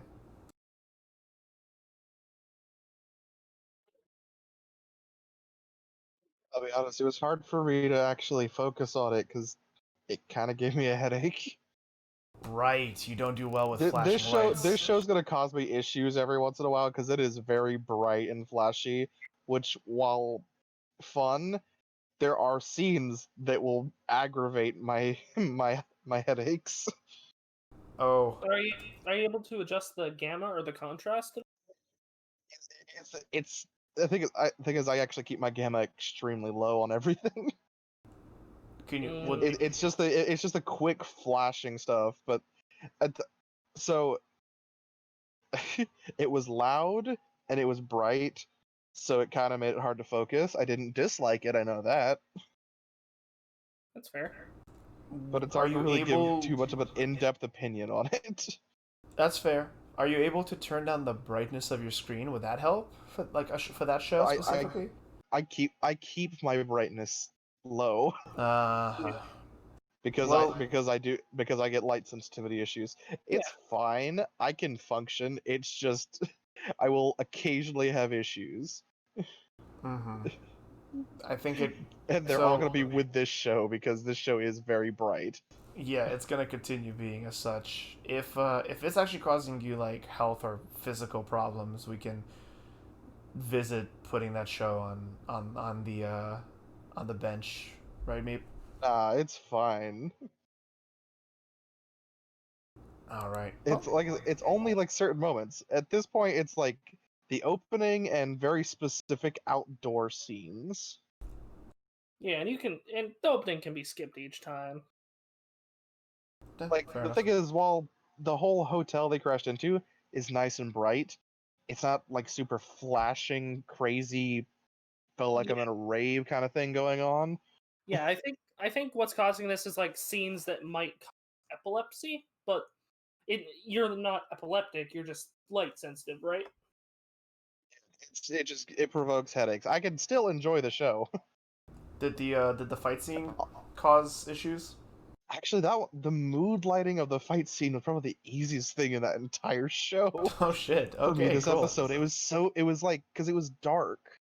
It was a dark mood, like low light kind of thing. I actually have light bulbs in my bedroom to do that, Yeah, like just to lay around in. The majority of the fight was in like the sexy blue. You're right. Yeah, which was really really nice, and while a super exciting fight, also had a calming sensation. The contrast was welcome. It kind of, I think that helped us keep up and like pace with the fight. God damn, it's so good. Like blow for blow. I can close my eyes and it still plays scenes from that fight crystal clear, and it's just, I think I'm gonna go watch it after this. Yeah, I'm gonna go watch the fight again after we finish the session because, it's so good. It's so fucking good. I'm gonna fuck this show. Yeah, yeah. Gilly, your go. I mean, I don't even know we're at that point now. I didn't even hear somebody say we were gonna do that. I was getting so excited. Meep pulled out his eggplant. Listen, this eggplant has me so excited. I have to shove it. I have to shove it in. Not doctor. Is the pupil of age? I need to know if the pupil is of age.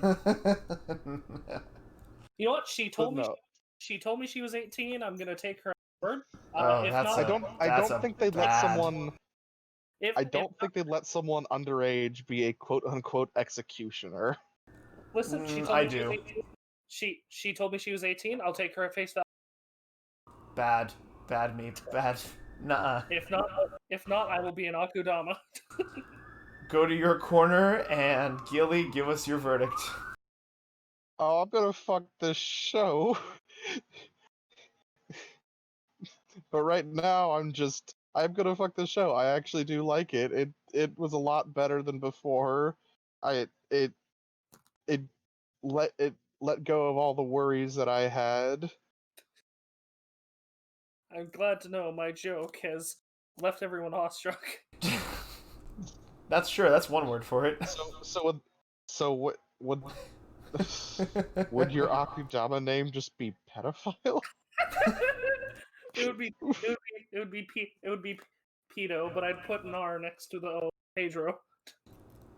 Molester. Anyway, our newest Akudama, Molester. Molester.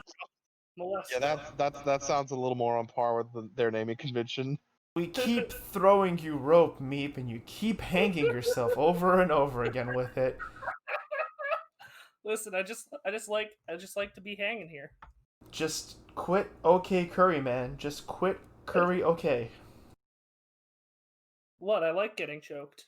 That's why they call me Choker. I think Cutthroat has a word for you.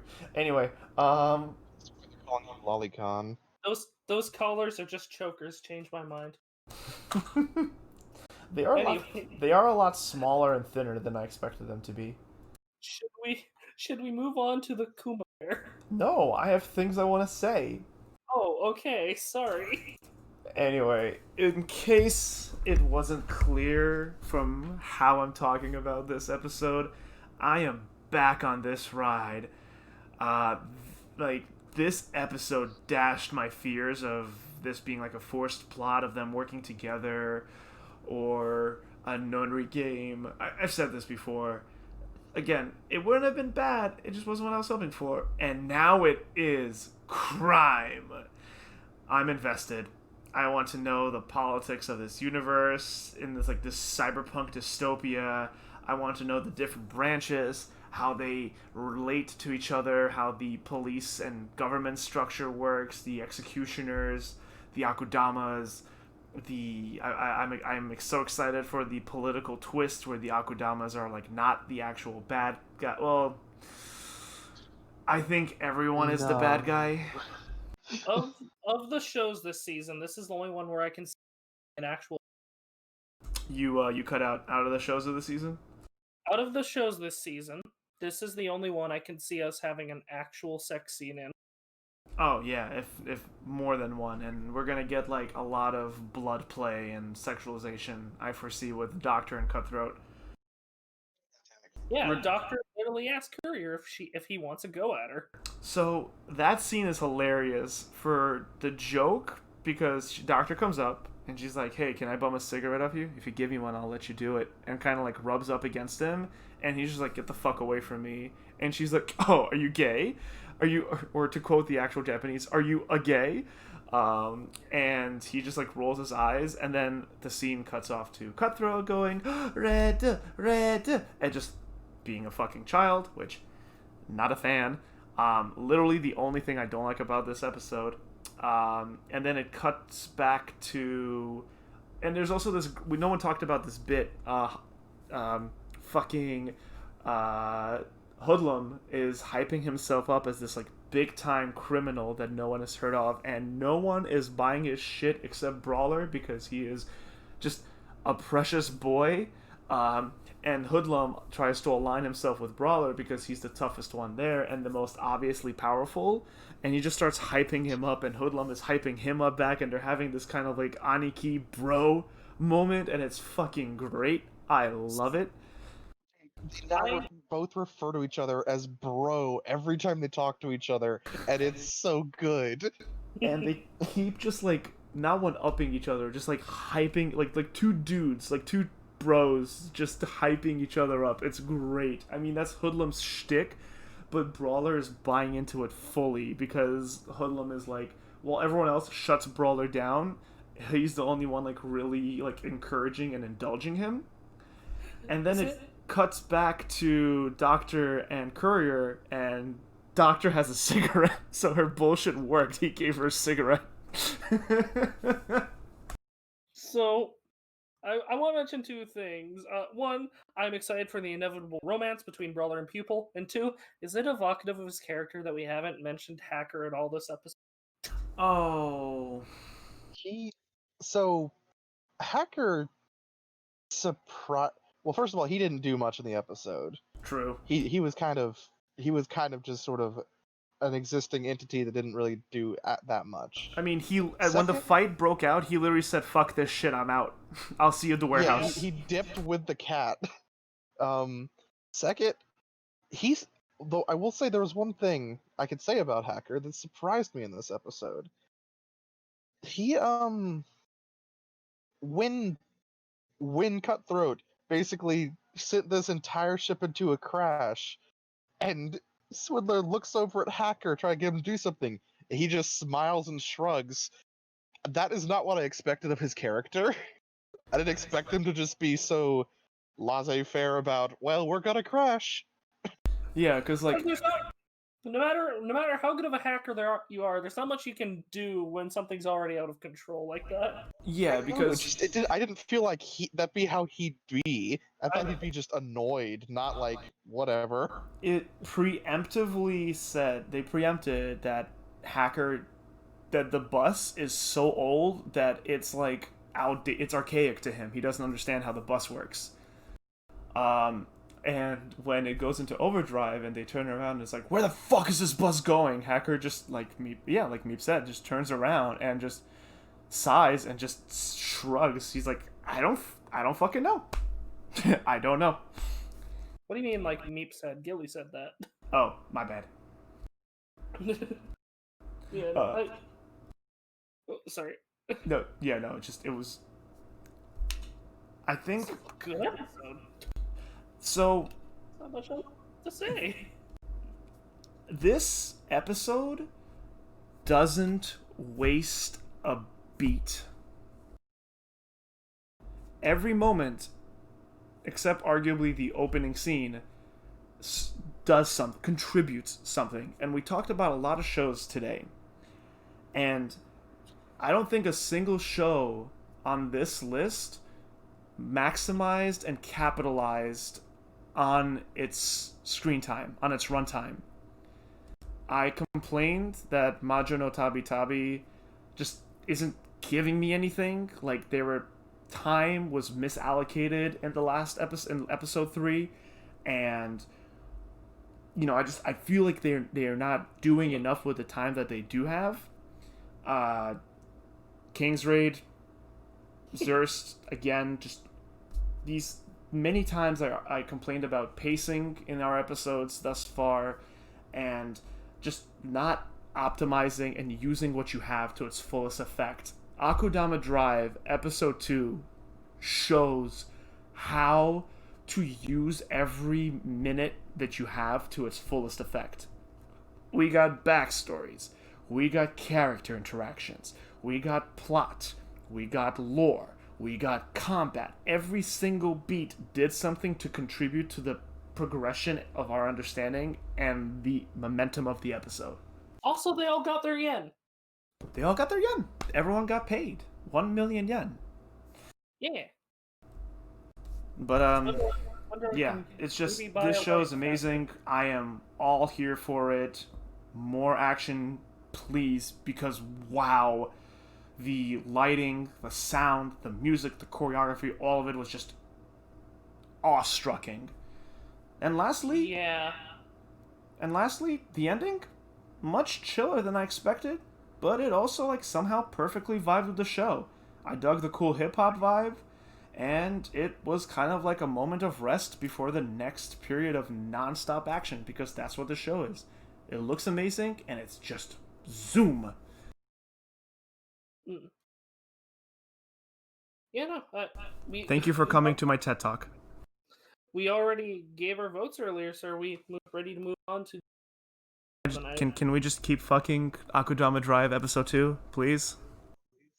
It's the kind of fuck that you reminisce on for months after it happens. Okay, I'm done. We need to move on. But I don't want to. We spent a lot of time today. We're coming up on... Yeah. But are we ready to move on? I'm absolutely fucking teasing. Let's go. Gilly? Yeah. Okay. Now, on to episode 2 of Kuma Kuma Kuma Bear. Now, I promise, I tried with this synopsis. I could only get 2 lines. The story flashes back and starts as his first isekai in the new world, where she saves a girl in the woods and she enrolls herself in the guild. She does quests for the guild until she gets an emergency. Does it and saves the same girl and makes a contract with her. This episode was such a blah. First of all, let me get my first qualm out of the way. The first episode was a bad way to introduce this show. I'm just gonna say it because it's her in the real world, and then her in the game, which is supposed to make you think that that's her going back and forth. But when she's in the game, it's actually a flash. Real world, it's a flashback. It's a bad way to introduce your show premise. That's a bad way to do it. I'm gonna have to disagree with you, man. I know that's the way you took it, but from the get-go, I was saying, I disagreed with your interpretation of it, and at the end, I was right. I guess you're right. It isn't that good of a way to introduce it if it confuses some people, but on my end, I thought it was very good because I understood what they were doing.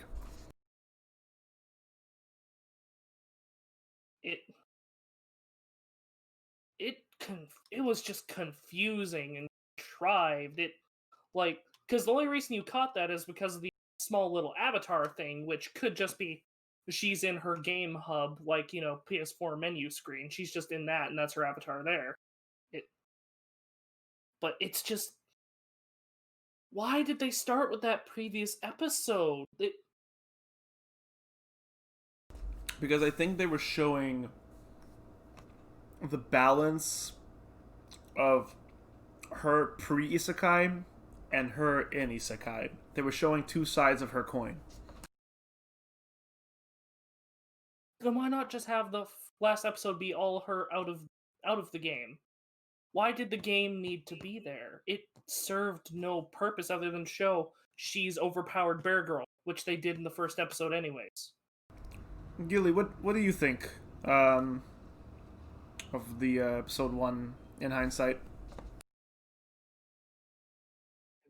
Honestly, I've been trying to hear because me just keeps cutting out painfully, and I'm trying to understand what he's saying. Oh, is he cutting out worse on your end? Yes. Uh-oh. Meep, give us a synopsis again. How much? I didn't get any of the synopsis. Like, that cut out everything except like 2 words. Oh, no. It might just be internet on your end, but I'll say the synopsis. Story flashes back, starts the story from when Yuna is first in Isekai in the New World. She saves a girl in the woods. She enrolls in a guild. She does quests for the guild until she gets an emergency quest and saves the same girl to make a... And makes a contract with her, yeah. Do you want to give a but quick no, rundown to okay. Gilly about what... In- Okay, go on. Just in this episode, it did what I wanted it to do. Because episode 1 didn't really tell... It gave me a little bit of history on the character, but it didn't tell me anything about anything else. Why she's in the bear's suit, why she's in this world. Episode 2 actually answered the questions I had. Every single question I had got ticked off, and I was happy with that. And I'm glad it explained things that I was confused about. Like the fact that the world that she's in is not the video game world she'd been working in. It's a completely different one because it is just a straight up teleported to different world. This is not I thought it was gonna be like a Sword Art Online thing. I'm glad it's not. It kind of is, though. It kind The of is, thing but is though, kind of she's isn't. not stuck in the headset. She's literally teleported to a new world. Oh, okay. But she is stuck there, and the game's Yeah. god made AI god thing, goddess, just decided to fucking send her to a different... Okay, so I think we can all agree that this show is not to be taken super seriously, right? Yes. No. Look, I'm gonna say one thing. One thing. When you think about how seriously you need to take this show, bear imagery. Cool. Remember that part? The part in her suit where literally she has to visualize a bear, and that's why she starts everything with Kuma because it makes her attack stronger. If she makes the attack in the shape of a bear, it boosts the power too. Yeah. That tells you how seriously you take this show. I think I realized the tone of the show, or like the quote unquote seriousness of it, when she's just like, well, I gotta accept the facts. I've been isekai'd into a new world, away from my life and everything. Oh well. guess I just gotta deal with this. She's And she just completely turns okay with around. this. Yeah, she just turns around and says, fuck it. And that's when I realized, like, okay. This is my life now.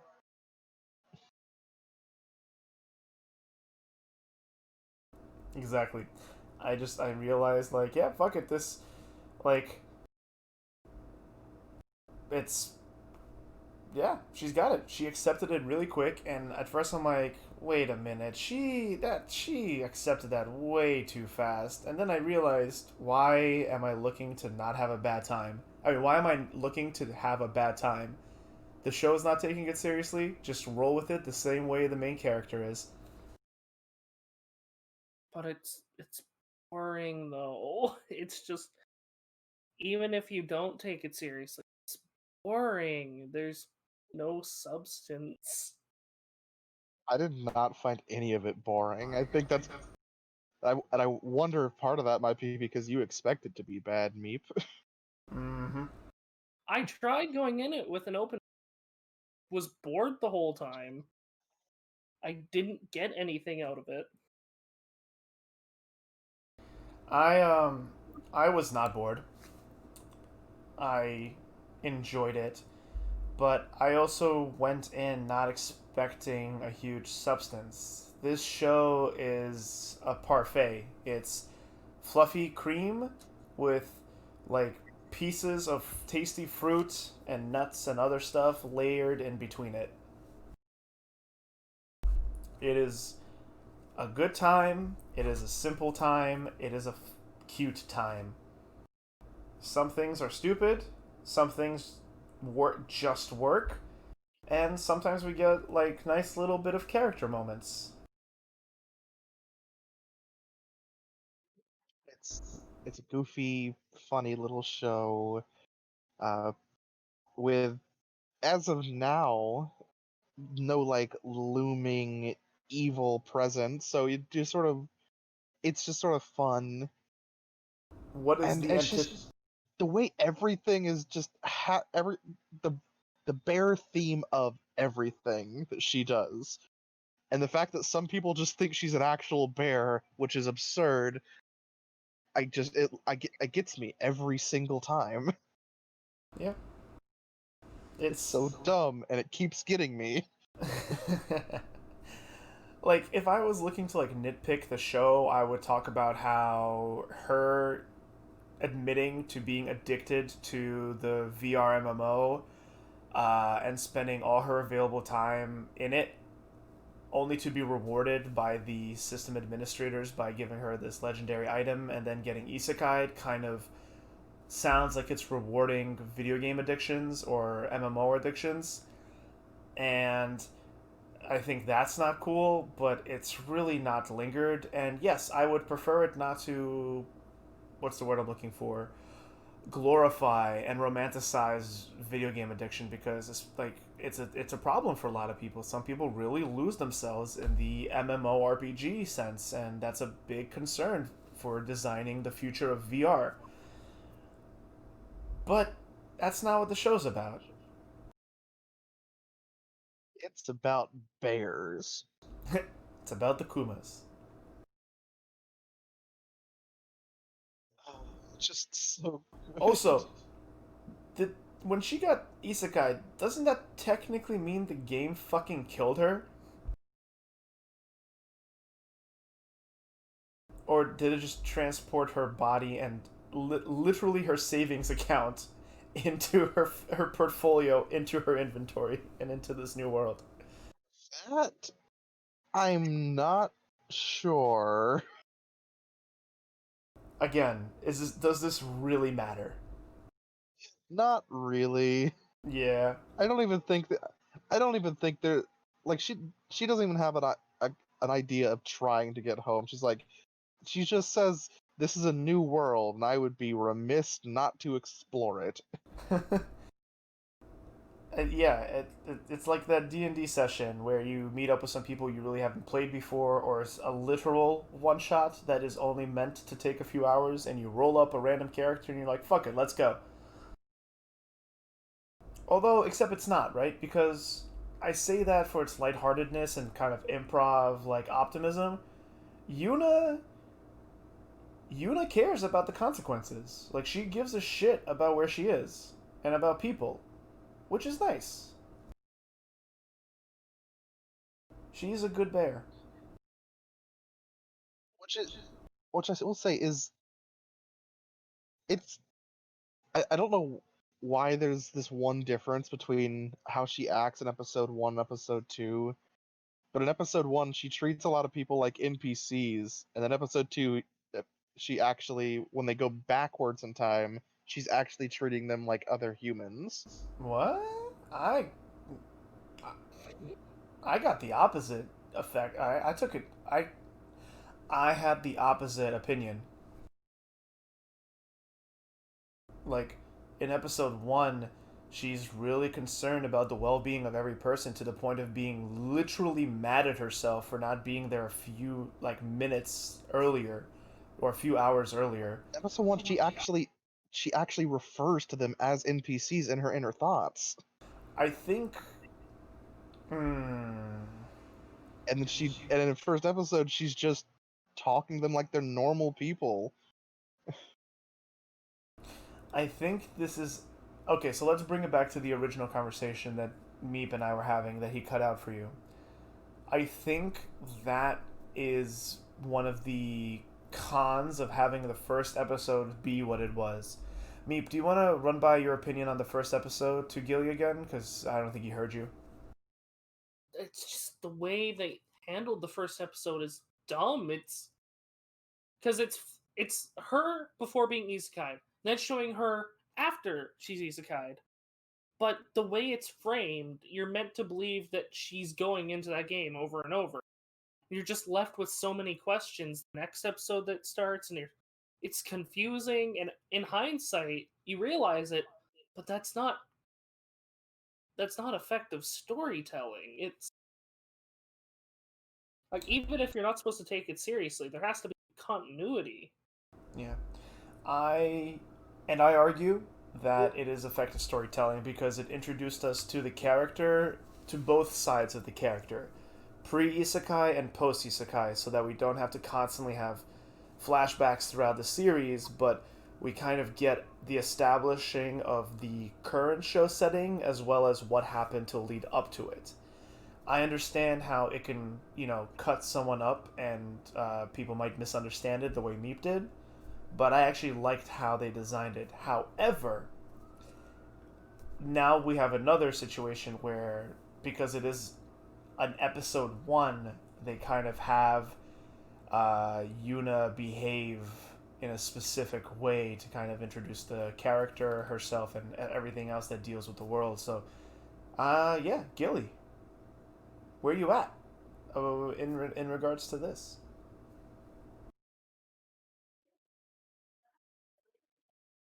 Like I said, it's just a very strange difference in personality from episode 1 to episode 2.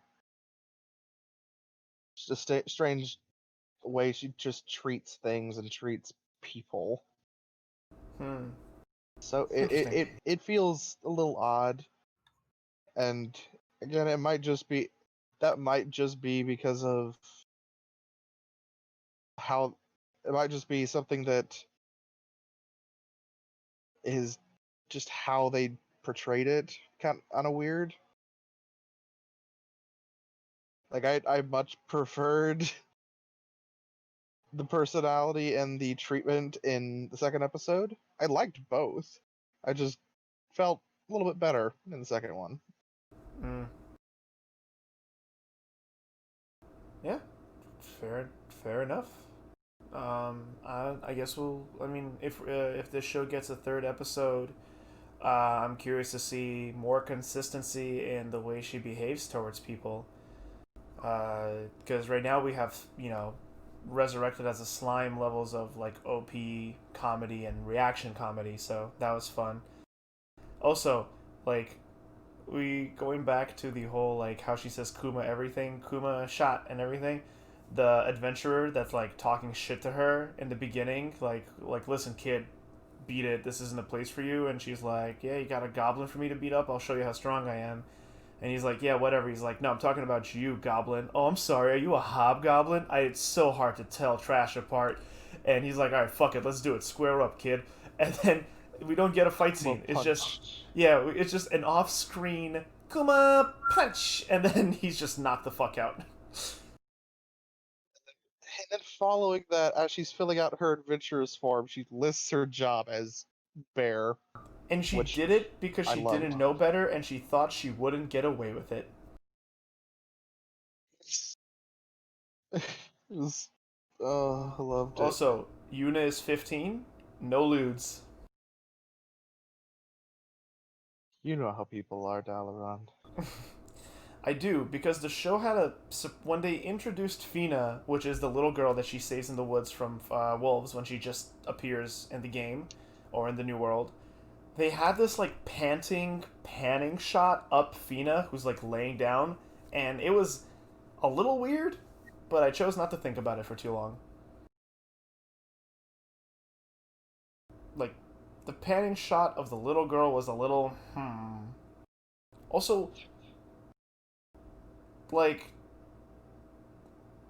am I? Did they make Fina crush on Yuna? Because it felt like they made Fina crush on Yuna. felt more to me like just looking up to her. Okay, I hope that's what it is. Just see like, oh, look at this veteran adventurer who's not a veteran adventurer, but look at this experienced adventurer. They're so strong. I want to be like them. Speaking of strong, Fina can. So there's a whole thing where Yuna is new to this world, so she doesn't fully know how it works. And while she has a whole bunch of money and power due to her items and wealth, she doesn't know how this game or world works. And as a result, when she defeats the monster, she's like, "All right, let's go." And Fina's like, "Are you not gonna carve it, or what's the dismantle? Right, is the term they use?" Dismantle it. Yeah. Yeah. And she's like, "What do you mean?" And Fina's like, "Well, if you dismantle creatures, you can sell its goods, eat its meat, and also get its like monster core or magic core or whatever." And Fina is very good at it. So at the end, they decide to make a contract, and Fina's gonna be her carver, dismantler, because she needs money to save her mom, who is sick, and feed her and her sister. And Yuna's like, "I respect the hard-working youth, even though I'm 15, so I'm also a youth, but fuck it, I like you, and we're gonna work together." I will say this, though. It was a little dumb that she had to save her twice from the same situation. I thought that was a little meh, but honestly, that's really the only bad thing about this episode, in my opinion. Well, Hmm? Gilly, I just think a you got good it. episode. Yeah, it's a good episode. Also, the god is kind of fucked. She mocks her through menu interfaces. It's kind of rude, but I thought it was funny. Mm-hmm. Also, I wish I could fall asleep as fast as Yuna did when she laid down in that bed. She just passed the fuck out in her bear onesie. Super jealous. Meep, you've been very quiet. I'm on a different planet right now, I guess. You I gotta have don't know fun with what it. else to say other than what I've already said. I was bored while I watched this. I didn't try to take any. Got bored. I was frustrated with how the first episode was handled. Like in hindsight, I was just bored. I didn't get anything out of the jokes because there's not really I just felt like there was no substance to it. I was just bored the whole time. It felt like I was felt like I was just watching nothing. This It made might me feel empty. this might not be your cup of tea. In that case, let's talk about the opening. It's moe garbage. That's all I can say about it. It was cute. It's moe isekai garbage. I don't know what you want from me. I liked it. It was nothing too spectacular, but it served its purpose. The song is like poppy and cute, similar to the show. The visuals are nice and moe with some nice original combat thrown in there. It did show the whole cast, which I'm 50-50 on, but it doesn't really spoil the season. The combat was, opening original, and for a show like this, it doesn't really matter. I like seeing the whole cast be revealed through the first few episodes, but It's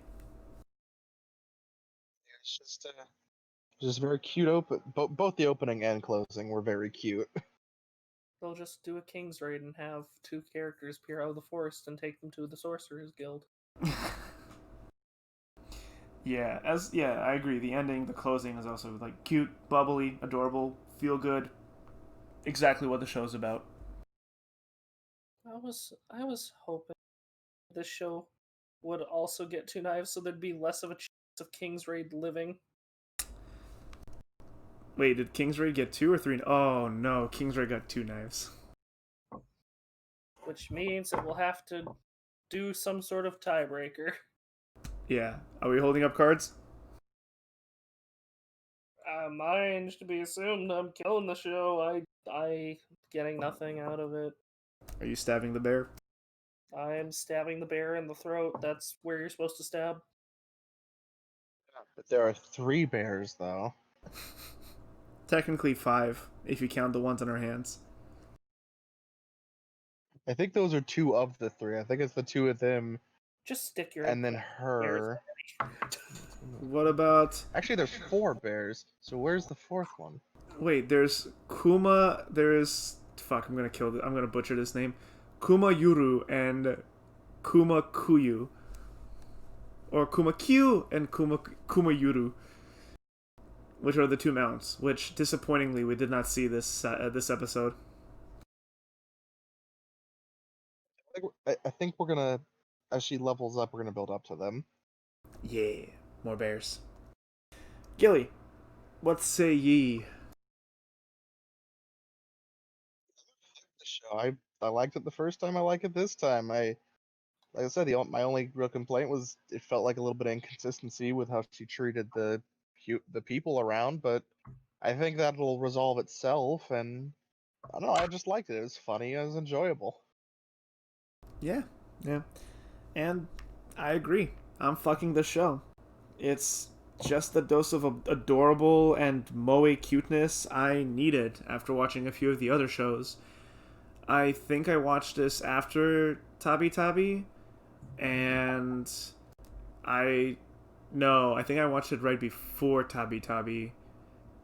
But regardless, yeah, it was the show doesn't take itself seriously, and as such, it gets a few laughs and chuckles from me. This is one I can just this is the show I can just like relax and enjoy some cute reaction humor and some adorable Kumas. Speaking of Kumas, did anyone else catch the title drop in the episode closer to the end? Yeah, I did.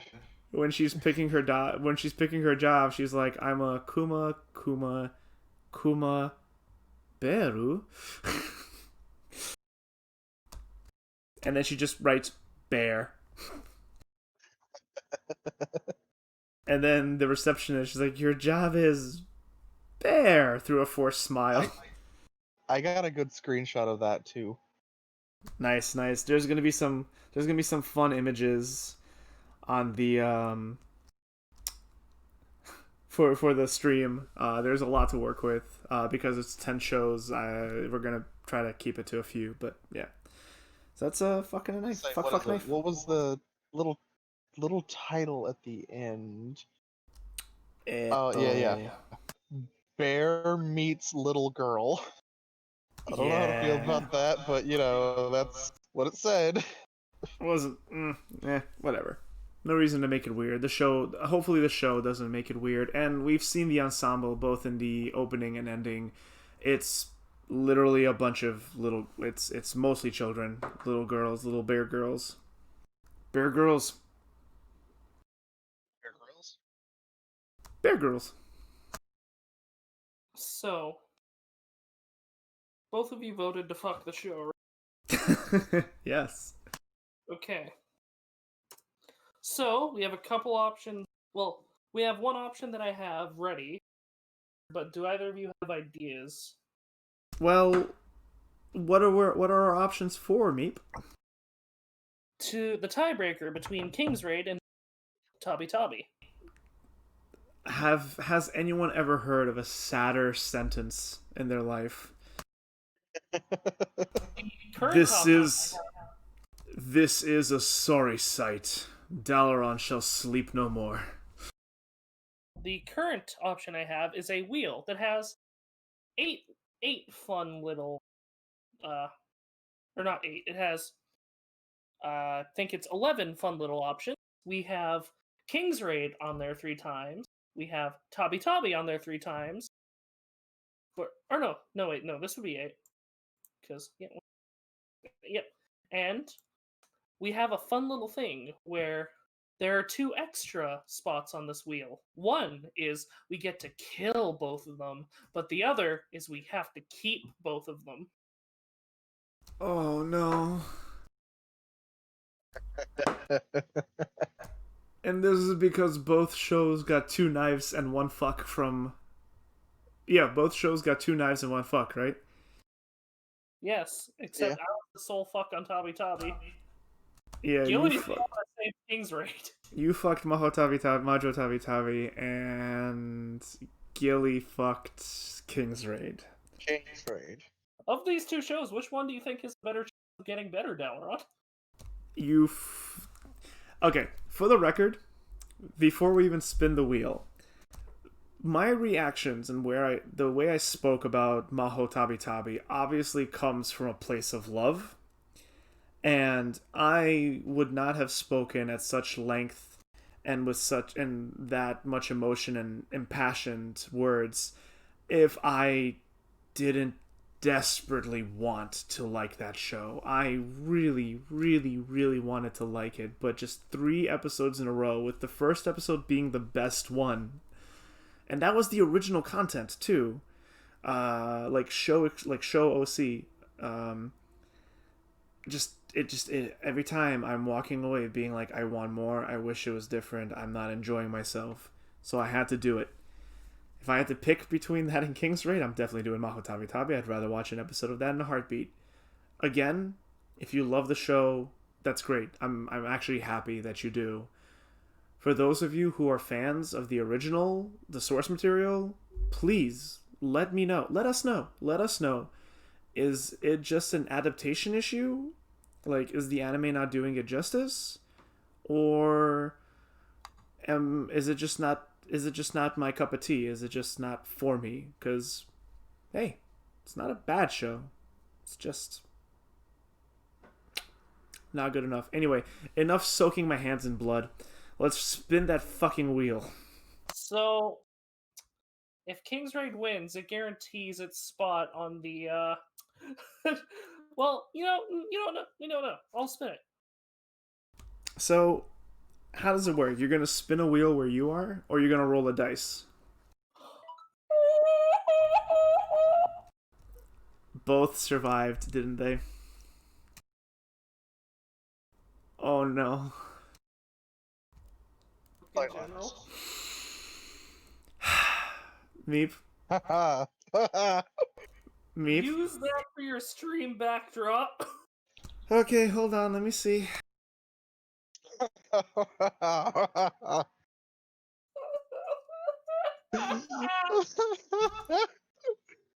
It lives another day.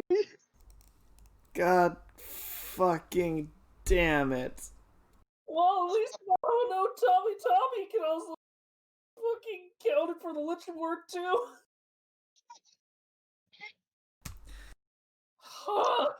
Oh, that's glorious. This is justice. Ladies So and everyone gentlemen. understands, Dalahan was right. Keep both. Ladies and gentlemen. We're keeping both. God damn it. I think I'm actually upset because that is another 24 minutes more, because I'm the one who finds all the makes screenshots all the stills for the stream. So that's another 35 minutes I'm not getting back of my life.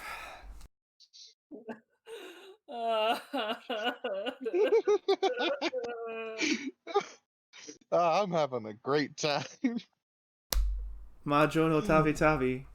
Can episode 4 be everything I want it to be? Okay, so since it's sticking around for another week, I was thinking about this when we were on break. What I wanted was either her actually living in these places and kind of doing this like really cool like peer into the world, or like a Magus Bride, but it's like a gallery. Like we go through these high magical places and just look at stuff. That's what I wanted the show to be. Not just like, here's a scary story. You have questions about the scary story? Tough. Tough titties. King's Raid, you better fucking do something good next episode. You have had 3 episodes. You have left the starting area. Please. Please do something. I'm holding out hope. That beast better die. I'm holding out hope that now that they've gotten the ridiculous amount of exposition out of the way, that they'll actually start getting into some meat. Once again, a show should not need 4 episodes to get good. Are you rolling the fucking wheel again? Is that what I fucking hear right now? And the second one I rolled was kill both.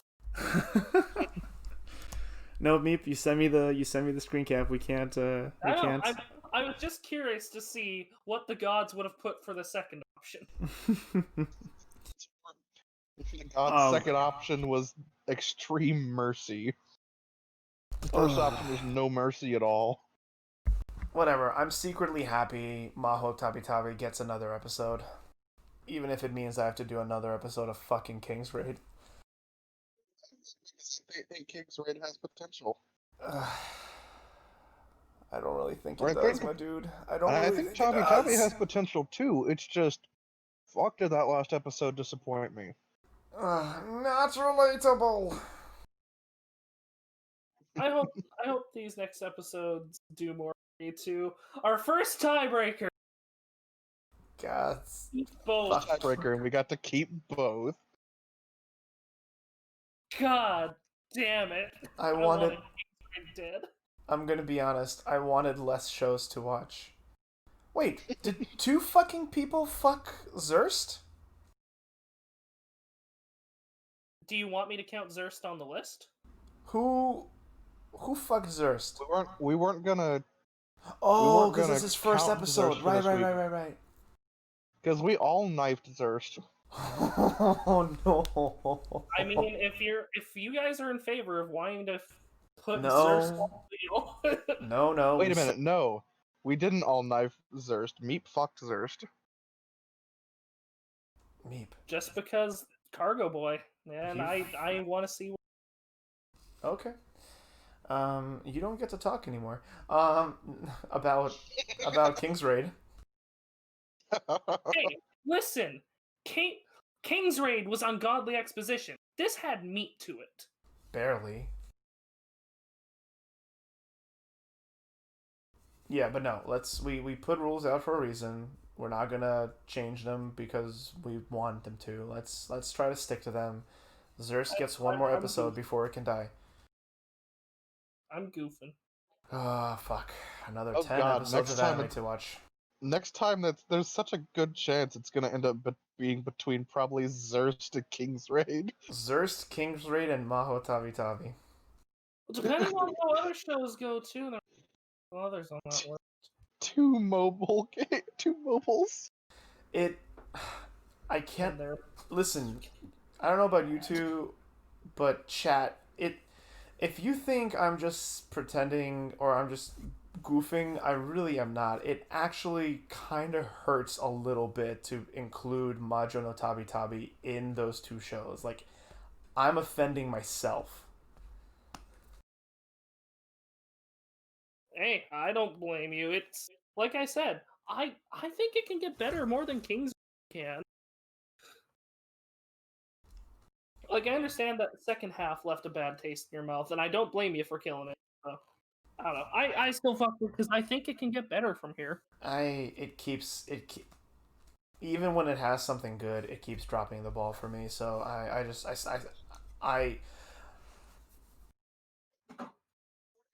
learned through personal experiences. Is my argument for King's Raid. So. I'd rather watch it. I don't know. Can't even say that. Can't bring yourself. I'd rather kill King's Raid first, because to my knowledge, 26 episodes. Zuerst is prettier to look at, so I'd rather see King's Raid go. Zuerst doesn't have someone shouting "Castle." I feel like you've never minded that in any other show you've watched. Oh no, I just never bring it up because I see no point. It's just, for some reason, it's Freya's voice actress that actually gets. You're trying to tell me you have an issue with Kagome? Inuyasha! Kagome! I've never seen Kagome. Listen, I think it's dumb in Dragon Ball. I think it's dumb everywhere else. But I usually watch the English where it's more tolerable. Goku,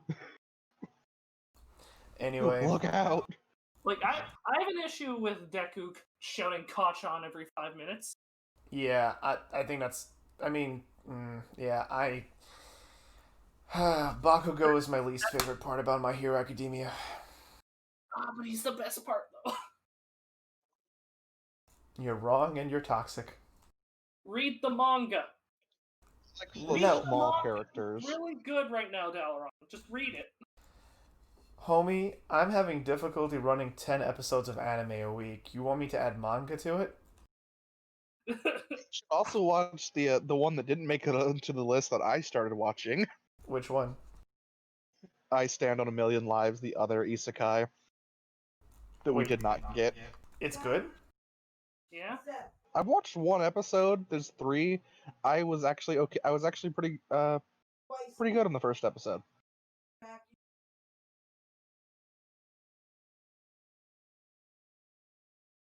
Huh, It interesting. was pretty good in the first episode.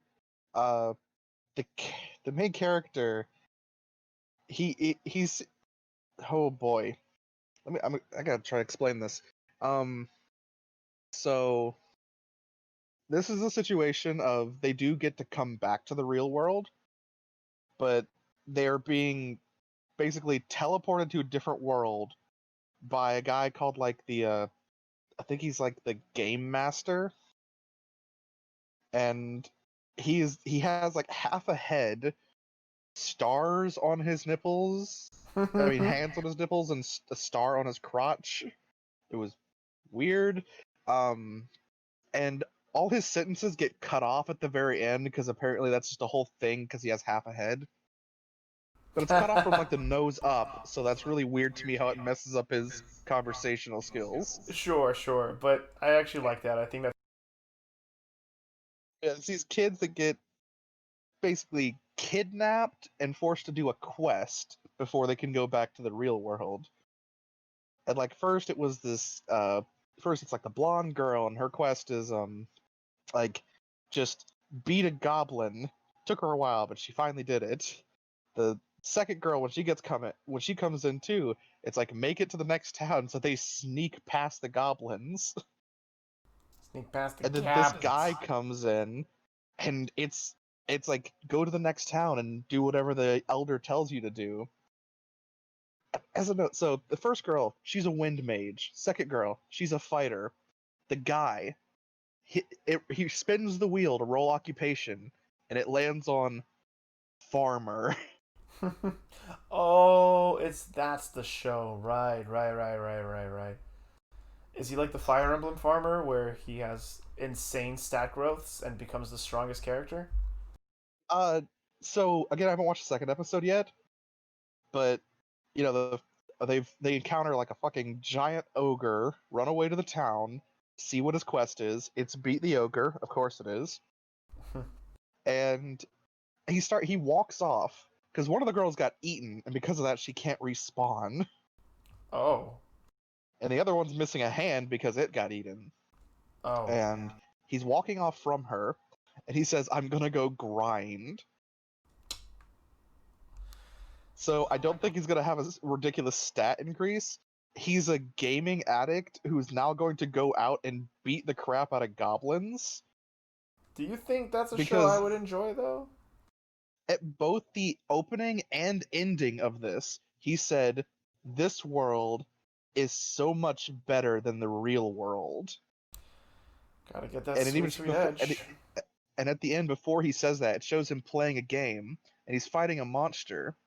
And there's a woman like in the cutscene in the game that's on the ground that he could help. He's not helping her. He's just fighting the monster to beat it. And he gets this fucking insane grin across his face, and then the outro. I'm not gonna lie, homie. This doesn't really sound like it's for me. I wouldn't think it'd be for a few people, but it drew me in. Alright. I Interesting. thought I'd give it a try, and I'm gonna be watching a few episodes of that. Interesting. For those of you sticking around to catch our after hold on. Gotta respond to Meeps. Connection dipped a little bit. Yeah. For those of you who are sticking around and watching us hang out and chat about the rest of the anime season, thanks. We're really glad to have you here, and we're going to give a proper farewell at the end of everything. But just a quick shout out for all of you guys catching the stream live. Thank you for coming around and hanging out and joining us for this little venture we're doing. And for those of you catching the VOD or the YouTube or the podcast, I mean, we'll say it as many times as we need to, but we appreciate you. We really appreciate you. It's your views and your attention and your feedback and your engagement literally makes this not only funner and a joy and a blast to do, but it also makes this possible. So, thanks, guys. And for those of you who followed and subscribed while viewing, well, know that I'll see you in chat to say a thank you, and we appreciate you so much. And as for the rest of the season, let's see, what are some of the things that I was hoping would make the list? Once again, big thanks to Team 4-Star for giving us permission to do this. Yay. Did you fix your connection thing? I think so, yeah. Sweet. Anyway, things that I was curious about. Hypnosis Mike Division Rap Battle, Rhyme Anima. If it wasn't going to be Fruit Tart, I was hoping this would make it. Studio that made Sword Art. I don't care. It's a post-world where women dominate the government and all combat is done through rap. I remember seeing that, and it's so. It is a level of weird that just pushed me kind of away from it immediately. It's either the worst thing ever, or it's either going to be super fucking cringe, or it's going to be fucking amazing. There's also, let's see, Taiso Samurai, which is like a gymnastic anime. That one actually looked good. Yeah. What else? There's Iwa Kakeru, Sports Climbing Girls, which I will not disclose the reason I wanted to watch that show. Yep.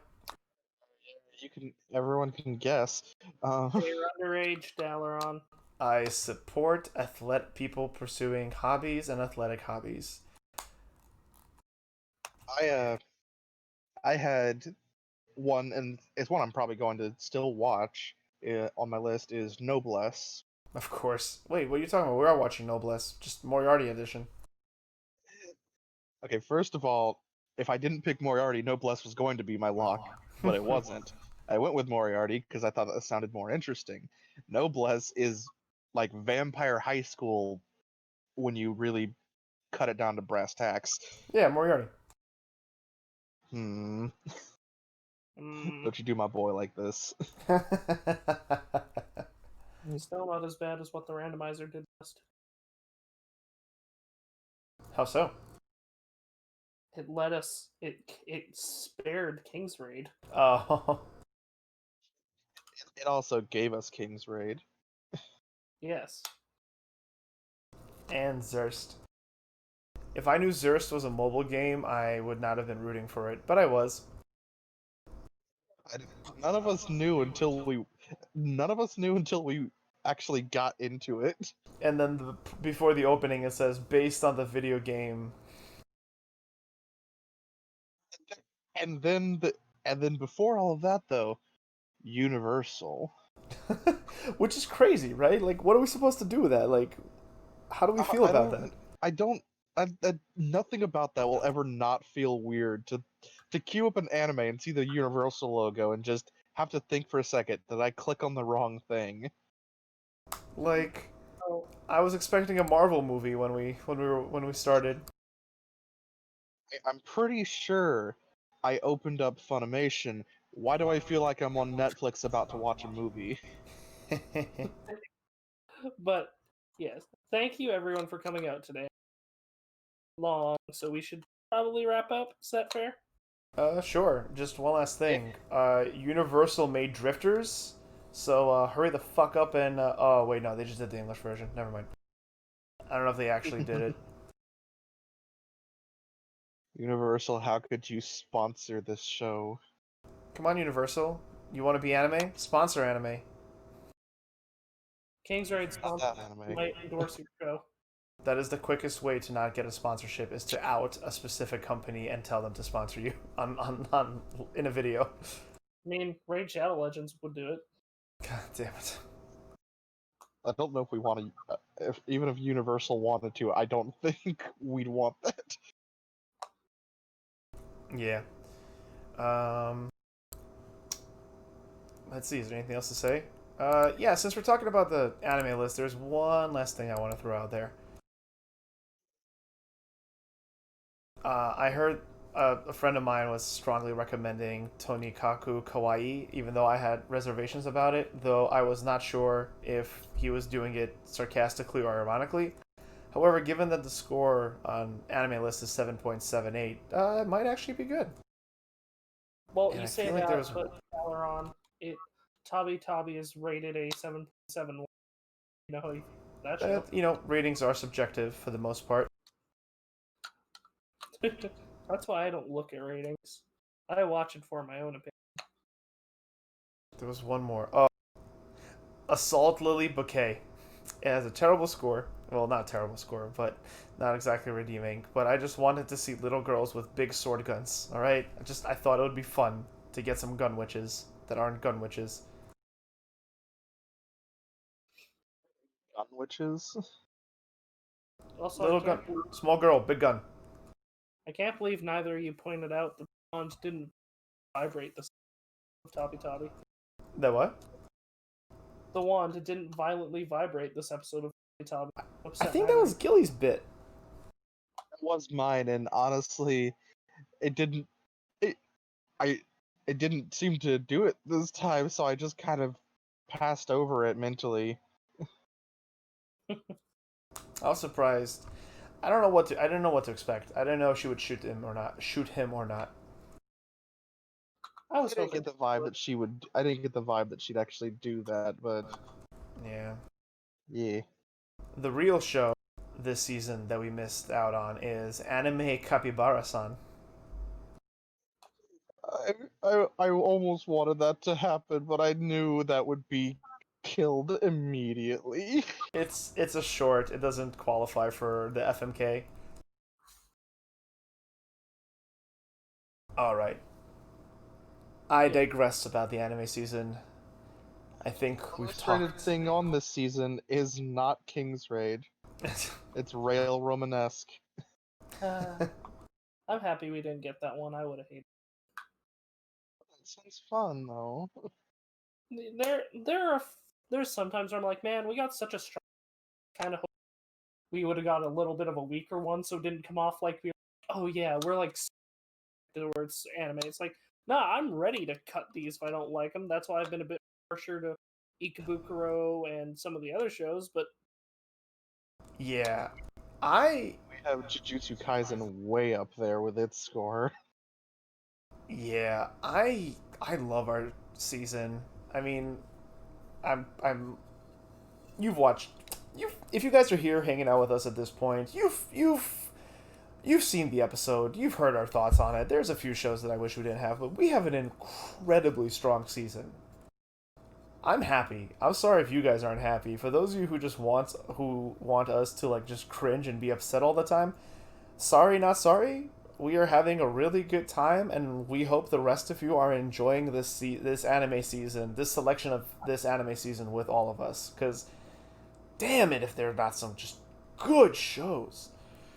see, If they're looking for cringing, they'll listen to the two of you whenever King's Raid comes around, and they can listen to me whenever Adachi to Shimamura happens. and they can listen to me whenever Kuma Bear. Or they can go to the segment where we talk about the sexuality shown in Tart. Ooh. Also, I Look did it up not on read that. that name correctly. But I digress. Thank you for all coming out. We will see you next week with our full list of shows again. Once again, except this time, everybody's on the chopping block. Yep. You know, There's a good chance that we might actually lose something. you know, last week I can't remember who it was. It might have been me that brought it up. Like, because someone asked, should we wait until everything had a second episode to kill something? Yes. Well, the wheel made the decision for us. I stand by it. I'm with. I think that's. I think that was the right call. The wheel made the decision for us. We won't get to kill something. All right, guys. Appreciate you all hanging out with us. For those of you who watched until the end, really appreciate you guys too. And yeah, as always, shall we do our outros? Meep, where can they find you? I am Meep, also known as Soul King 777. I'm working on a official Discord, possible official Twitter if this gets anything to warrant it. I will, if I'm around during next stream, I will share the link to the Discord. Yeah, catch us on the stream or the VOD, or we'll link it in the. Keep an eye on the doobly doo, and we might include it in there or in the comments. Yeah, if not, I'm sure Dalaran will link it. I'll actually go to that Discord now. Yeah. Meep appropriately cutting in and out at the very end. But everyone heard you. Gilly! Say I've the been line, Gilly. Gilly. I've been Gilly. You can't find me anywhere. I'm unknown. He's killed all his accounts. Not because of any of you, just because before this, even. All my accounts have been dead for years, just like me, but on the inside. And as always, I have been Dalaran. I've been Dalaran. There we go, that sounds better. As always, I've been Dalaran. Sports climbing girl Dalaran. A sports climbing girls enthusiast. You know what? No, I'm not gonna finish that because I'm not. Someone's gonna clip that out of context, and I don't need that in my life. Anyway. Twitter.com. Oh no! Don't clip that. Anyway, I've been Dalaran. You can catch us streaming live every Monday or Tuesday, depending on our schedule and ability to put out this episodes on twitch.tv Dalaran Quest. That's DALARON Quest.